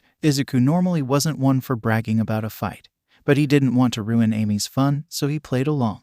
"That's because you like her," Nana and Banjo said in unison, and 𝐒𝐴 blushed, looking away from Amy, who blinked, looking a bit concerned. "For the last time, shut it about that," 𝐒𝐴 thought, shaking his head slightly. "𝐒𝐴, are you all right?" she asked, and he turned to her, nodding. "Yeah, it's just hot in here," he said, and she raised an eyebrow. "It is?" she asked, a little confused. 𝐒𝐴 nodded, and Amy shook her head, dropping the subject. "Whatever, I'm gonna go take a shower," she said, standing up and walking away. 𝐒𝐴 waited until she was out of sight to groan into his hands. "That was so stupid," he murmured, and it seemed Nana agreed with him. Yes, you should have at least tried to say something suave. We need to teach you how to get laid, kid, she said with a grin. I am going to strangle you, he replied. Stop teasing the boy on his crush, Nana, All Might said, and Izuku groaned again. Not you too, he whined inwardly, standing up. He walked to the fridge, opening it to see that they were beginning to run low on ingredients. I should probably buy some canned food for when we don't want to cook, Izuku muttered, walking away from the fridge. He sat back down on the couch, grabbing the remote and rapidly flipping through channels until he found what looked like a soap opera. He deadpanned, about to change the channel, only to remember something about Amy. Amy's favorite genre is romance. I remember she told me when we were still trapped in the cell together ... she'd probably love this, he said, looking to see what channel this was. Number .183. Alrighty, let me write that down, Izuku said, walking over to the notepad and writing down channel 183 soap opera. Well, now I'm just bored, Izuku huffed, before he heard the shower stop. Izuku straightened out for a second before he sighed, walking back over to the couch. He stretched, lying across the couch. After a minute, he heard the bathroom door open and quickly covered his eyes. Amy saw him almost immediately and giggled at him. Thank you for covering your eyes, she said, walking over to the bag that held her new clothes. He heard her fumble around with the bag before she turned back to the bathroom, entering it and closing the door. After a minute, the door opened and Izuku peeked through his fingers, seeing that she was wearing her new workout gear. Simple shorts and a pink t-shirt, along with her gloves and brand new running shoes. Izuku grinned at the sight. How do you like them? He asked, and she gave a thumbs up. It's really breathable. I also put my quills in a ponytail to keep them out of my face if that isn't a problem, she said, and Izuku smiled at her. Nope, you seem excited. You want to start now? He asked, and she nodded, quickly opening the door and rushing outside. Izuku hummed, following. He saw her standing there, visibly excited to start as he walked outside. He stood in front of her before he got into a simple boxing stance, his fists cocked in front of his torso. He looked at Amy, and she copied his stance. Izuku looked at her stance, noticing a few discrepancies. Move your left foot to the side a little bit. Keeping your feet uneven could result in you stumbling when you attack, which leaves you wide open. It might be a bit annoying to do at first, but it'll come naturally to you after a while, Izuku said. She nodded, looking down and straightening her feet, before nodding with a determined look in her eyes. Good. Now, lower your fists. They're a little too high up. If your arms are too high, you could block your sight with them a little bit by accident. It's actually really easy to do when you're in the middle of a fight, Izuku said, and Amy blushed, embarrassed at how many things she was getting wrong. She quickly fixed her mistake, and Izuku smiled at her, getting back into his own stance, before he quickly threw a punch forward, still in perfect form. He looked to the side, seeing Amy attempt the same thing, and he winced as she stumbled slightly. This might take a while, Izuku thought, and All Might chuckled inside his head. That's exactly what you looked like when you first started, he commented. I looked like a 42 hedgehog girl that had pink quills, Izuku sassed. He then flinched as if someone had smacked him lightly in the back of the head. You knew what I meant, All Might finished. How did you even do that? Izuku asked, rubbing the back of his head. Trade secret. You should probably help your friend. She looks like she's kind of struggling, All Might advised, and Izuku's eyes widened as he saw Amy frowning. No, that one wasn't it either, she grumbled, frustrated. Izuku walked up to her, telling her to relax her shoulders and straighten out her back a little bit. She looked back at him, appreciative, before she tried again.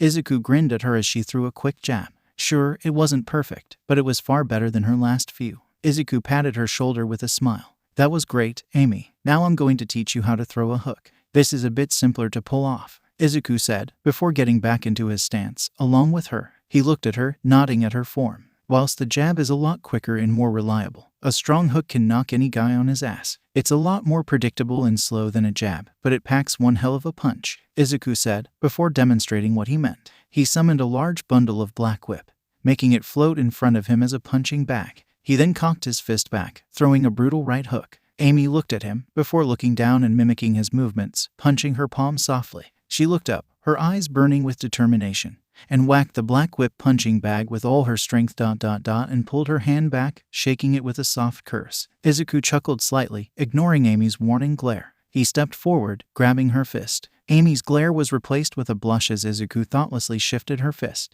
You were bending your wrists during that hit, and you shouldn't punch with your fingers. Hit with your knuckles instead. You don't want to break your fingers after all. Too many breaks, and they could end up crooked, like mine. Izuku said, his smile disappearing as he was momentarily lost in his thoughts. Amy's eyes widened as she looked at Izuku's hands, noticing that one of them was in fact slightly crooked. It was a miracle that she hadn't noticed it yet, as now it was insanely obvious that there was something up with his hand. How? She started, and Izuku smiled sadly, answering before she could finish. Before I learned how to control my quirk, it would break my body any time I tried to use it. Hell, the first time I used it, it completely shattered my right arm and both my legs, he said, and Amy's eyes widened. I punched a giant robot's face in to save a girl that was nice to me.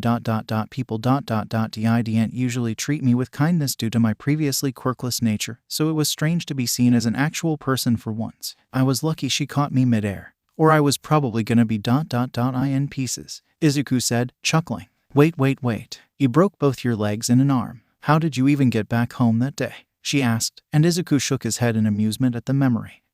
I passed out from the pain, and after that, an old woman healed me with her quirk by kissing me on the forehead, he said, and Amy crossed her arms, staring at Izuku with an unamused look. Izuku grinned, shaking his head. I know, it sounds insane, but it's the truth. Her hero name was Recovery Girl, Izuku said, and she shook her head. It could give me irrefutable evidence, and I still wouldn't believe that an old woman healed you by smooching your forehead, Amy said with a small smile. Izuku rolled his eyes with a smile, before he shook his head, refocusing on the task at hand. Sorry, I got sidetracked. As I was saying, make sure to hit with your knuckles and not your fingers, Izuku advised. Amy nodded, before cocking her fist back and throwing a decent right hook. Not bad, but it could use some work. Certainly better than last time though. Good job, Amy, Izuku congratulated, giving her a thumbs up, which she excitedly reciprocated. Izuku then grew more serious, and looked down at her with a small smile. Alright, now I'm going to take a few steps back, and when I say go, I want you to try and hit me. I won't attack back or anything, I'll just be avoiding your attacks. One more thing, you can't use your hammer, he said, and she winced, looking uncertain. I don't know, Izuku you're way more experienced than I am.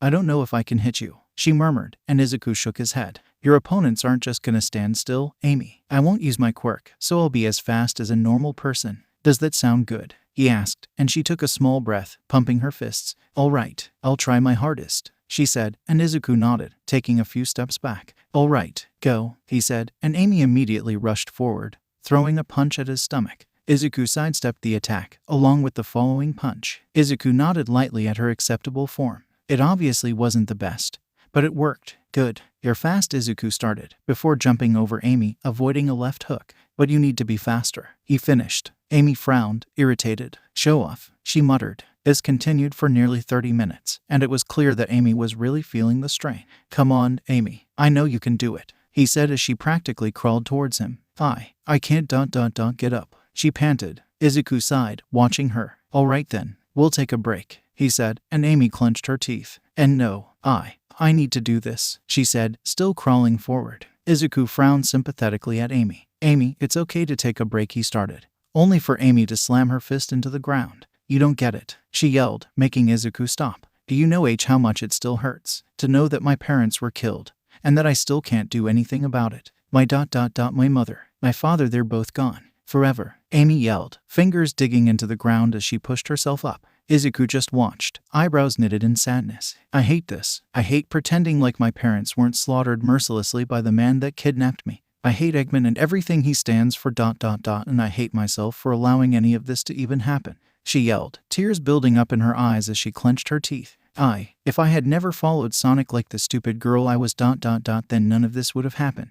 I would still have my family. My friends. My home. But no, I just had to be an idiot fangirl who wanted her hero's attention. Amy cried, curling up into a little ball and sobbing. Izuku watched, his eyes wide and mouth slightly open. He reached his hand out, before hesitating. He stopped, before he took a breath, and walked over to her, lying down next to her. He just laid there in silence for a minute, letting her cry. After a few minutes, the sobs had turned into sniffles, and Izuku decided to break the silence. You know, when I first started learning how to fight, I couldn't throw a punch right either, he said, and she paused, before looking at him from her curled-up position. Really? She asked, and Izuku nodded with a smile. Really, I got the stance wrong too. It took a few days to even get the stance right, Izuku told her. It took you 8 minutes, All Might corrected inside his head. Shush, let me help Amy, he told him, nodding at Amy who looked surprised. So, you're actually doing way better than I was. Honestly, I think I might have been a bit too hard on you. I only taught you how to punch and now I'm making you try to hit me. That's my fault,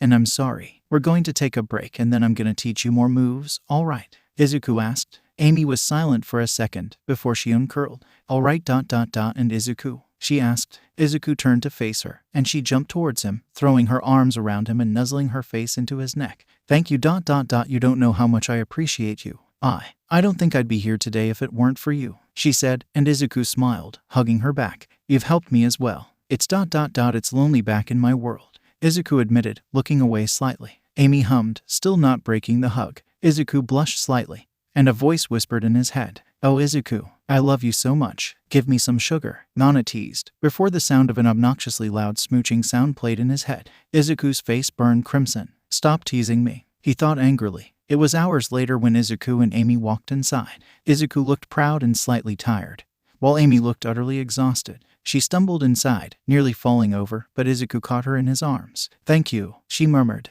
Izuku set her down lightly, and she blinked wearily. All right, you need to hop in the shower. It's important to bathe after working out, Izuku said, and she hummed, walking over to the bathroom. Izuku nodded, before he sighed, stretching with a grunt. She had made great progress today, and he was proud of her. She had learned a lot of basic attacks like the many ways of how to kick, elbow, knee, even headbutting enemies. Sure, she wasn't ready yet, but it was amazing progress. Izuku yawned as he heard the shower turn on, before he sat on the couch. He didn't really have much to do other than wait for the shower to open, so he simply waited, thinking to himself, she's a fast learner, just like you, All Might said, and Izuku nodded with a smile. Yeah, it's honestly impressive. She surprised me with how fast she picked up on it. She's a natural, Izuku thought excitedly. I can tell. You seem excited to train her, Nana said, and Izuku's smile dimmed. She's out for revenge. I know what it's like to get swallowed by vengeance, so I'm going to make sure it doesn't happen to her. She's just going to be depressed if she can't fight, but I'll make sure to keep her in check when she does, Izuku explained, and he heard a collective hum in his head. Good answer, ninth, the first said, and Izuku blushed in embarrassment. Thank you, first, he replied. After another 15 minutes, he heard the shower turn off, and he placed his arm over his head as Amy walked around, getting dressed. After a minute, he heard her mumble that she was dressed. He opened his eyes and gasped at the dress that she was wearing. It was the green one she picked out, and she was smiling bashfully while wearing it. That looks amazing on you, Amy, he said, and she blushed, her eyes widening. The next thing Izuku knew, he was leaning off the couch, a small bump on his head. You don't just say that, idiot, Amy said, holding her mallet. Oh, Izuku whimpered, and he heard Nana cackle in his head. Oh, Izuku, I'm sorry. I didn't mean to do that. Are you all right? Amy asked, dropping her hammer, which dissipated, and rushing to Izuku, who was feeling a bit woozy. Amy, why are there two of you? He asked, and Amy's eyes widened. That doesn't sound good, she said, looking around. She looked down at her hand for a second, before gulping. This is gonna hurt, she warned Izuku, before slapping him across the face. Izuku grunted, before blinking, looking normal again. What the hell happened? And why does my face hurt? He asked, touching his face and wincing. And no reason? Amy asked, and Izuku looked at her for a second before he stood up and walked to the bathroom. Amy followed nervously, and Izuku's eyes widened at the comically large slap mark on his left cheek. God damn, he said, looking at the massive handprint. Amy looked at it, her eyes widening as she finally noticed it. She then looked down at her own hands, a deadpan look appearing on her face. I have really big hands, she said. Izuku looked over to her, noticing that her hand fit the size of the slap mark. Amy, I'm not mad or anything. Honestly kind of impressed. However, I would like to know just why you slapped me, Izuku said, and Amy played with her hands nervously. So, you saw my new dress and said it looked amazing on me, and I kind of reacted poorly. I didn't mean to, but I was so embarrassed and I hit you on the head with my hammer, she admitted, and Izuku's eyes widened.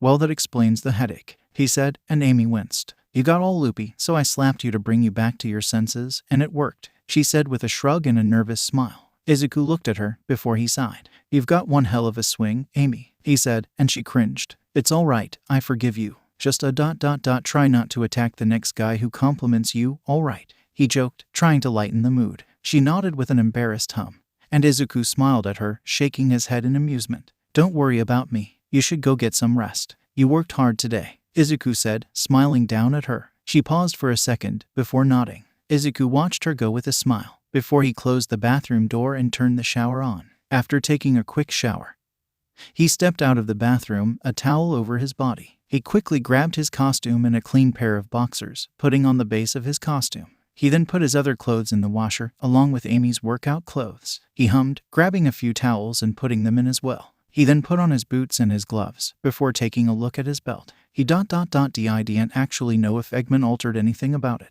He should probably check. He grabbed his belt, opening all of the pouches. Most of them were filled with normal stuff like bandages and smelling salts. There were some painkillers, and a little clicker with a microphone. He looked closely at the clicker before pressing the button. He then heard a dull fuzz from behind him. He turned around quickly. OFA activating ... only to see nothing there. He paused, looking down at the clicker. "What?" he asked, before pressing the button. He paused, hearing the same fuzz behind him. However, he simply spoke into the clicker, and he heard his voice behind him. He grabbed his mask, slipping it over his head, and pressing the button, smiling at the sound. It was coming from his mask. This was a communicator, and the other side was built into his mask. I hate to say it, but Eggman's a genius when it comes to practicality, 𝗧𝗃𝗂 muttered, before he got an idea. He walked into his room to see Amy lying down, dozing off but not quite asleep. "Amy?" he asked, and she hummed, turning to face him, her eyes bleary. 𝗧𝗵𝗲, she mumbled, and 𝗧𝗃𝗂 smiled at her. "Can you sit up for me, please?" he asked gently, and she slowly shifted, rubbing her eyes. "I'm listening," she murmured, yawning. "All right, Amy, I'm going to give you something, and I want you to always carry it around with you." "All right?" 𝗧𝗃𝗂 asked, and Amy got a little bit less drowsy. "𝗧𝗃𝗂, what is this about?" she asked, and 𝗧𝗃𝗂 handed her the clicker. "This is a communicator. Apparently Eggman put this in my belt, probably planning to use it to keep in contact with me. However, since we aren't working together, I'm going to give it to you. Flick on that button and say something into the little holes on the front," he directed, and she gazed at it warily for a second, before pressing the button.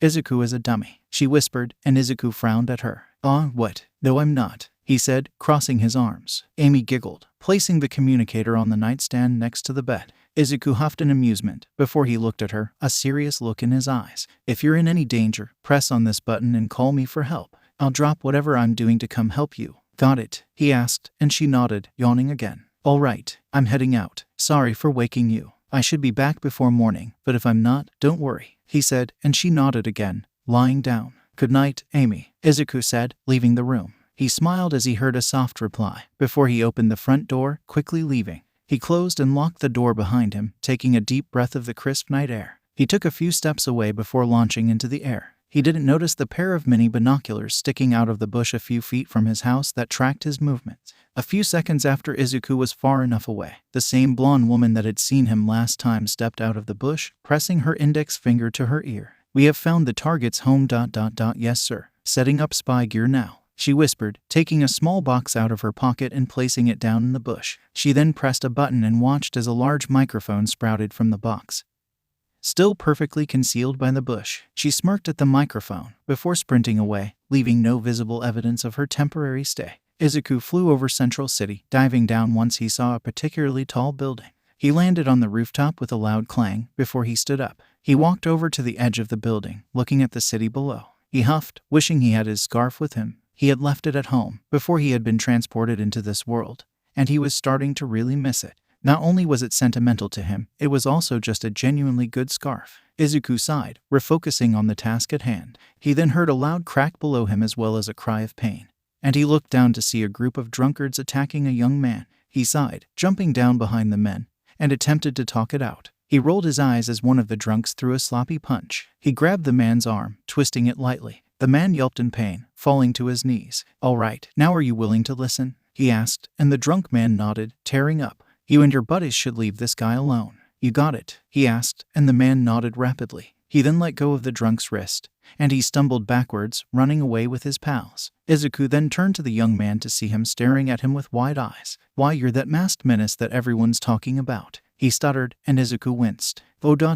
Yeah, that's me," 𝗧𝗃𝗂 said, looking away. "Oh, I knew they had you wrong. I was there when you attacked those poachers. You're a good guy for beating those racist lunatics. I can't believe one of them pulled a gun on a Mobian. Say, I've been curious, are you and that hedgehog girl friends?" the young man asked, and 𝗧𝗃𝗂 shrugged. "Maybe. You should go back to your house. It seems to get pretty dangerous around here at night," 𝗧𝗃𝗂 advised, and the man nodded. Oh, right. Thank you, sir. I won't forget this," he said, rushing away. 𝗧𝗃𝗂 sighed as he watched him go. before jumping up back to the roof and launching away, looking around for any other danger. A few hours later, Izuku hummed while on a rooftop. A nice rabbit woman and her adorable little daughter had thanked him by buying him a nice plate of meat buns after he saved them from a few poachers. He tried to deny the gift, but they hadn't taken no for an answer, and he was sure glad they did. "Oh, these are delicious," Izuku murmured, popping another one in his mouth. He looked down into the box, sighing sadly when he found that there weren't any left. He stood up, grabbing the takeout box and folded it into a small square, before he stuck his tongue out slightly, putting his finger behind the little folded square. He then flicked it with a tiny percentage of OFA, watching it fly through the air and land in a recycling bin.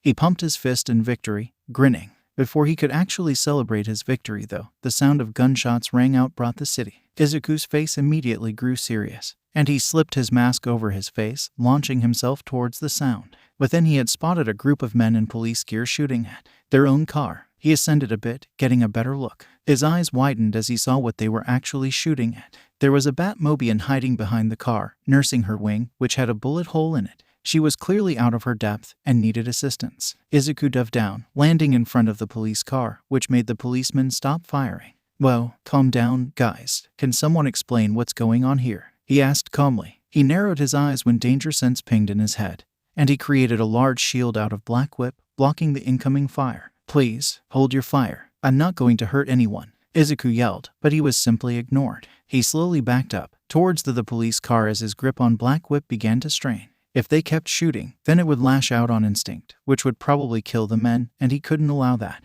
Izuku then flipped over the car, sighing in relief as he retracted black whip. He then looked at the Mobian woman who was simply staring at him with wide eyes. Izuku took a small step forward, and the woman's eyes narrowed, untrusting. She appeared to be holding something close to her chest, and she raised her sharp heels towards his face. "You get any closer and I won't hesitate to slit your throat," the woman threatened, and Izuku blinked in surprise at the threat. Jesus, he just tried to help her, and now she threatens to kill him. How's your wing?" he asked, and the Mobian scowled at him. "Oh, it's just fine. Thank you for asking." "Oh, what's that? There's a fucking hole in it." "What? I didn't notice," the woman sassed, and Izuku deadpanned. "All right, I get it. I'll try to get these guys off your tail. Can you still fly?" he asked, and she flapped her wings, wincing in pain. "Yes, but not nearly as fast, and it'll hurt," she said, more to herself than anything. Izuku nodded. "I could carry you out if he started, only to be cut off by the Mobian's glare. I'm not some damsel. Just go distract those pesky policemen so I can fly away without being turned into a pincushion,"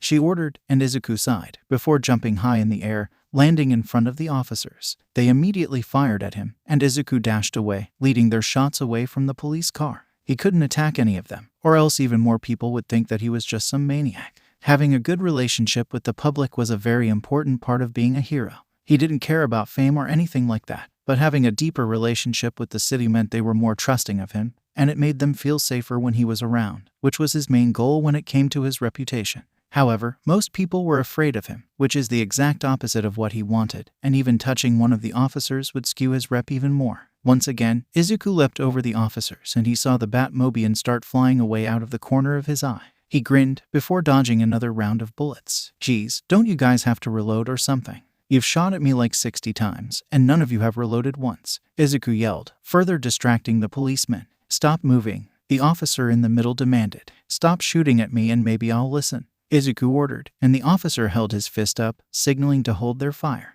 "Thank you. Now can someone please tell me why you were shooting at that Mobian?" Izuku asked, and the man in the middle scowled. "What? That's the infamous 𝗔𝗫𝗪, the most famous thief in Central City. She stole some very valuable diamonds, and we're tired of her," the policeman said, and Izuku's eyes widened. "She's a criminal," he thought, before shaking his head. "You were gonna kill a thief over some diamonds? No arresting, just straight to murder?" Izuku asked, and the policeman scowled at him. "Don't question me, son. The only reason I haven't charged you with multiple accounts of aggravated assault is because I know of the whole poacher situation going on around here. I respect what you do, but don't expect to judge me and get away with it," the man said, and Izuku huffed, shrugging. "Whatever. This Rouge girl just escaped by the way. Don't worry though, I'll get you the diamonds back," Izuku said, before leaping off. Izuku scanned the area from above, before seeing a small figure on a rooftop, admiring something. He grunted, before he slammed down on the roof behind the figure, startling her. "What the? Oh, it's just you. If you're expecting anything in return for helping me, you're shit out of luck," Rouge said, facing him with a smile. Izuku simply glared back, ignoring the slight blush that crept up his face. The woman was dressed in full black spandex, except for her chest, boots, gloves, and head. She did nothing to conceal her identity. Her full face simply out in the open. Her boots and breastplate were both bright pink, and her silk gloves were a pure white. "You tricked me. Give me the diamonds, and you won't have to go to jail," Izuku said, and the woman chuckled cockily. I didn't lie. You never asked me why I was being shot at. I never tricked you," she said with a grin, and Izuku felt his eye twitch. "You're a lot different when you don't need help," Izuku said. Rouge looked at him, a scowl replacing her teasing smile. "I didn't need your help. I could have gotten out of that situation just fine, Pine Tree," she growled out, before she took a breath and smiled once more. "Now scurry along. I have some gems to ogle," she said, and Izuku sighed, before vanishing. Rouge hummed, thinking he had left, before his voice from behind her startled her once more. "So, this is the box that the diamonds are in. I have to admit, it is pretty. I can see why you want to ogle them," Izuku said, holding the box that she was trying to conceal. "Well hey, give that back. I rightfully stole that," she yelled, dashing up to him. Izuku simply smiled. "If you're expecting me to just let you take these, then you're shit out of luck," Izuku said, before launching away. She watched him go with a glare, before she waved it off with a scowl. "Whatever, there are more gemstones in this city," she said, flapping her wings and slowly flying away. Izuku quickly landed back in front of the officers, who looked impatient. "Here, these should be what you were looking for," Izuku said, handing the box over. The policeman in the middle opened the box, nodding at its contents. "Good. We'll let you go this one time since you helped us. However, you're still a criminal. We may know what you're doing and why you're doing it, but other officers might not. I can contact my superintendent and let him know that you helped us, but that most likely won't do much," the officer said. And Izuku nodded, a grateful smile on his face, though the officers couldn't see it. "Thank you, officer. I'm gonna leave now. I hope the three of you have a nice night," Izuku said, before he launched away. The officers watched him leave, before the one that spoke to him sighed. He looked to the other officers, taking out a cigarette. "I'm gonna go have a smoke. Drive home if you want, I can walk," the officer said. And the other two nodded, before realizing that they had shot their car. It's probably fine," the one on the left said as they entered the car. The single remaining officer watched them leave, before he walked into an alley, making sure that nobody was watching him. He then clicked a hidden button on the cigarette, and the orange bit popped open. He then placed the cigarette up to his mouth and started talking into it. "Wilson to home base. I have acquired new info on one of the primary targets. Yes, he is not like how the media portrays him. He wants to help people. Continue watching him." "All right." Officer Topaz planted the spy gear already. "All right. Officer Wilson out." The policeman then took his hat off, brushing any dust off of it with a sigh. He then placed his hat back on, before he left the alley, a policeman once more. Izuku landed softly in front of his house, before powering down. He walked to the door, opening it, cringing at the creaking. It wasn't too loud, but he did not want to wake Amy. He did not want her having the same sleep schedule as him. He was used to staying up for days on end, fighting crime. She wasn't. He tiptoed across the house as he slipped his mask off, peeking his head into his room to see Amy cuddling with her pillow, snoring softly. He sighed in relief, before he tiptoed back to the couch, slowly taking his shoes and gloves off. He placed his shoes next to the couch, and his gloves on the table. He laid down on the couch, checking the clock above the door. 4:42. "I only need a few hours of sleep," he thought to himself, quickly drifting off. Amy groaned as the sun attacked her eyelids, making her turn over. However, the damage was already done. "Ugh, stupid sun, waking me up from that nice dream," Amy murmured, looking around blearily. Her eyes widened slightly when she saw that she was alone in the room. "Izuku still isn't back yet," she muttered, before she stretched, her quills flexing with her. She realized that she had been cuddling her pillow in her sleep and blushed in embarrassment. "I thought I stopped cuddling things in my sleep," she muttered. She knew she hadn't done it in a while. Oh, she would be ghostly pale if she woke up to herself cuddling Izuku. That was a terrifying thought to have. What would he think of me? She asked herself internally, before she deadpanned. He would immediately forgive me. Yeah, that's no doubt what he would do. Though, he would blush the entire way through it, hee, she whispered, standing up. She quickly walked out of the room, ready to take a shower, when she spotted Izuku lying on the couch, his arm hanging off the side. She looked at him in shock, before realizing what happened. He must have come home ages ago and slept on the couch so he wouldn't wake me. "Oh, Izuku, you don't need to do that," she thought to herself, shaking her head. She tiptoed around, grabbing a towel and some clothes. She had to start dressing herself inside the bathroom after a shower. She often forgot that Izuku was a guy, only to realize when they caught each other in an embarrassing moment. Amy sighed as she turned on the shower, wincing as she rubbed her shoulders. "Geez, I'm so sore. I guess this is what happens when you work out," she murmured, annoyed. A little pain wouldn't stop her from this, but it was certainly annoying. Amy felt the water, satisfied at its heat, before she undressed and stepped inside. After cleaning herself, drying herself, and getting dressed inside of the bathroom, Amy stepped out of the bathroom, running a brush through her quills. She had to find out what to do with them. She couldn't just leave them there like that. That was so ugly. She hummed as she thought about how she should style her quills. "I want something cute ... but I also want it to be practical. Maybe I should ask 𝐒𝐿. He probably knows the practical way to style his hair. I don't know though ... his hair is way different from my quills ... she thought, before she noticed his boots and gloves. He had obviously taken them off before he had fallen asleep, but ... to just leave them there. Amy huffed, grabbing his boots, tapping into her monumental strength to lift them. "Geez, these are heavy," she thought, carrying them over to the front door, where she gently placed them. She had remembered a few of the customs that he had told her about Japan, and keeping your shoes near the front door was one of them. She was just glad that she didn't have to follow those rules. Taking her shoes off in front of anyone was deemed an extremely intimate action among Mobian, and she did not want to come on to 𝐒𝐿. "Sure, he's strong, handsome, endearing, cares about me, helped me through the worst time in my life, saved me, is handsome, can hold a conversation with me without calling me weird or boring, has great muscles, and did I mention that he's handsome?" she thought, going on a mental tangent. She froze as her thoughts really registered in her head, and her face turned crimson. "Well, where did that come from?" she asked herself internally. She turned to look at 𝐒𝐿, watching him snore softly. Her face heated up even more as she stared,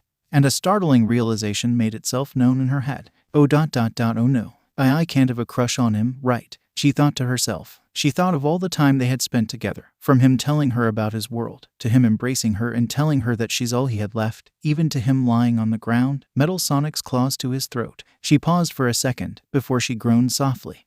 "This is way more than a crush," she whimpered. 𝐒𝐿 yawned as he woke up. He stretched, his body cracking in all the right places. He looked around, noticing Amy furiously cooking something. He stood up, walking over to her, and standing a foot away from her. "What are you making?" 𝐒𝐿 asked, rubbing his eyes. Amy yelped, turning around and summoning her hammer. She calmed down exponentially when she saw it was just him, but her face was ...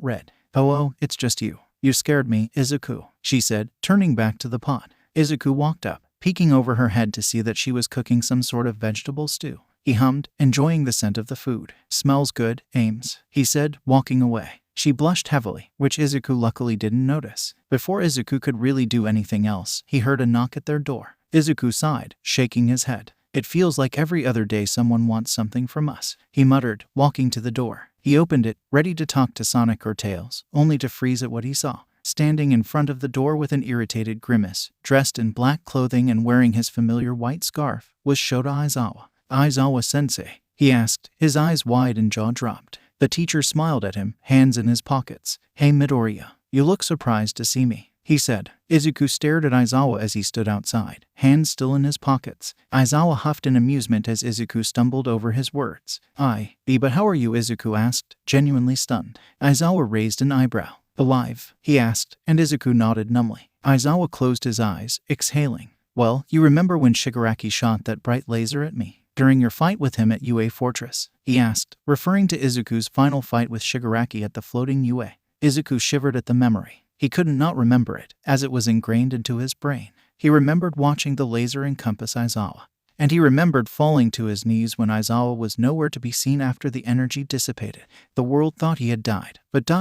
he was here instead. How? Why? Aizawa wrapped his scarf around 𝐒�'s torso just before he devolved into a mess of murmurs. "I wouldn't think too deep into it, kid. My working theory is that the laser didn't kill me, but instead transported me here, to Mobius. I saw some news about a masked menace that strongly resembled a certain student I had," Aizawa said, and 𝐒𝐿 winced. "I know it sounds bad, but I wasn't just attacking random people, I swear," 𝐒𝐿 said, and Aizawa nodded, adjusting his scarf slightly. "I know. You wouldn't just randomly attack civilians like that. I did some digging and found that they were part of the poachers, and that you saved a pink hedgehog girl from getting shot, before flying her off, presumably to a hospital," Aizawa asked, and 𝐒𝐿 winced. "Not exactly," he said, before he heard footsteps walking towards him from the left. He turned to see Amy looking at him with a raised eyebrow. "Who's at the door?" "You've been talking to them for the past 5 minutes. Just let them in already. I don't want all the warm air being let out," she said, and 𝐒𝐿 winced, turning back to Aizawa. who had an eyebrow raised. "You're living with someone?" he asked, and Izuku rubbed the back of his head. "Just ... come in. It'll be much easier to explain inside," Izuku said, opening the door even further. Amy walked back to the kitchen, keeping a close eye on the stew, which was just about finished. Aizawa took a step inside, looking around. "I expected more pictures," he admitted, before he noticed Amy. "It's that pink hedgehog ... you live with her?" Aizawa asked, and Amy turned around, seeing Aizawa. Her eyes widened, and she looked at Izuku, an eyebrow raised. "Who's our guest?" "Izuku," she asked, and Aizawa looked at Izuku in surprise. "First name basis?" he asked, and Izuku blushed. "It's not what you think," Izuku admitted, and Amy blinked. "What's the problem with calling each other our first names?" Amy asked, and Izuku looked at Amy excitedly. "Remember how I told you that in my world, calling someone their first name is a sign of being really close?" Izuku said, and Amy nodded, before her eyes widened in realization. "Wait, she asked, referring to Aizawa. Izuku nodded, a smile on his face. "Yep, he's from my world," he confirmed, and Aizawa looked at the two, confused. "So what, are you two dating or something?" he asked, and both Izuku and Amy blushed, stammering over their words. Aizawa grinned at Izuku. "You haven't changed one bit," he said, and Izuku smiled, embarrassed. Amy looked at Izuku with a small smile, rubbing her hands together nervously. "So ... how do you two know each other?" she asked, hoping to learn more about not only Izuku, but also his friend.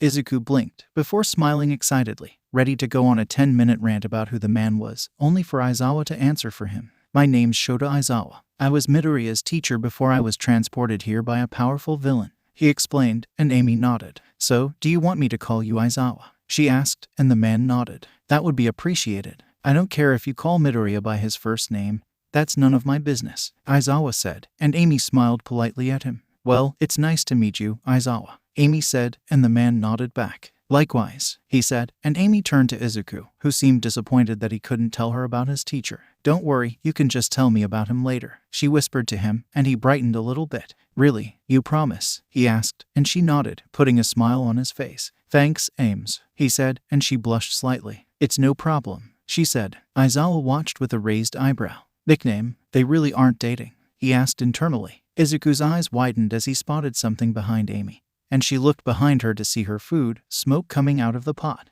"The stew. Oh God, how did I forget?" she asked, rushing to the stove and turning the heat off, stirring the food. Smoke rushed out of the pot in droves, and Amy covered her mouth and nose as she stirred and waved the smoke away. Aizawa watched with a deadpan stare as Amy and Izuku panicked over the food, before he chuckled. Izuku then looked over to him, a question on his mind. "Speaking of food, how have you survived here?" he asked, and Aizawa smirked at him. "Simple. I work 4 jobs," Aizawa said, and Izuku blinked, completely silent. Amy slowly turned around, her jaw dropped. "Why, you're joking, right?" they both asked in unison, and Aizawa lowered his scarf to show off his red shirt with a pizza slice on it. Izuku stared at it, before he snickered, holding his hand over his mouth. Aizawa's smirk disappeared as he watched Izuku, an annoyed frown on his face. Amy looked at Izuku strangely as he snickered, before she scowled. "Hey, why are you laughing at him just because of his job?" she asked, hands on her hips. Izuku chuckled, stabilizing herself. It's not because of the job.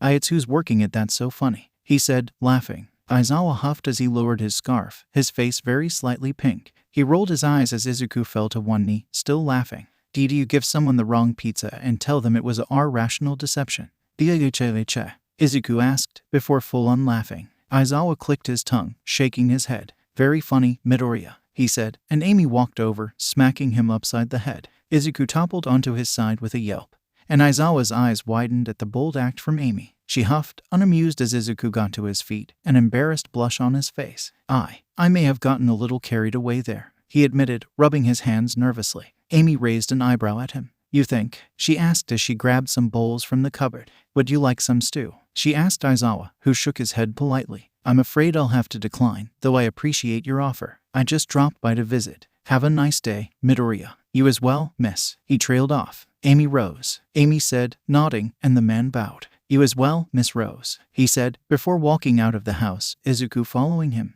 "You can visit anytime you want. You might not be my teacher anymore, but that doesn't mean we can't be friends," Izuku shouted to Aizawa, who waved back to Izuku without looking. Izuku smiled as Amy looked at the man, confused as to why he bowed. As if he read her mind, he tilted his head to her, explaining that bowing was a sign of respect as well as a thanks. Oh, that makes sense, Amy said, nodding with a smile before she walked back inside. Izuku was about to follow her when he paused. If Aizawa was here, could other people have been transported to Mobius? Izuku looked back at Aizawa, who was now nearly out of view. He debated on running after him and asking him if he had run into anyone else from their world, but he shook his head. If he had, he most likely would have said something. Izuku walked back inside with a huff, lost in his own thoughts. From hundreds of feet in the air, Metal Sonic tilted his head at the interaction that he had just witnessed. Friends? What are friends? The robot thought to himself, before getting called back to the base. Save friends to query, Metal thought as he zoomed off, unnoticed by all. Izuku stood in the remnants of Amy's village, his arms crossed as electricity sparked around him.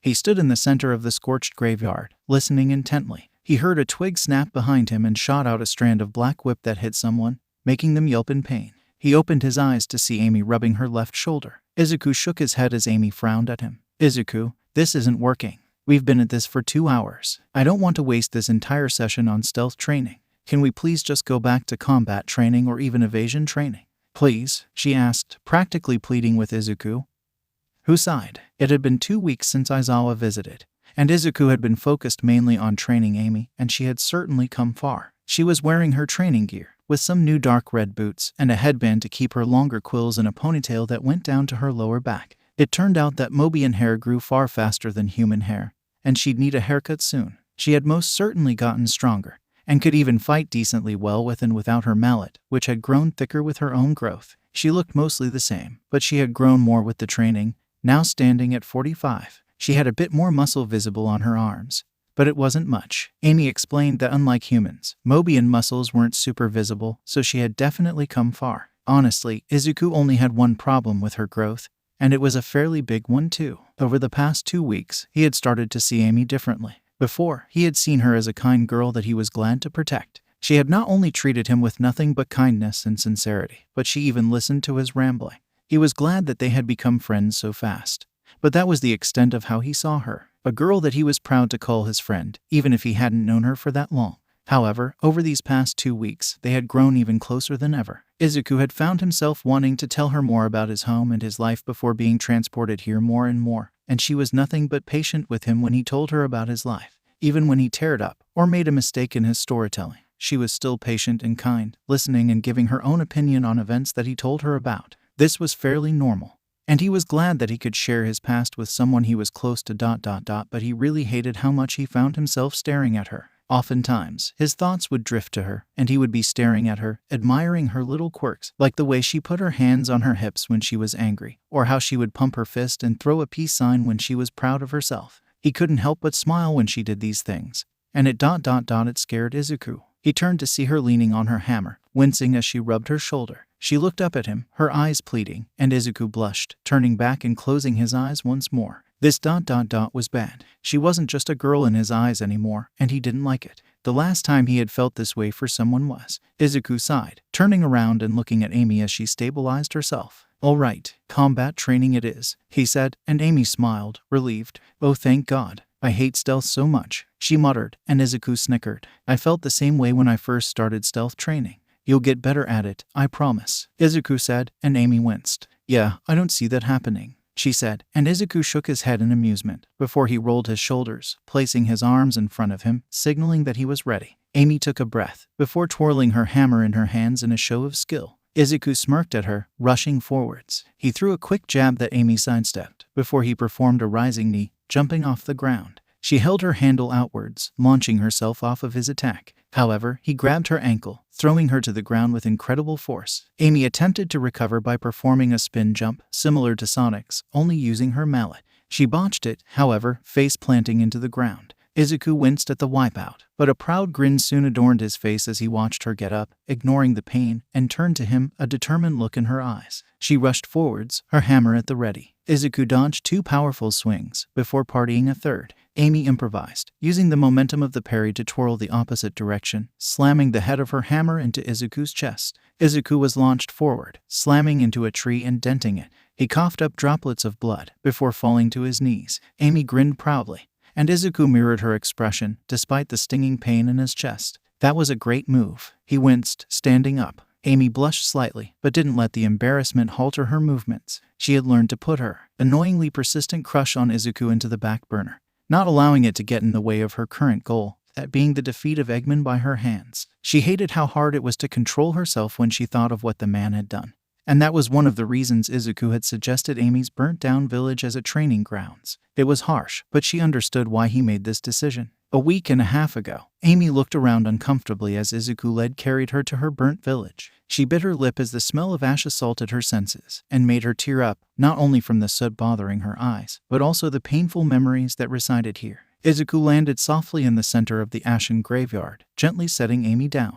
"Why are we here?" she asked, not quite looking Izuku in the eyes. He looked down at her, and she could tell by the look on his face that he didn't want to do this. "Amy, I know this might sound like a stupid question, but just answer it truthfully. How does this place make you feel?" he asked, and she scoffed, looking away, holding her arms uncomfortably. "Sad, angry, vengeful, guilty," she admitted, her eyes narrowing in a destructive mix of loathing towards the man who took her family as well as herself. Izuku's eyes softened before he closed his eyes, taking a breath. "That's why we're here. This area will be our training ground," he said, and she looked at him, unable to keep the glare off her face. "Why?" she asked, and Izuku winced at the anger in her tone. "Eggman ... he won't take it easy on you. How do you think you would react if he taunted you about ...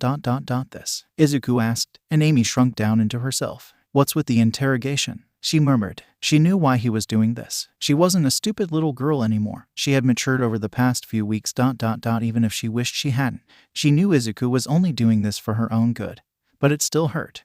"If you want to head back," Izuku started, and Amy's quills bristled. No, I can do this. This ... this is to toughen me up, right? So I don't go berserk, lose my mind and make stupid choices?" she asked, and Izuku smiled softly at her display of maturity. "Right on the money. I know it's not ideal, but it will prepare you," he explained, and Amy turned away from Izuku, her head lowered. "Let's just get started, please," she whispered, summoning her mallet, something that had practically come naturally to her in the past few days. Izuku nodded, eyes shining with sympathy. "Of course, whenever you're ready," he said, powering up to 5%. Present day. Amy was ripped from the memory as Izuku grunted, power shooting off of him in droves. He had risen from 8% to 15%, and Amy grinned nervously. She had only forced him to this power once, and he accidentally gave her a limp for 2 days. He apologized profusely, but Amy saw it as a badge of honor. The fact that she had forced him to go that far was a sign that she was improving, and it excited her to no end.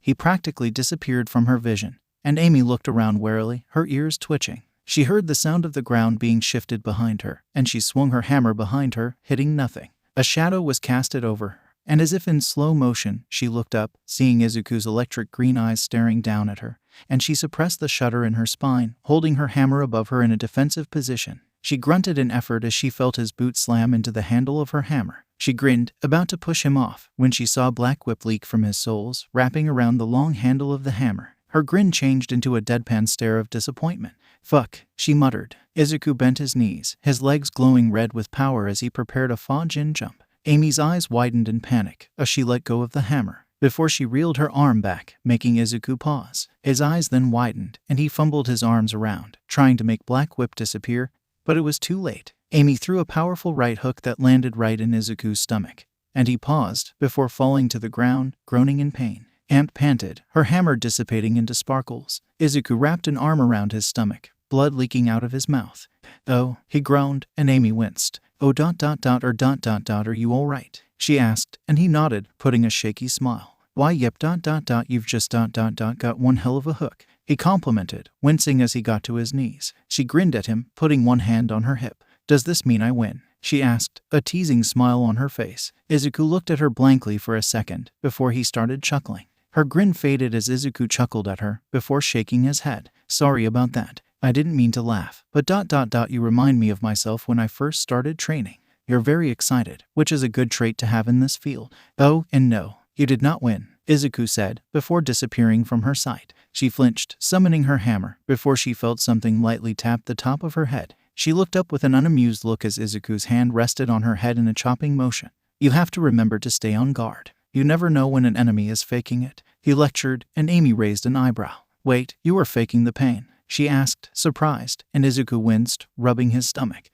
No, that was actually a really good hit." I wasn't faking that, he said, giving her a thumbs up. Amy smiled at him before she summoned her hammer and swung it at 𝗂𝐬𝐽, who dodged with a grin. Getting hasty, aren't we? He asked, teasingly. Amy rolled her eyes, amused. Hey, you're the one who said we weren't finished, she said, pointing the head of her mallet towards 𝗂𝐬𝐽, who smiled. Good answer, he responded, ducking under another swing. 𝗂𝐬𝐽 and Amy walked through their front door and into their house, satisfied grins on their faces. They were once again covered in bruises and scrapes, but that didn't dampen their mood. Hey, do you mind continuing the story about that school festival you had? The one that you tried your hardest for so that you could make that little girl you saved smile? Amy asked, a smile on her face. 𝗂𝐬𝐽 blushed at the explanation, rubbing the back of his head as Amy opened the fridge, grabbing 2 plastic water bottles. When you explain it like that, it makes me sound like some kind of saint, he said, before Amy tossed one of the bottles to him. He caught it with an appreciative thanks, and Amy rolled her eyes. I'm just saying it as it is, hero boy.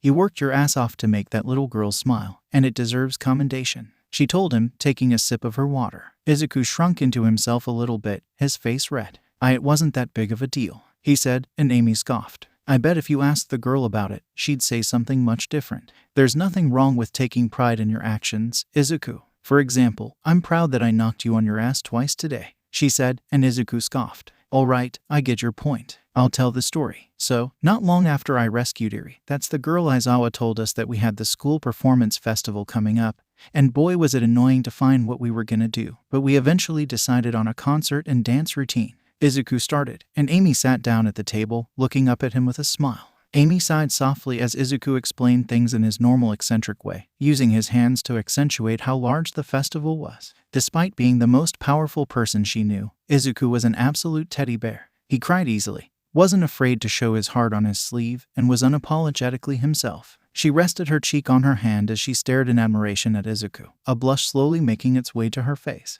It was undeniable now, and she knew it. She was in love with 𝗂𝐽. It wasn't the same shallow love she had felt for Sonic, no. This was different. There was a boy that she knew, and just being around him made her smile. She giggled as 𝗂𝐽 stuttered on a word, making him smile nervously. He was just so real. He listened to her when nobody else did, and he spoke his mind, even when he knew it was something that she wouldn't want to hear, and she admired that about him. He always did what was best for her, even if it hurt one of them, and she couldn't help but admire that, as well. 𝗂𝐽 was the first person other than her parents that actually made Amy happy, so it was no wonder why she had grown feelings for him. She momentarily wondered if it was even possible that he felt the same, before she shrugged, her smile dimming a bit. It was highly unlikely. Amy was brought back to reality as 𝗂𝐽 snapped his fingers, still telling the story. And just like that, the music started playing, and my training kicked in. I danced like I had never danced before. I blew the audience away with my stellar moves, 𝗂𝐽 said, smiling proudly. Amy smiled, the idea of 𝗂𝐽 attempting to dance filling her head.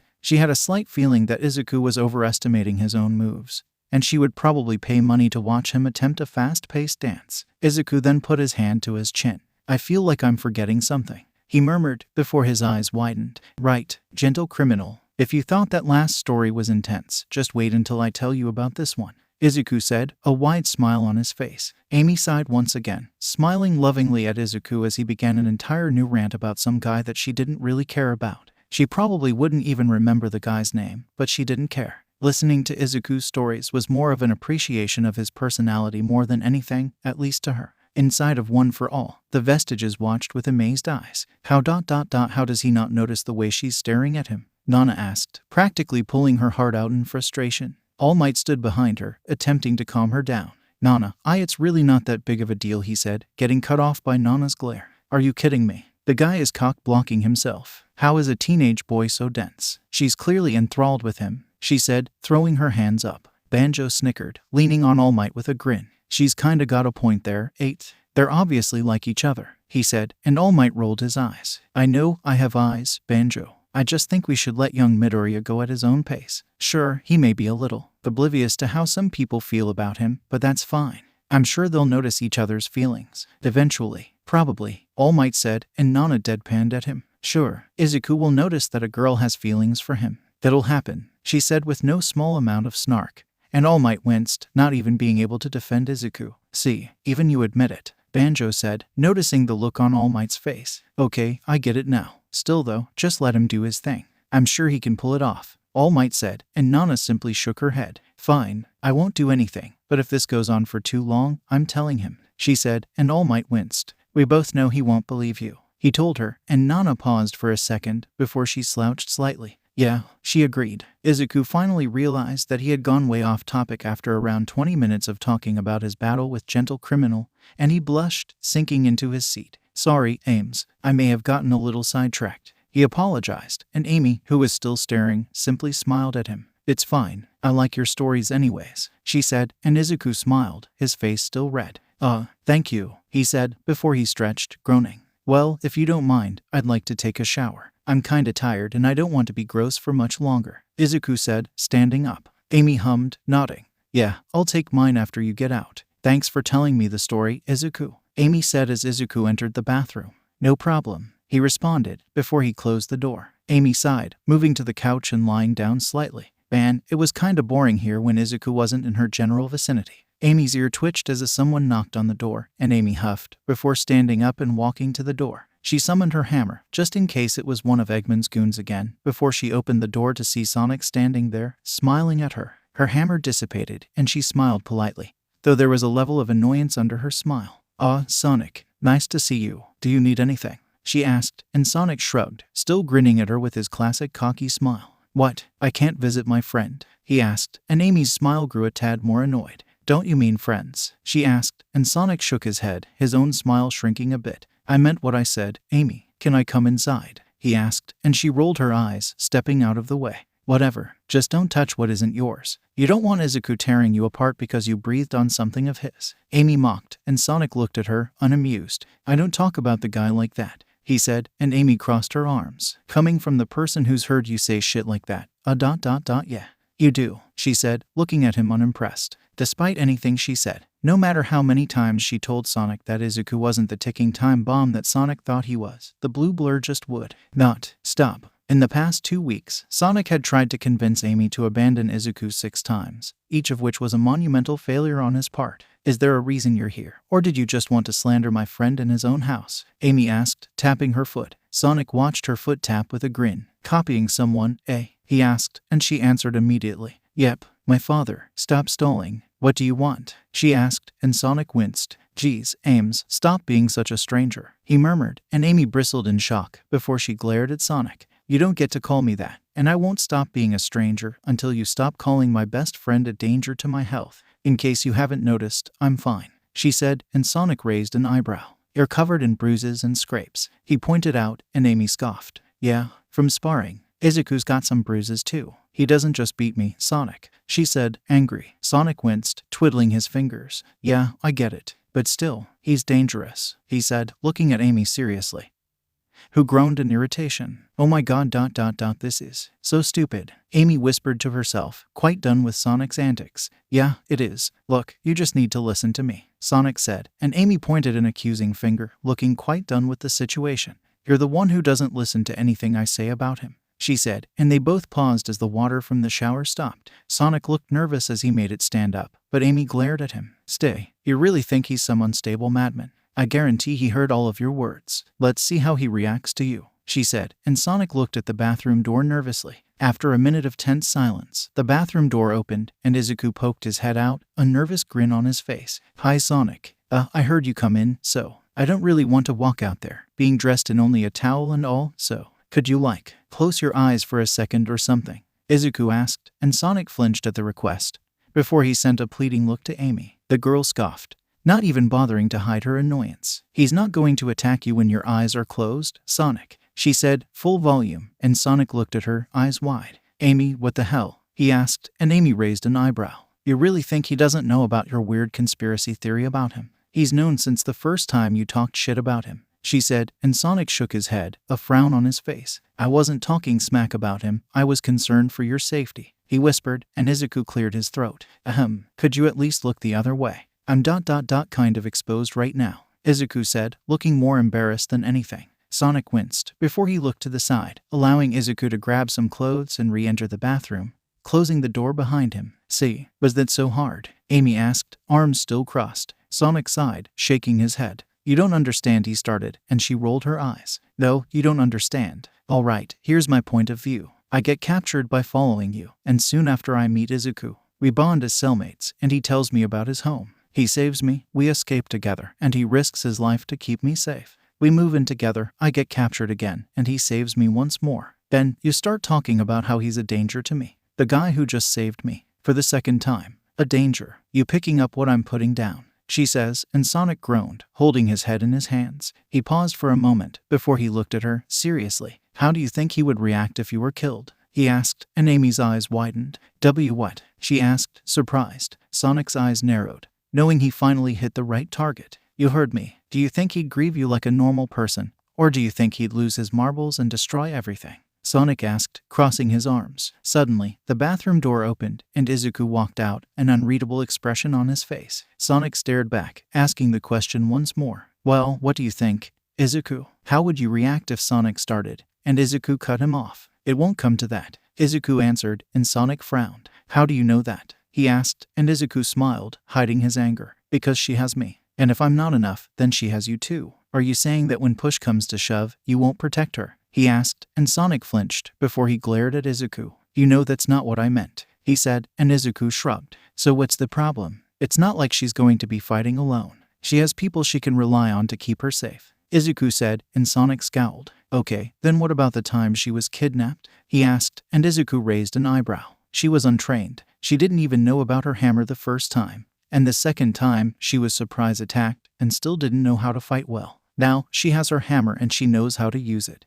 Amy can handle herself now, and even if she faces someone that she can't beat, she can just call for help, Izuku said, crossing his arms. Sonic grit his teeth in irritation before he sighed, giving up. I'm not gonna get through to them. Why am I even trying? He asked himself aloud, and Izuku raised an eyebrow. You're the one who isn't listening, Izuku commented, and Amy relaxed on the couch. That's what I said, she commented, and Izuku put a hand up, telling her to calm down. He then looked back at Sonic, a smile on his face. Look, I appreciate your concern for Amy's safety, but she's fine. If you really don't believe me, then we're going to be training tomorrow. You can come along if you want, see how far Amy's come, Izuku offered, and Sonic was about to decline, before he paused for a minute. He then looked back up with a sigh, before he nodded. Fine, let me know when you're about to start, and I'll follow you too, wherever you train, Sonic said, and Amy groaned. Really, he's gonna be there? She asked, not bothering to hide her irritation with the blue hedgehog.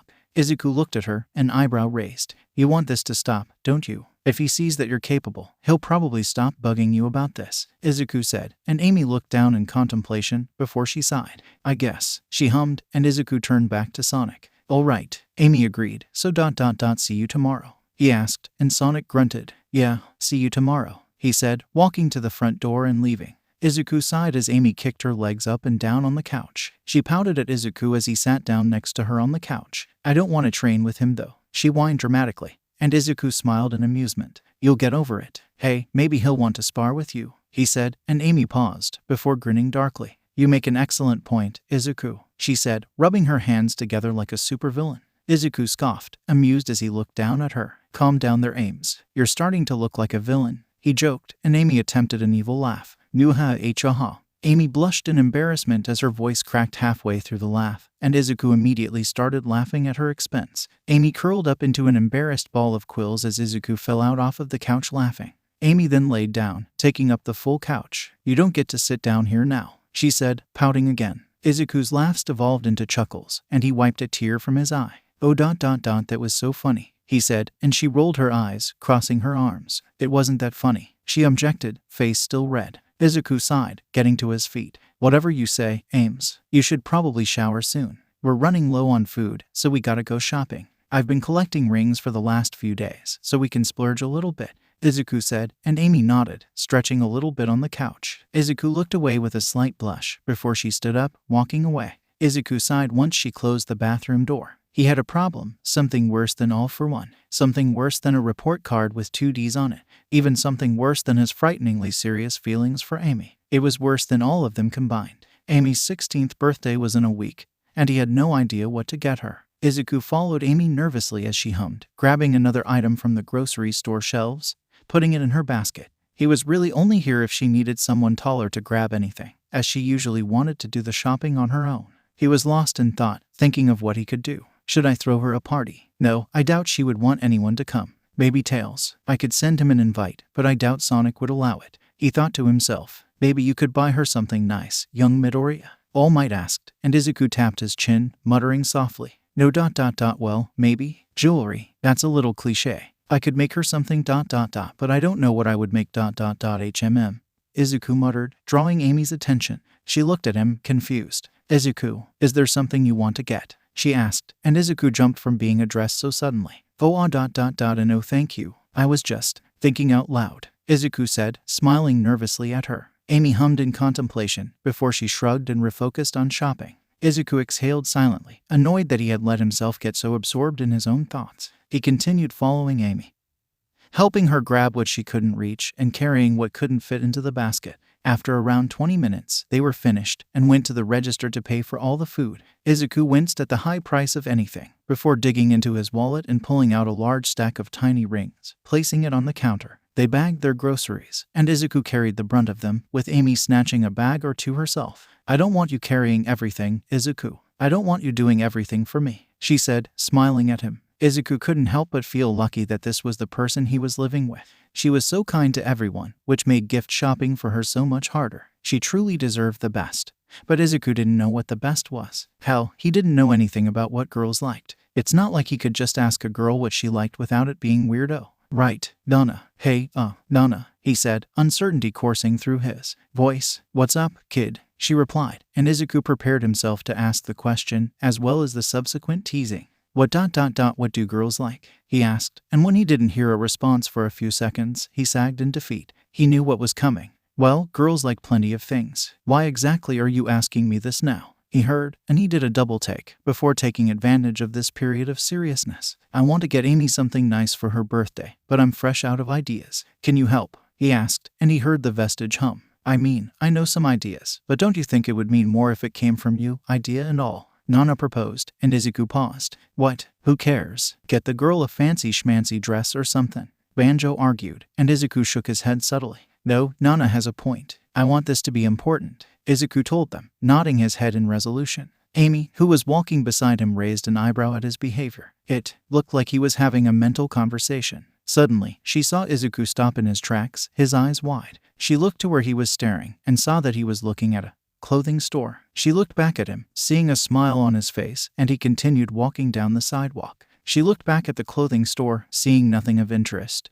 Besides that dress. A red shoulder-strap dress with a white skirt and collar sat on display inside the window, along with some red and white boots. And ... oh my god, it came with a red headband. She clenched her fists in excitement at the dress, but ... that dress was way too nice. She sighed sadly, shaking her head as she followed Izuku. Once they got to a secluded spot, Izuku secured all the bags with Black Whip before grabbing her and taking off. When they arrived, Izuku helped her put all the groceries away before he ... went back out. He told her that he had some special errands to run, whatever that meant, and that he was going to be back soon. Amy watched him go before she sighed, sitting on the couch and flipping the TV on. Not like there was much more she could do right now. Just then, she heard a knock on the door. She scowled, thinking it was Sonic. She got up off of the couch, walking over to the door and opening it. I already told you, Sonic, she started, only to see someone she hadn't seen before. He was a Mobian like her, but unlike any she had ever seen. He was taller than most Mobians, standing at just barely 48.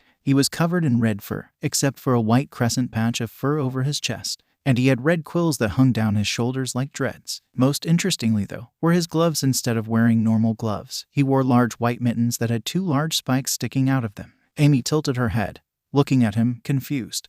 Can I help you? She asked, and the stranger glared at her with a frightening amount of determination in his eyes. Stay away from the Master Emerald. This is your first and last warning, he ordered, and it was then that she saw a sight that made her blood boil. Dr. Eggman floated down slowly in his Eggmobile, grinning devilishly at her, a smile on his face. Or else, the doctor finished, and Amy immediately summoned her mallet, ready to annihilate the doctor. The moment she showed a single sign of hostility, she felt something slam into her stomach with the power of a car. Her eyes immediately widened as she shakily looked down to see the stranger's fist implanted into her stomach. She spat up a small amount of blood before she dropped her hammer, which dissipated. Before she could fall to the ground, unconscious, a robotic arm wrapped around her waist, carrying her limp body. The stranger looked at Dr. Eggman, particularly the girl he was carrying. Are you sure that she was one of the people that has been terrorizing you and wanting to steal the Master Emerald, Dr. Robotnik? He asked, and Dr. Eggman's devilish grin was quickly switched to that of an innocent man. "Oh, I promise you, Knuckles, Ms. Rose here is quite the asinine little girl," he said, and Knuckles frowned at Eggman. "I do not know what asinine means, but I trust your judgment. We should go look for the others before they cause any more pain to you," Knuckles suggested, never dropping his serious tone. Dr. Eggman shook his head, his mustache twitching. "Patience, my friend. We will stop those meddling miscreants with time," he said, and Knuckles nodded. "I see. We're taking a more tactical approach to this. A respectable decision, even if I disagree with it," he said, nodding his head in respect, before grabbing the edge of the Eggmobile's cockpit, and they left without a trace. Izuku landed on a rooftop, looking around to see if anyone saw him before he looked down into the alleyway, sighing relief at seeing it was empty. He hopped down before he simply walked out of the alleyway, blending in with the crowd of civilians. He walked around town, clenching his fists nervously, before he walked up to the clothing store from earlier. He looked at the dress in the window, smiling. It was perfect for Amy, and he knew it would make an amazing gift. He quickly opened the door, walking inside. He was surrounded by genuinely amazing dresses that blew him away with their complicated seamwork. He then looked around, spotting a short purple cat Mobian sitting at the counter and reading a book. The Mobian was obviously quite old, as he had a fuzzy gray mustache that hung down to his torso. He wore a small purple suit that seemed to be tailored to his body. He seemed to run the place, so he walked up to the counter, and the Mobian looked up, a smile on his face. "Oh, hello, young man. I apologize, but I only make suits for Mobians. There's a business right down the street that tailors to humans," the cat said, and Izuku's eyes widened. "You made all of these by hand?" he asked, amazed. The cat nodded, a proud look on his face. "Yep, this is the family business. Been making clothes since I was around her age," the cat man said, and Izuku blinked. "That's incredible. I have to admit, these dresses are absolutely incredible," Izuku said, looking around, before he shook his head. He was here for a reason. He looked at the cat, pointing to the dress on display, and the cat looked at him, surprised. Izuku rubbed the back of his head, quickly explaining that his best friend's birthday was in a week, and the cat smiled at him, seemingly genuinely happy. "Ah, it's so nice to see when humans and Mobians get along. I've been around for a while, and seeing the way we and humans treated each other it wasn't right. I'm so glad that's changed," the cat said, and Izuku smiled along with the kind old man. "I know what you mean. How much is the dress?" he asked, and the cat looked at him, an innocent smile on his face. 1,000 rings, he said, and Izuku's own smile disappeared. He slouched, pulling out his wallet, which felt far too light for a purchase of this magnitude. He opened it, looking inside, counting his currency. He then looked up, a desperate look in his eyes. "Does 162 work?" he asked hopefully. He winced at the look of pity he was given. Izuku sighed as he left the store, empty-handed in his endeavors. He was about to head home, when he saw a woman trying and failing to lift a few boxes from the inside of her truck. He decided he could wait to head home for a little bit, and spare the woman a bit of help. He walked over, easily lifting what she couldn't, and she looked at him in surprise as he easily carried the box. "Where do you want this, ma'am?" he asked, and she inspected him, up and down, a little weirded out. "So do you just grab other people's stuff on the regular?" she asked, and Izuku flinched. Sorry ma'am," he said, about to place it down, when she stopped him. "Hey, I didn't say I didn't want your help. Here, just carry it inside," she said, opening the door that the truck was parked in front of. Izuku almost smiled at the irony of the situation before he stepped inside. He placed the box in the nearest corner, before helping the woman with the rest of her luggage. After nearly 20 minutes, they were finished, and Izuku stretched as the woman walked out of the house, smiling at him. "Thanks, kid. Here, take this. You earned it," she said, handing him a small bag. He looked down at it, before opening it and seeing a large pile of rings. This is he started, before being cut off by the woman. 300 rings. You earned them, kid. I'm not as strong as I used to be. Believe it or not, I used to be an Olympic swimmer," she bragged, flexing her tanned arms. Izuku nodded, definitely believing her. She was in great shape for her age, and he had seen that there was already a large stack of boxes inside the house, so he must have carried a large amount in before he arrived. He waved at her as she went inside and closed the door, a grin on his face. He made up what he spent at the grocery store in just 20 minutes. Izuku then looked around, seeing if anyone else needed his help. "Do you still have a visual of the target, Agent Topaz?" the blonde woman who had been spying on Izuku heard. She grabbed her walkie-talkie, binoculars still in hand as she watches the boy find an old man with a cat stuck in a tree. She watched in confusion as he helped the cat out, before accepting a gift from the man, that being a bag of rings. He's walking around town, helping people," she said, and the man on the other side of the connection paused for a second. "Helping people how?" he asked, and the secret agent lowered the binoculars, putting the walkie-talkie up to her face. "He just helped a cat out of a tree." He's just doing chores for people, she answered, and the man seemed a bit confused. Well, that's certainly interesting, he answered, before she put the binoculars up to her eyes again, and they widened at what she saw. Oh my god, he just caught a baby carriage that was rolling away from the mother. Am I in a cartoon? What the hell is going on? She asked to herself. After just over 2 hours, he had made 1,000 rings from helping people across a few blocks, and he grinned as he walked up to the store, quickly walking inside. What do you mean, I can't buy it? He heard, and he frowned, walking deeper into the store. He saw another human leaning over the counter, angry at the old cat Mobian, who looked nervous. As someone's already buying it. If you give me a month, then I can make a new one. But the cat started, and the man scoffed rudely. I don't have a month. My girl's birthday is in a week,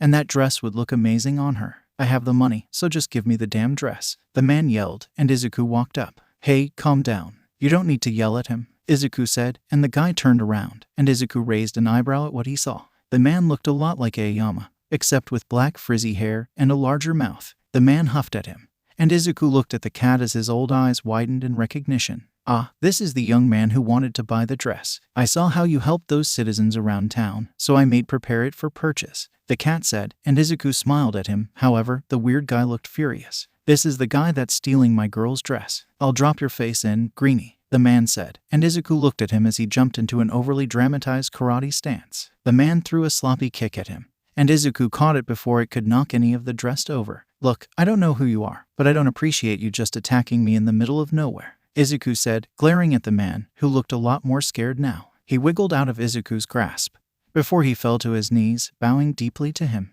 Sorry, sir. Please don't beat me up, he said, and 𝗧𝗂 looked at the cat man, sweat dropping. All right. Can you please leave? He asked, and the man nodded, standing up and dashing out of the store, literally shaking his fist at 𝗧𝗂. Damn you, 𝗵𝗃𝗄. Damn you, he yelled as he ran away. 𝗧𝗂 blinked before he turned back to the cat man to see him staring at him in awe. Sorry about that. I have 1,000 rings, he started, but the cat man smiled at him, cutting him off. You're him. You're that masked menace that's been going around in the news, the cat man accused, and 𝗧𝗂 took a step back in shock. Well, how did you? He started, only for the man to hurriedly shamble towards the dress and grab it, placing it in a vacuum-sealed bag. For you, the dress is 500, the cat man said excitedly, and 𝗧𝗂 paused. Wait, what? He asked, confused, and the man smiled at him. Ever since you showed up and started beating up those rotten poachers, my grandson can finally enjoy his life. He grew up in a city where humans hated Mobians. But now that you've started wailing on those jerks, they stopped showing their faces so much. I owe his happiness to you, and it's all I've ever wanted for the boy, the man said, tearing up. 𝗧𝗂 grabbed the vacuum-sealed dress in awe, before he smiled, getting slightly emotional himself. Thank you, sir, he said, before he grabbed 2 of the bags of rings. 600 rings. Keep the change, sir. I can count them for you if you need, he said, and the cat man looked at him, confused. What? There's no need for that. Oh, you must not know the trick. Hold on, the man said, before he grabbed the bags and emptied them into a large bowl that rested behind the counter. 𝗧𝗂 looked at him in confusion as the man grabbed the ring and started puking all of them to the center. His eyes then widened as the rings all blended together to form one larger ring that fit in the palm of the cat's hand perfectly. A small 600 etched into the side. 𝗧𝗂's jaw dropped as the cat held the ring, stumbling over his words. How did you do that? He asked, and the cat man smiled at him. I see. So you don't know of chaos energy, he said, and 𝗧𝗂 paused. Chaos energy? He asked, and the cat nodded. Chaos energy that derived from the great god of destruction? Chaos. Legends say that chaos watched over the legendary emeralds, only to get trapped inside one. From then on, the powerful energy that emitted from the emeralds were labeled as chaos energy, and any excess that poured from the emeralds solidified into these rings. They might look like brass, but they're actually made out of energy, the man explained eagerly, and 𝗧𝗂 nodded. It makes sense why they just appear around and float in the air, 𝗧𝗂 said, and the man nodded. Yep, you've got it, lad. If you ever have a large amount of rings that take up too much space, just smush them all together to make a super ring. It's really convenient, the cat man explained, and 𝗧𝗂 hummed, nodding at the man. Here are your ring pouches back, the man said, placing them on the counter. 𝗧𝗂 grabbed them, nodding in appreciation. Thank you, sir. Could I get a bag or a box? This is supposed to be a surprise, he said, and the man smiled at him, taking a small box with a purple cat logo on it. 𝗧𝗂 gently folded the vacuum-sealed dress before putting it inside the box, as well as the boots and headband, before smiling at the man. Have a nice night, sir, 𝗧𝗂 said, before he left the store. The sun was setting in front of him, And that's when he realized that he had been gone for way longer than he wanted to be. He cursed silently before he quickly found an empty alleyway, jumping out of it. He secured the box to his chest as he jumped, quickly flying towards his house. Minutes later, he landed, smiling at the house. He walked up to it, his smile changing to a confused look as he Tails standing in front of the house, looking at him nervously as he approached. "Tails, what's going on?" he asked, and Tails rubbed his hands together nervously, his Tails completely still. Where was the energy that the kid had so often? Tails' eyes welled up with tears as he started speaking rapidly, and Izuku kneeled down, using Black Whip to keep the box away from the grass. "Whoa, Tails, calm down, take a deep breath, and start explaining a little slower," Izuku said, and Tails did as he said, before he finally got the words out. I got some seeds earlier today, and I wanted to ask Amy if she would plant them for me, but when I showed up, the door was open and there was blood in the doorway," Tails explained, and Izuku's eyes widened. He stood up, taking a step back in shock. What?" he asked, before he looked at the house and rushed past Tails, seeing the wide-open door and dried blood. His pupils dilated, before he looked up to see Sonic looking around the house for anything. Izuku stomped in the house, his large strides alerting the blue hedgehog. Before Sonic could even say anything, Izuku was kneeling in front of him, his fists clenched at his sides. A strand of Black Whip wrapped around the box, placing it gently on the table, before slithering back into Izuku's wrist. "What do you know so far?" he asked, and Sonic gulped, before he exhaled. "Nothing. I looked around for 20 minutes, not a single sign of whatever happened," the hedgehog told him. Izuku was silent for a minute, before he stood up and walked into his room, closing and locking the door behind him. A few minutes later, he walked out, dressed in his costume, and his fists clenched. "Come with me, Sonic. You can tell Tails he can stay here if he wants, but he's not coming with," Izuku ordered, and Sonic paused. "Why? What are you going to do?" he asked, and Izuku stopped, before he turned to face Sonic, his eyes glowing. "I'm going to hire a detective. You can wait outside if you want, I don't really care," Izuku said, turning back and leaving the house. Sonic clenched his own fists, looking down at them. Izuku seemed calm, but his eyes they looked unstable. He looked like he was ready to strangle the nearest person. Sonic quickly exited the house, turning to Tails, who watched Izuku walk away, eyes downcast. "Sonic, is he okay?" He looked really upset, Tails asked. Sonic smiled at Tails, hiding his fear. "Yeah, don't worry, little buddy. I'm sure he'll be okay. But if he's not.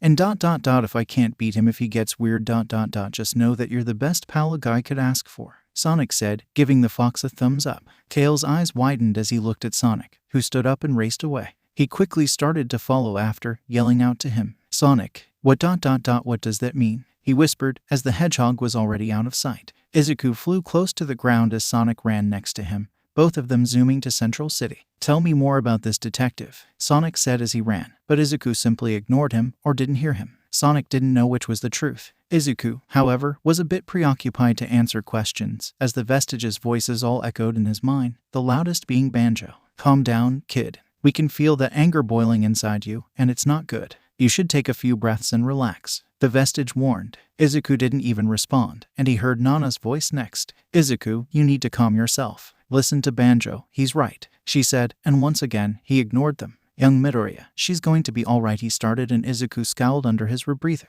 "Do you remember how you reacted to Katsuki being kidnapped?" Izuku asked the Vestige, who was silent. "You tried to hide it, but you were furious. That's how I feel right now. If that mutt doesn't want to help us, he said internally, before he heard All Might speak once more, angry now. "Young Midoriya, you need to calm yourself now. I understand how you feel, but intimidating someone into working for you is a Yakuza tradition, not a heroic one," All Might scolded, and Izuku paused for a second, before he took a breath. "You're right, All Might. I'm really angry, but I can't blame it on Beowulf," he said, and he heard All Might hum in his head. "Ask the guy, or pay him. You still have around 400 rings, do you not?" All Might asked, and Izuku nodded, making Sonic look at him strangely. They then stopped, making it to the center of Central City, and Izuku looked at Sonic. "Ask around if anyone knows where Beowulf is," he told the blue blur, who nodded, quickly zipping around and asking for directions. Izuku looked around, but it seemed that everyone was too busy running away to help him. Izuku grit his teeth in irritation as everyone he tried to ask just ran away in fear. He was debating on just grabbing someone, but he knew that it would only do more harm to his reputation.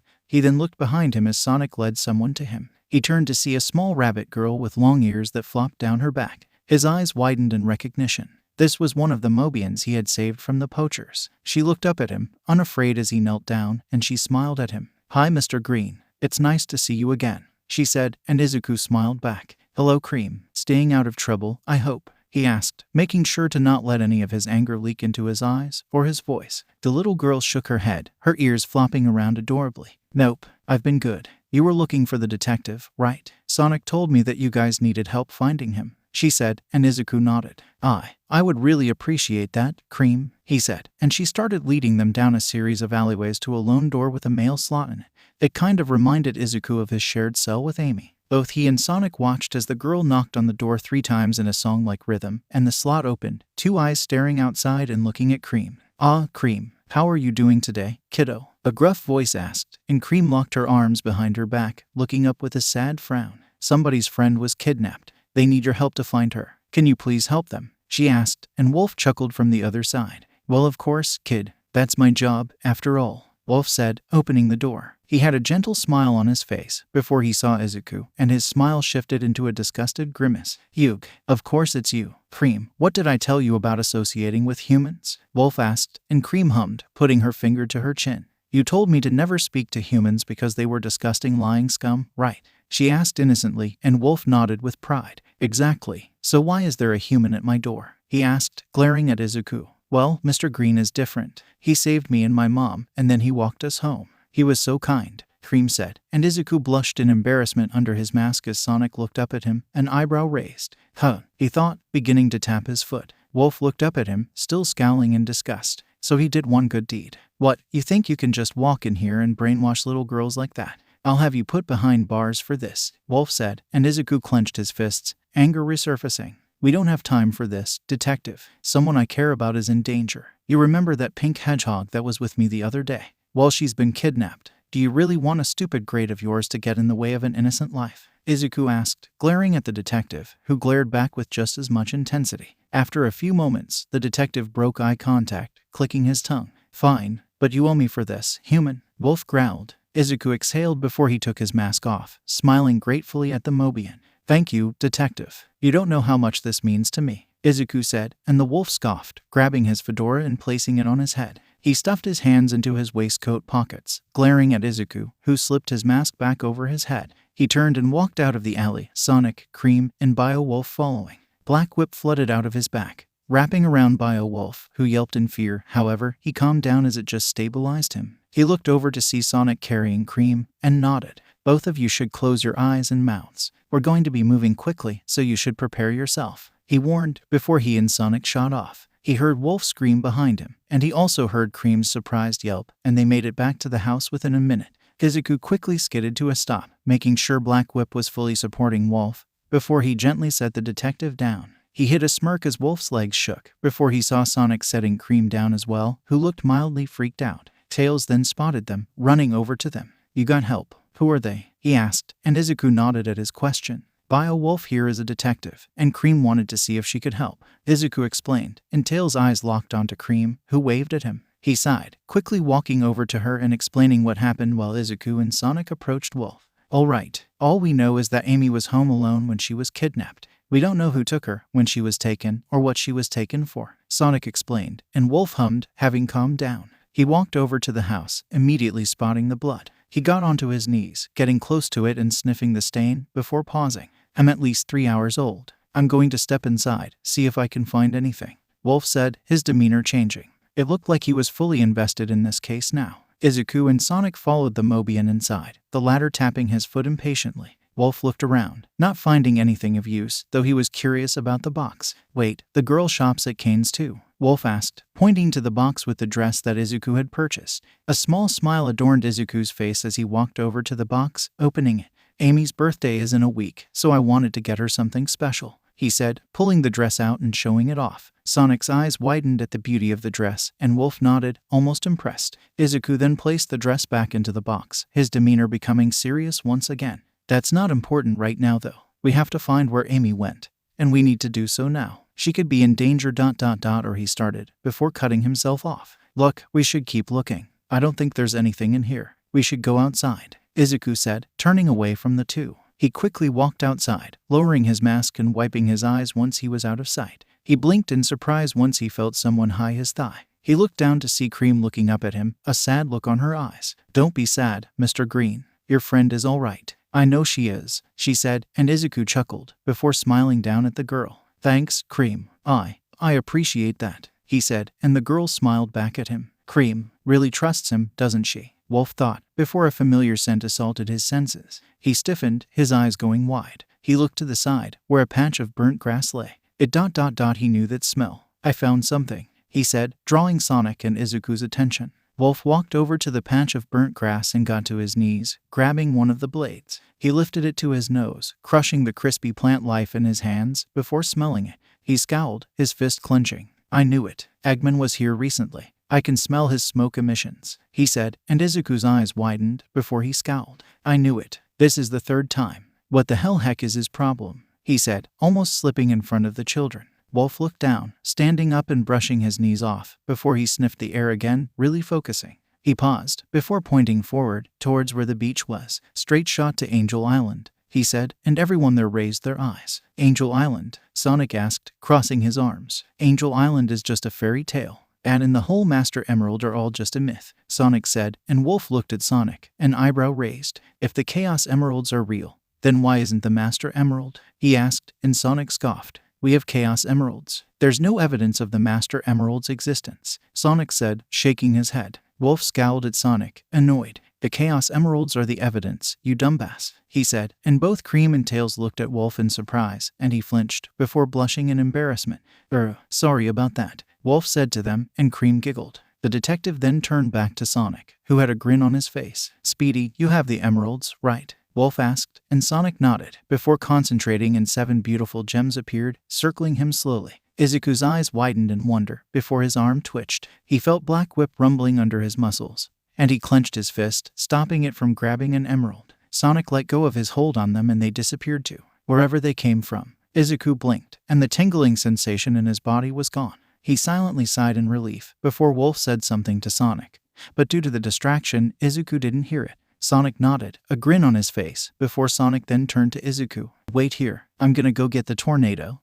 We'll take off to Angel Island, Sonic said, before he sped off. Izuku turned to Wolf, nodding in appreciation. He pulled out a pouch that had 100 rings in it, before handing it to Wolf, who sighed as he took it. That'll work. Bring that girl back safe, you hear? I don't like wasting time, Wolf said, walking away. Izuku paused for a second, before he spoke up. Thank you, detective. We couldn't have done this without you, he said, before he heard the sound of a roaring engine approaching, grabbing everyone's attention. Sonic moved the tornado slowly, before he slapped the side and smiled at Tails, a small helmet and goggles in his hand. Tails smiled at Cream, waving as he dashed to the plane as Sonic hopped out of the seat and onto the right wing. Izuku looked at him in surprise as Tails put his flight helmet and goggles on, before giving Sonic a thumbs up. Tails then flicked a few levers, and Izuku flipped his mask back over his head, looking over to Wolf, only to see that he was walking Cream home. Izuku turned back to the plane to see it slowly moving forward. He huffed, before he started levitating, floating towards the plane. So, when did you collect the rest of the emeralds? Izuku asked, and Sonic looked down at him, a smile on his face. I've been hunting for them for the past 2 weeks.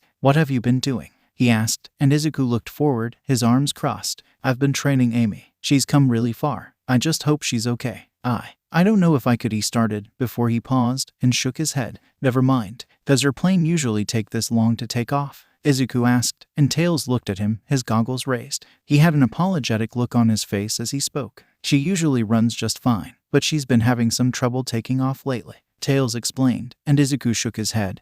Before powering up, he walked behind the tornado, and Sonic stumbled as it was lifted into the air. He looked back to see Izuku effortlessly lifting the vehicle, before he started to run. Izuku then jumped, and Sonic nearly fell off the plane, but he held onto the wing, catching himself just in time. Izuku flew for a while, until Tails told him that he was good. Izuku slowly backed away, still flying as they reached the beach. Izuku then sped up, before he landed on the other wing, smirking at Sonic, who finally stabilized himself. That was crazy, Sonic shouted, and Izuku shrugged. I want to get there as soon as possible. Speaking of, how are we going to navigate our way to the island? Izuku asked, and it was Sonic's turn to smirk. He looked at Izuku, rubbing the underside of his nose. You'll see. You haven't seen what the emeralds can really do yet, Sonic said, and Izuku raised an eyebrow, turning to Tails to see him smiling. You really haven't, Izuku. It's amazing, he said, and Izuku hummed, nodding to himself. If you say so, he said. Amy awoke to the feeling of being watched. She slowly looked up, her vision blurry. She tried to wiggle her arms, but found them bound to something.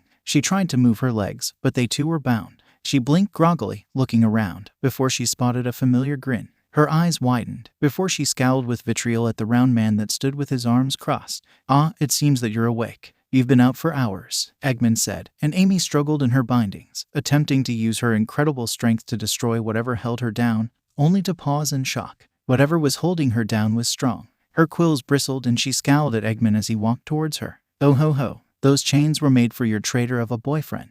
You aren't going anywhere, young lady," Eggman said, and Amy struggled again, rattling the chains that held her to a thick pole. "Where am I?" she yelled, and Eggman chuckled at her. "Patience, little Rose. Your friends will come for you." And when they do, Eggman started, but Amy spit at him, cutting him off. The spit landed on the bridge of his nose, and Eggman paused before he wiped the disrespect off of his face, taking off his glasses with a sigh. He then backhanded Amy across the face with a surprising amount of strength, giving her a red welt on her cheek. She looked back, scowling at him, but she noticed him looking at her wrists, a vile grin on his face. "Ah, what pretty rings. Although, I swear I've seen them before," Eggman said, placing his glasses back onto his large nose. Amy's pupils dilated, and a few sparks of pink energy surged around her. Eggman stared at the energy curiously, before he turned to face Amy, whose quills were standing on end from the power. "Don't you dare," she started, and Eggman grinned, a faux look of recognition spreading across his face. "Oh, yes, I remember now. They were your mother's. Ah, I remember the look on her face as I set her on fire." "Oh, the screams were music to my ears," Eggman said, chuckling. Tears welled up in Amy's eyes as a bolt of pink electricity zapped Eggman's gloved hand, making him jump in place with a yelp. "I'm gonna kill you. I'll turn you into a holster for my hammer, you fat fuck," Amy screamed, and Eggman looked at her with a blank look on his face, before he chuckled to himself, a vein popping out of his head. Before Amy could say anything else, Eggman moved with shocking speed, wrapping his massive hand around Amy's neck and squeezing. The words died in her mouth as she gasped for breath, and Eggman grit his teeth at her, his face red in anger. "You better watch it before I snap your neck, you little rat," he yelled, and she glared defiantly as her eyes welled up with tears again. Eggman then let go, taking a step back and recomposing himself, turning away from Amy. He made to walk away, but he paused before he turned his head, looking at Amy with disgust. "You're lucky you're interesting enough to keep alive, or else you would have burned with the rest of your family, wretched hedgehog whore," Eggman spat, and Amy grit her teeth but stayed silent. The round man then left the room, and Amy looked down, tears finally falling. "I know you can't hear me, 𝗧𝗵𝗲, but I'm sorry for not being strong enough. Even after your training, I still couldn't win. Please save me, 𝗧𝗑," she prayed. Elsewhere, Izuku's eyes shone with a determined glare, his arms crossed as he stood on the wing of the tornado. "I'm coming, 𝐒𝐴𝐵𝐵, just hold on."